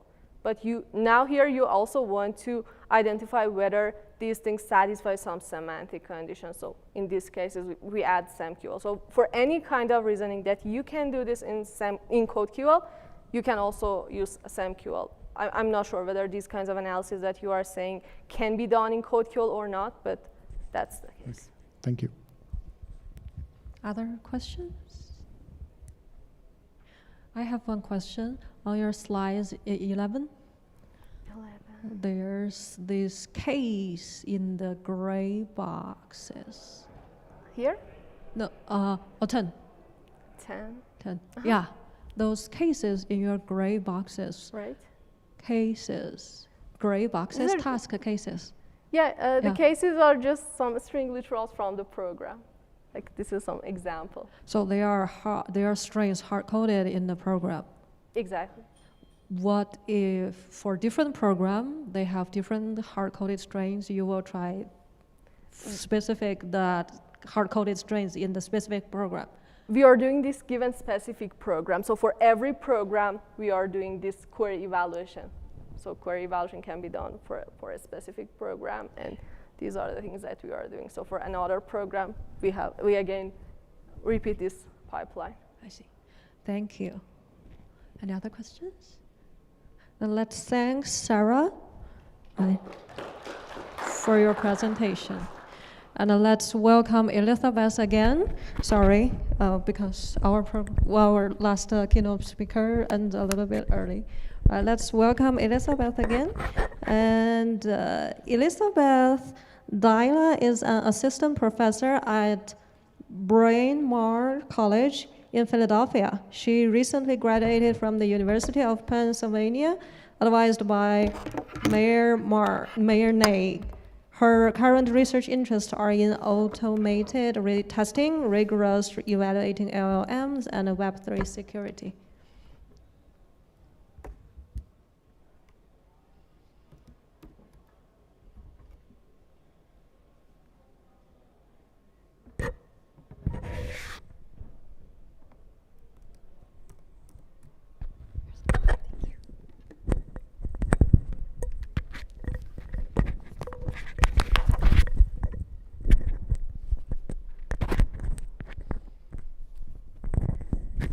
Okay, hello. Thank you for the introduction. So today I'll be talking about my work on the effectiveness of modular testing with EvoSuite. So modular testing refers to testing a component of a program in isolation. And effective tests for a module can provide documentation, find bugs, and prevent regressions, which are sometimes preferred at the granularity of an individual method. So for C programs, automated testing of a particular method typically requires a harness or a driver. So this example shows a fuzz driver for HTSLib, which is a C library for handling genome sequencing data. So the driver takes the data parameters from a testing tool and sets up the program state before invoking the target method, HTSClose. So although the goal of modular testing is to test a unit in isolation, setup calls are often required for non-trivial execution. So for effective testing of a file close operation, this requires first opening the file, shown here. So in this work, we explore modular testing of object-oriented programs in Java, and we choose to study the regression test generator EvoSuite because its generated prefixes are a target for many recent works in modular specification generation. So in its default mode, EvoSuite generates tests at the class level and optimizes for branch coverage of the entire unit through an evolutionary search. EvoSuite also has a modular testing mode, which is activated by specifying a target method through a command line flag. So in modular testing mode, EvoSuite's evolutionary search algorithm is limited to create prefixes including only the specified method itself and constructors of the method's class type. And this strict limitation prevents the algorithm from selecting setup methods, resulting in low branch coverage.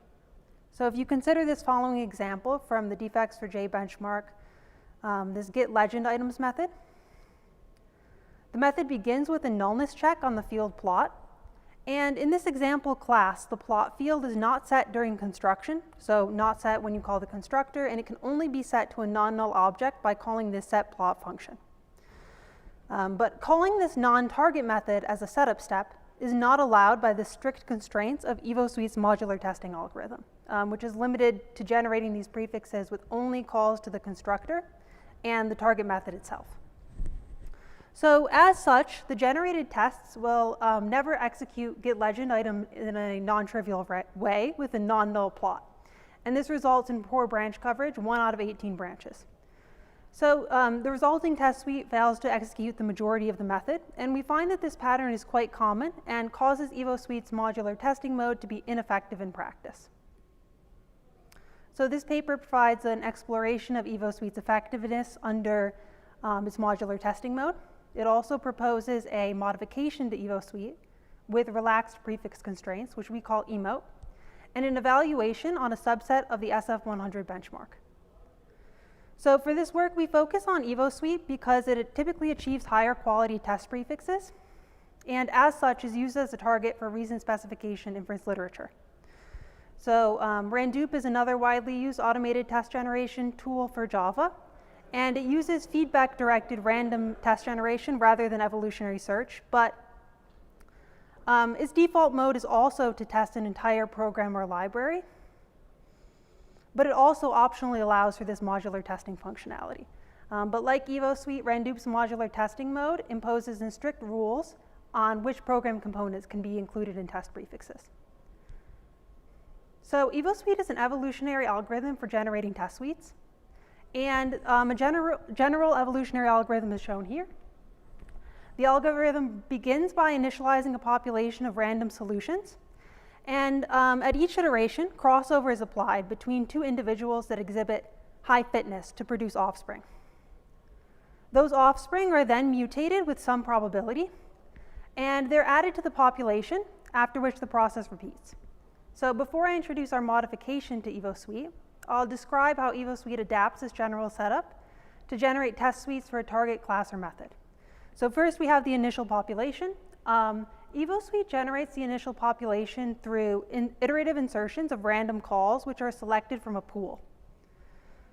This pool is called the test cluster, and it is a set of methods.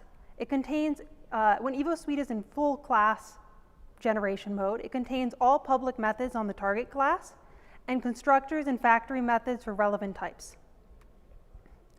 So once the initial population is generated, two individuals are selected for crossover based on their fitness. And in this crossover stage, these two individuals are used to create offspring. Each offspring inherits an initial sequence of statements from one parent and the remaining statements from the other. So because both parents are selected from the population, offspring consist entirely of program segments from this test cluster. So mutation on offspring occurs with some probability. Mutations can involve random deletions, insertions, or modifications. And for insertion and modification operators, these new expressions are also selected from the test cluster. So throughout the algorithm, a key invariant here is that program segments consist entirely of methods from this test cluster. And in this modular testing mode, EvoSuite functions differently by imposing strict rules on which components are included in the test cluster. Under this mode, the test cluster consists only of the target method itself and constructors of the target class type. And these restrictions are imposed in both generation of the initial population and then mutation. So test suites generated in this mode only consist of calls to the constructor of this target type and the specified target method. So our technique, emote effective modular testing with EvoSuite, modifies the EvoSuite modular testing mode by allowing the algorithm access to the class level test cluster during generation and mutation. Our only restriction is that test prefixes must end with calls to the target method. So this allows the algorithm to create test prefixes with calls to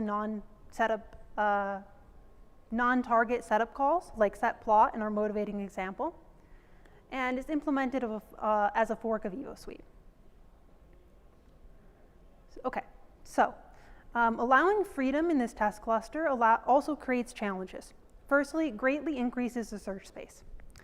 Secondly, a more subtle challenge occurs when the target method is a callee of other class methods. So consider this strip string method from Amazon AWS for Java project. This is from the SF100 benchmark. This method filters characters in the input and retains only those that appear in the parameter allowed set. So it filters characters from the input parameter, including only characters from the string allowed set. And it loops over the input string and checks if each character is in that allowed set string. So an effective modular test of strip string should call with inputs that execute both the true and false branches of line 5. So that is an input containing characters that are in the allowed set, which would cause this if statement to evaluate to true. And another input, potentially the same input, containing characters that are not in the allowed set, causing this if statement to evaluate to false. Okay, so now the surrounding class also includes a method getPrice. This calls strip string with a hard-coded allowed set of digits. And when testing the target method strip string, our modification now allows EvoSuite to select getPrice from the test cluster. So this leads to the generation of test 0 shown here, which achieves 100% branch coverage, but with only a single direct call to the target method. And this direct call only contains input characters in the allowed set, only covering the true branch on line 5. And so this test achieves full coverage, but through an indirect call to the target method through getPrice. which is undesirable in a modular testing scenario. We want to be covering branches through direct invocation of the target method. So we address this through a modification to the fitness function.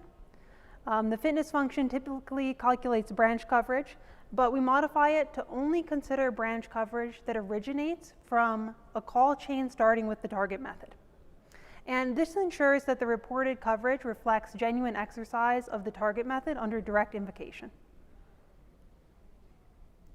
Okay, so we provide an evaluation on a subset of SF100 to investigate if the effect of our modification to EvoSuite. So we ask, given the same search budget, does allowing for selection of non-target methods lead to higher branch coverage? Because it does greatly increase the search space, but unlocks certain branches like we saw in the example. So we set a search budget of 120 seconds for each method, which is consistent with standards in the literature and was also validated empirically on a held-out project. And we run each method for a total of 3 trials and report the average statistics. We find that emote achieves an overall branch coverage improvement of 15.15% and covers 304 additional branches across the benchmark. So in total, 162 methods saw coverage improvements under our modification. The highest improvement was in the Jigen project with over 25%, where we noticed that many methods follow this state initialization pattern similar to set plot in the motivating example. And the smallest improvement was on the Riff project, since many of the methods are static and they don't require any setup on a target object. Okay, so we also plot a heat map of coverage achieved using emote on the y-axis and then default EvoSuite on the x-axis in modular testing mode. And so samples above the x equal y line indicate that emote achieved higher coverage than EvoSuite.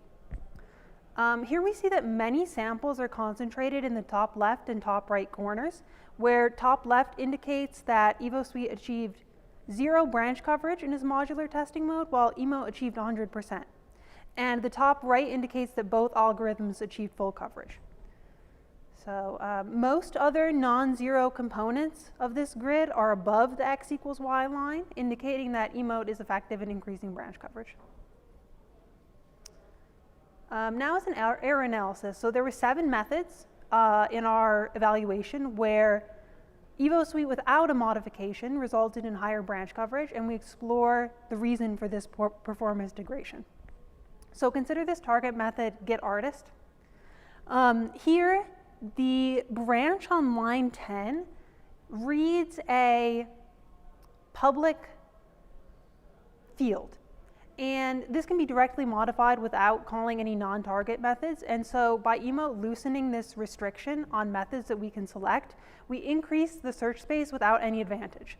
And so for the 7 methods we saw in which emote results in lower performance, they all followed this pattern where branches read from a public field that can be set without calling these setup methods.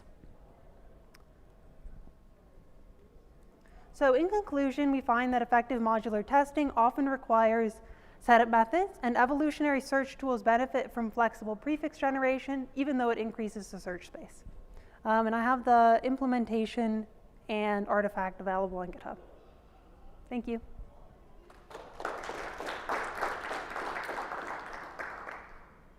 Questions?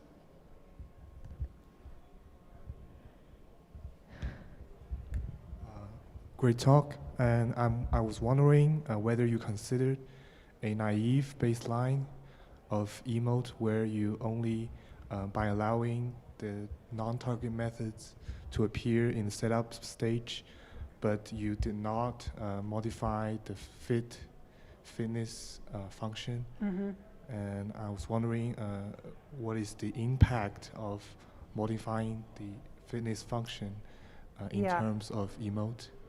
So modifying the fitness function actually leads to worse coverage, lower branch coverage. But we do it anyway because this is not a modular test of strip string. A modular test of strip string should call strip string directly. Any coverage that comes from calling get price shouldn't be included in an automated unit test of strip string. So our fitness function modification actually decreases branch coverage, but no longer outputs these degenerate tests that aren't actually modular tests of the target method. do you have the specific statistics? I'm just curious about the specific impacts on the coverage results. No, I don't have the specific quantity. I think it varies on the project and target method on like how many other methods would call the target method. But regardless, we don't want a test that looks like this if our target method is strip string. Okay, thank you very much.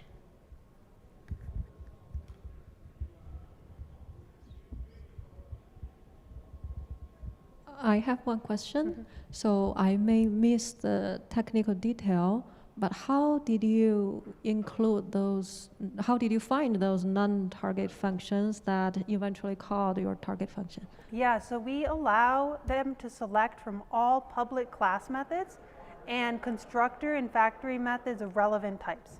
So we essentially allow emote to select from the test cluster that EvoSuite has when it's running in full class mode. And so we don't restrict it at all. We just say you can choose anything that you would choose in normal class method mode, but you must end with a call to the target method. I see, I see. So do you have the performance for your emote? Like how long does it need to finish the run for the Amazon AWS benchmark? So these statistics shown here are 120 seconds. So the overhead for collecting the number of public class methods is not significant. Even though the search space drastically increased, we're still achieving higher coverage in the same amount of time. Cool. Any plan to try your emote on larger programs?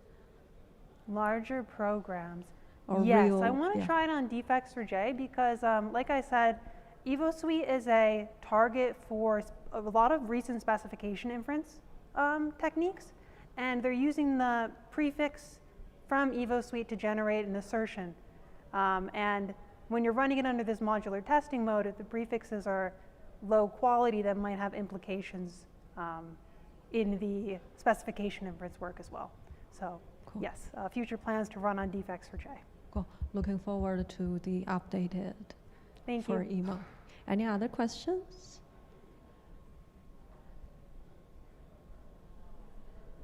No? No? Let's thank Elizabeth for her talk.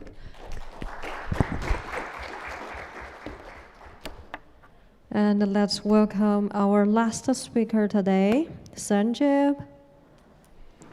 Sanjib is a first-year PhD student in Texas A&M University / Corpus Christi, working on concurrency bug detection in distributed systems and LLM security.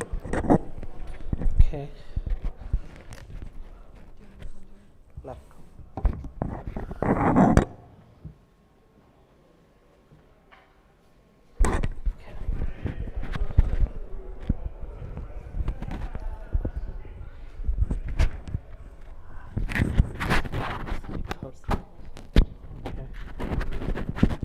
PDF on PowerPoint. I did not know that. Yeah, the last one, yeah. Anyway, I thought it would waited. Sorry. Okay.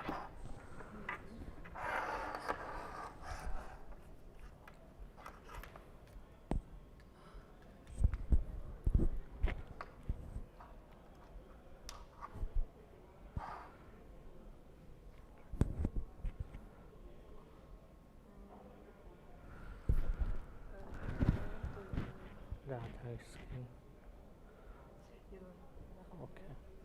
Yeah.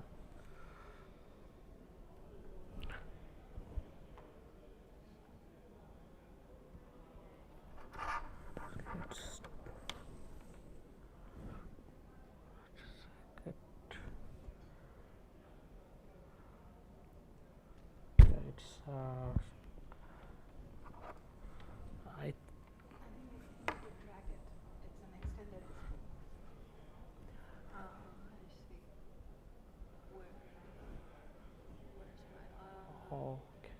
Let me see.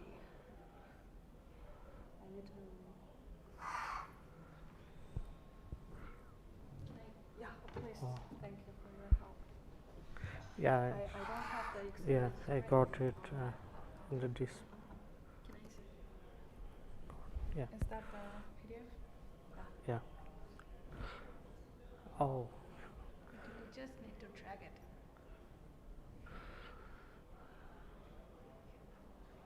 Okay. Okay. Good afternoon, everyone. I'm Sanjeev Kumar Sen from Texas A&M Corpus Christi, and I will be talking about detecting data leaks in multi-user LLM applications using automated user-scoped taint analysis. So let's start with a story.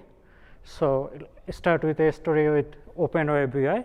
So OpenWebUI is one of the most popular front-end applications for serving LLM applications in, like, it's a current trend to serve LLM applications in many of the enterprise platforms. So you can already see the statistics here. It already has been downloaded almost 300 million times. There are more than 430,000 community members actively working with the OpenWebUI, and the GitHub stars are rapidly growing day by day. It's already been start 142,000 times. And not only that, Texas A&M University system also creating a AI framework that will be used by students, faculties, and even staff members for any AI tool uses, and so they can chat with the AI instead of using ChatGPT, Claude. They can use our own, like their own UI framework, like LLM framework with the Tamos AI framework. So in that case, we also see that they are using OpenWebUI. Basically, a fork of OpenWebUI has been used in this Tamos AI framework. So all of the students, faculties, and staffs from all of the universities that's operating under this Texas A&M University system has been using this. So yeah, it's a pretty huge project for LLM applications.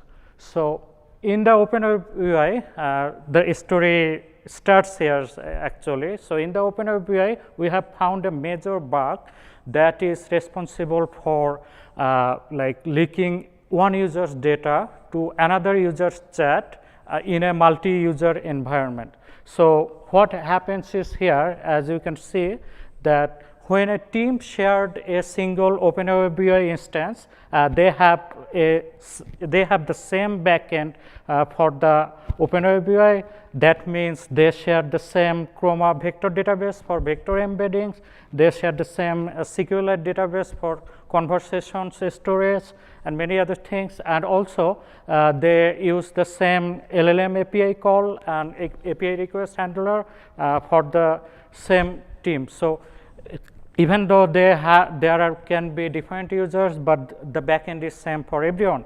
So what happens is here is that in those bug, we have seen that in terms of 2 or more cases.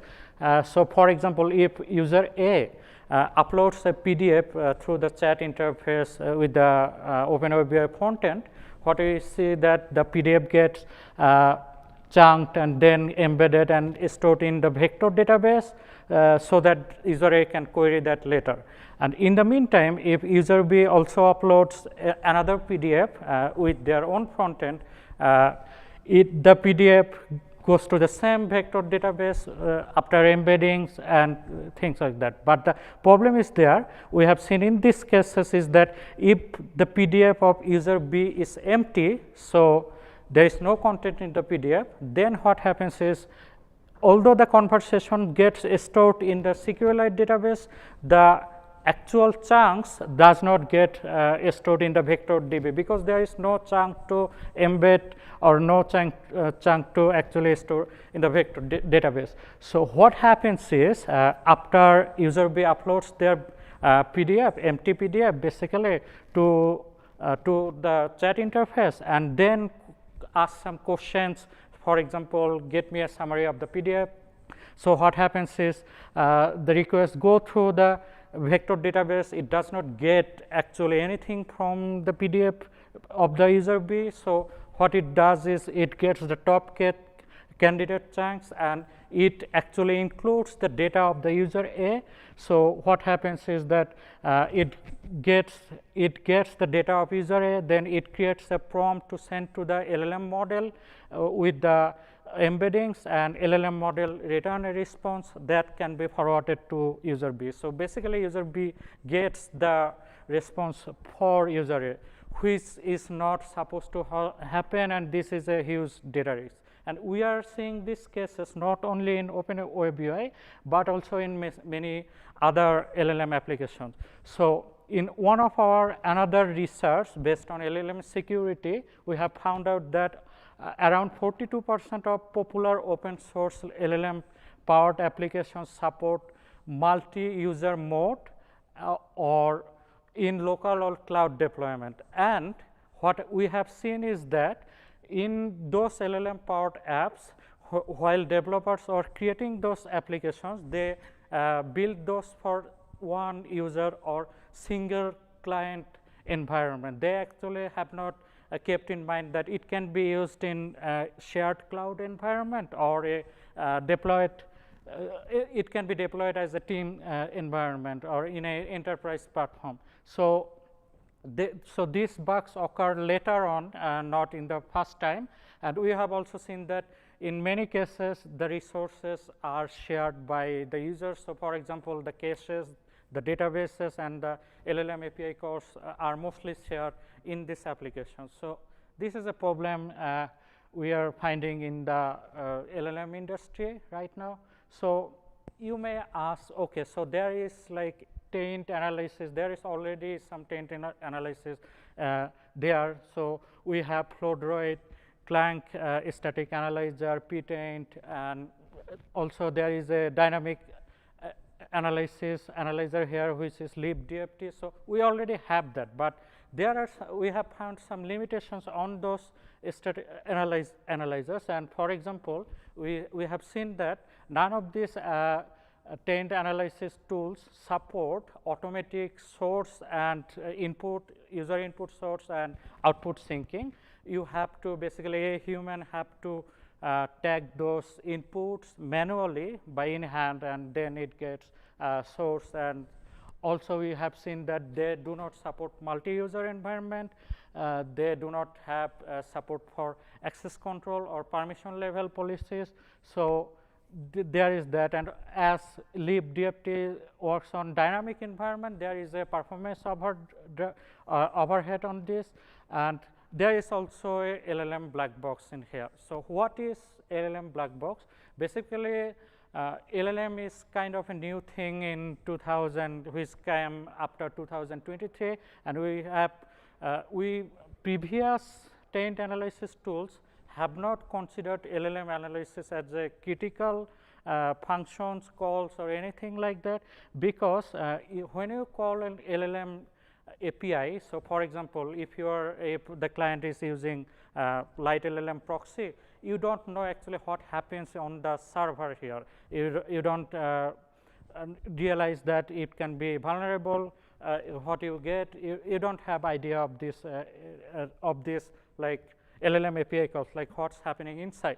So we consider this as a black box, and we also trying to solve this LLM black box situation here. None of these existing tools consider LLM black box as a critical thing, because on that time none of this LLM was not a thing. So we, to solve these problems, we find out two ways how we can identify the issues and solve this issue.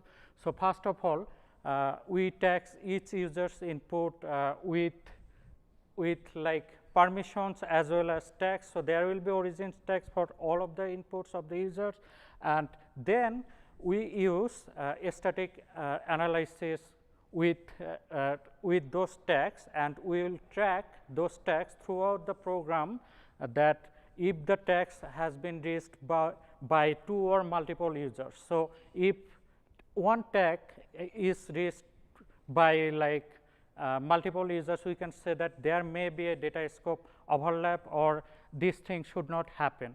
So we built a framework based on that. So we call it access flow graph. Basically, we also we named these two stages. One is multi-user, multi-permission, and basically when a user provides some input, and also they have some permission, so we call it multi-user, multi-permission. And when we propagate through all of this, propagates the text through all of this like program and the whole program, we basically check that if it has been reached by other users or not, and we call this part scope 10 pointer analysis. In short, it is STPA. So here is like the first part, what does MUMP or multi-user, multi-permission do? So we already created a database or data set of like popular function signatures from popular LLM API SDKs. So there is OpenAI, Anthropic, and also Gemini. So we have this database of all of these popular LLM APIs, and we keep the function signatures here. And then in the program, we match those function signatures to our data set and check, okay, so if these calls are being called as a LLM API call or not. So if we find that this is a LLM API call or something we need to take care of, so for example, it is using like shared Redis environment, shared database, something like that, we can identify those functions using the function signatures here, and we also tag each user's input by their permissions and access levels. So this is the first part where we are basically tainting all of the user inputs and permissions here. Then in the second part, that is a scope 10 pointer analysis. So just like I said, we built a pointer assignment graph of the whole program, and we already have the tags from the user's input from the first stage, which is MUMP. So then we propagate the tags along the whole pointer analysis graph until there is no change in the program. Then we flag any abstraction that any text that reaches 2 or more users, which is not supposed to happen. So for example, there is actually an example if we go to the next slide. So you can see here, this is a simple example of how data leaks happen in multi-user environment. So for example, here there is 2 users calling an LLM API. There is also a cached database using Redis, where the questions and answers are being cached, because like we don't have to call LLM API multiple times. If the questions is already asked, we can get it from the cache. But this environment is like prone to have like the data leak in here, because in this example, you can see here as both of the users using the same Redis endpoint for the same Redis database and as a cache. So when the user asks a question, you can see here in line 12, the cache key that is like helpful for like setting the cache and getting the cache. The cache key does not have the user identification. So there is no filtering for users in the cache key to get or to set. So only the questions is being used as the cache key here. So there can be a problem that if the user asks like, what's my first event today? So at the first time, the program will say, okay, so this question has not been asked anywhere else, so let's get the answer from the LLM. It gets the answer, then it sets the cache in the Redis database. But when the user 2 asks the same question, as there is no user filtrations in there, so they get actually the same answer in here, because it's coming from the cache database, and in the cache key there is no user filtration. So that's a big problem. So how we can solve that using AFG? So that's how we will be talking about in this step. So at first step, we will do multi-user, multi-permission stuff. So in here you see that users A questions are being tagged as O1, user B's questions are being tagged as O2, and also user A's identification and permissions will be saved as O3 and O4 in here. So this is the map stress. Pretty simple here. There is nothing to do. Then in the STPA stress, although I might say that in the MAMP stress there is another thing we need to do. So for example, in the line 10 you see that we have client get connection that is basically connecting to the same Redis Redis cache database here. So that's also something we need to taint, because it's in the shared environment and this is a shared object. So that will be tainted as O5 tag, origin tag, and then there will be some other tags. So for example, the questions will be tagged as O6, the answers will be tagged as O6, and questions are already tagged in, as we have seen in the previous slide, that it's O1 and O2. So O6 is the answer in here, and O5 is the Redis connection that we are tracking right now. So in the STPA part, what we do is after we create the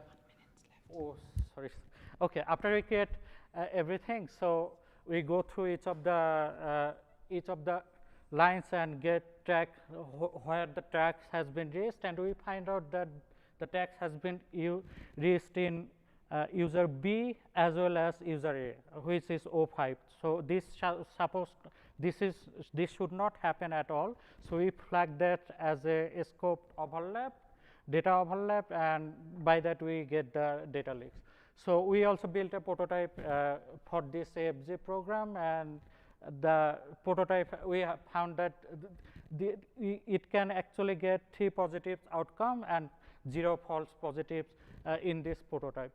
And the prototype is available in the GitHub, and also this is the summary. As we already seen, we are trying to solve LPS that leaks one user data, and our MAMP and STPA basically tags those taints automatically and also find out where is the data scope overlap.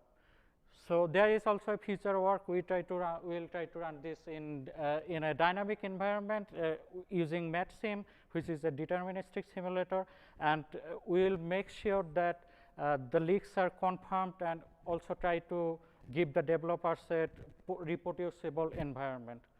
So so that's it. Our FG can do all of these things that other existing tool cannot do. So yeah. So okay. Thank you. We can take one quick question.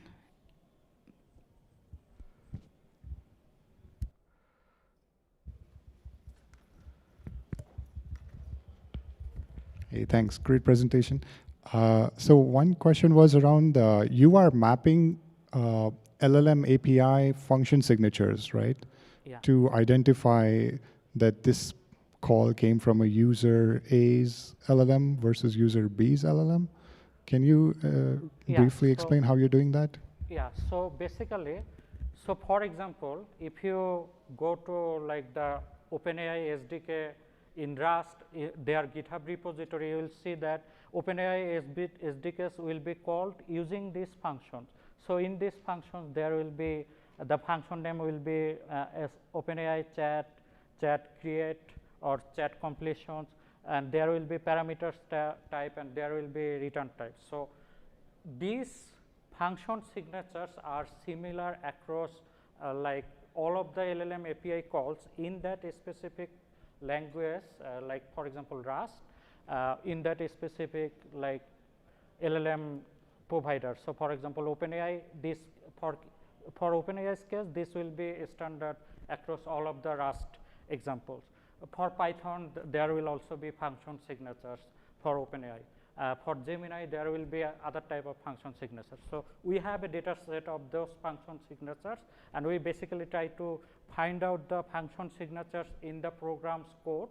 So if we find out, okay, the signatures are matching with one of the OpenAI APIs calls or Gemini's API call, then we can identify, okay, this is a LLM API call, and yeah, we need to we need to work on that. I see, but you're not using that to distinguish between users. It's just okay. Thanks. Okay, so let's thank our last speaker for today.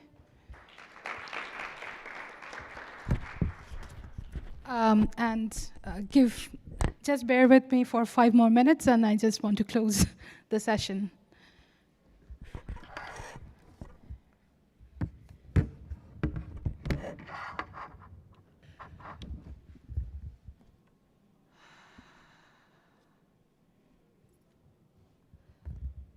Okay, so thank you everyone for surviving the whole day. I hope you enjoyed the whole session. Before closing, I just want to thank all the speakers and all the keynote speakers who have been here, and you gave your nice presentations and, of course, entertained all the questions.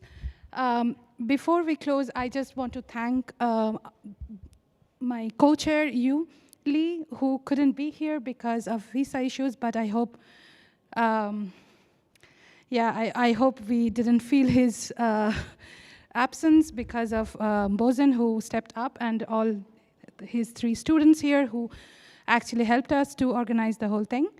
And I would like to thank all the program committee members who put a lot of effort to review all the papers and set up the whole program. I think that's all I wanted to say. Thank you, everybody, and we hope to see many of you next year. Thank you.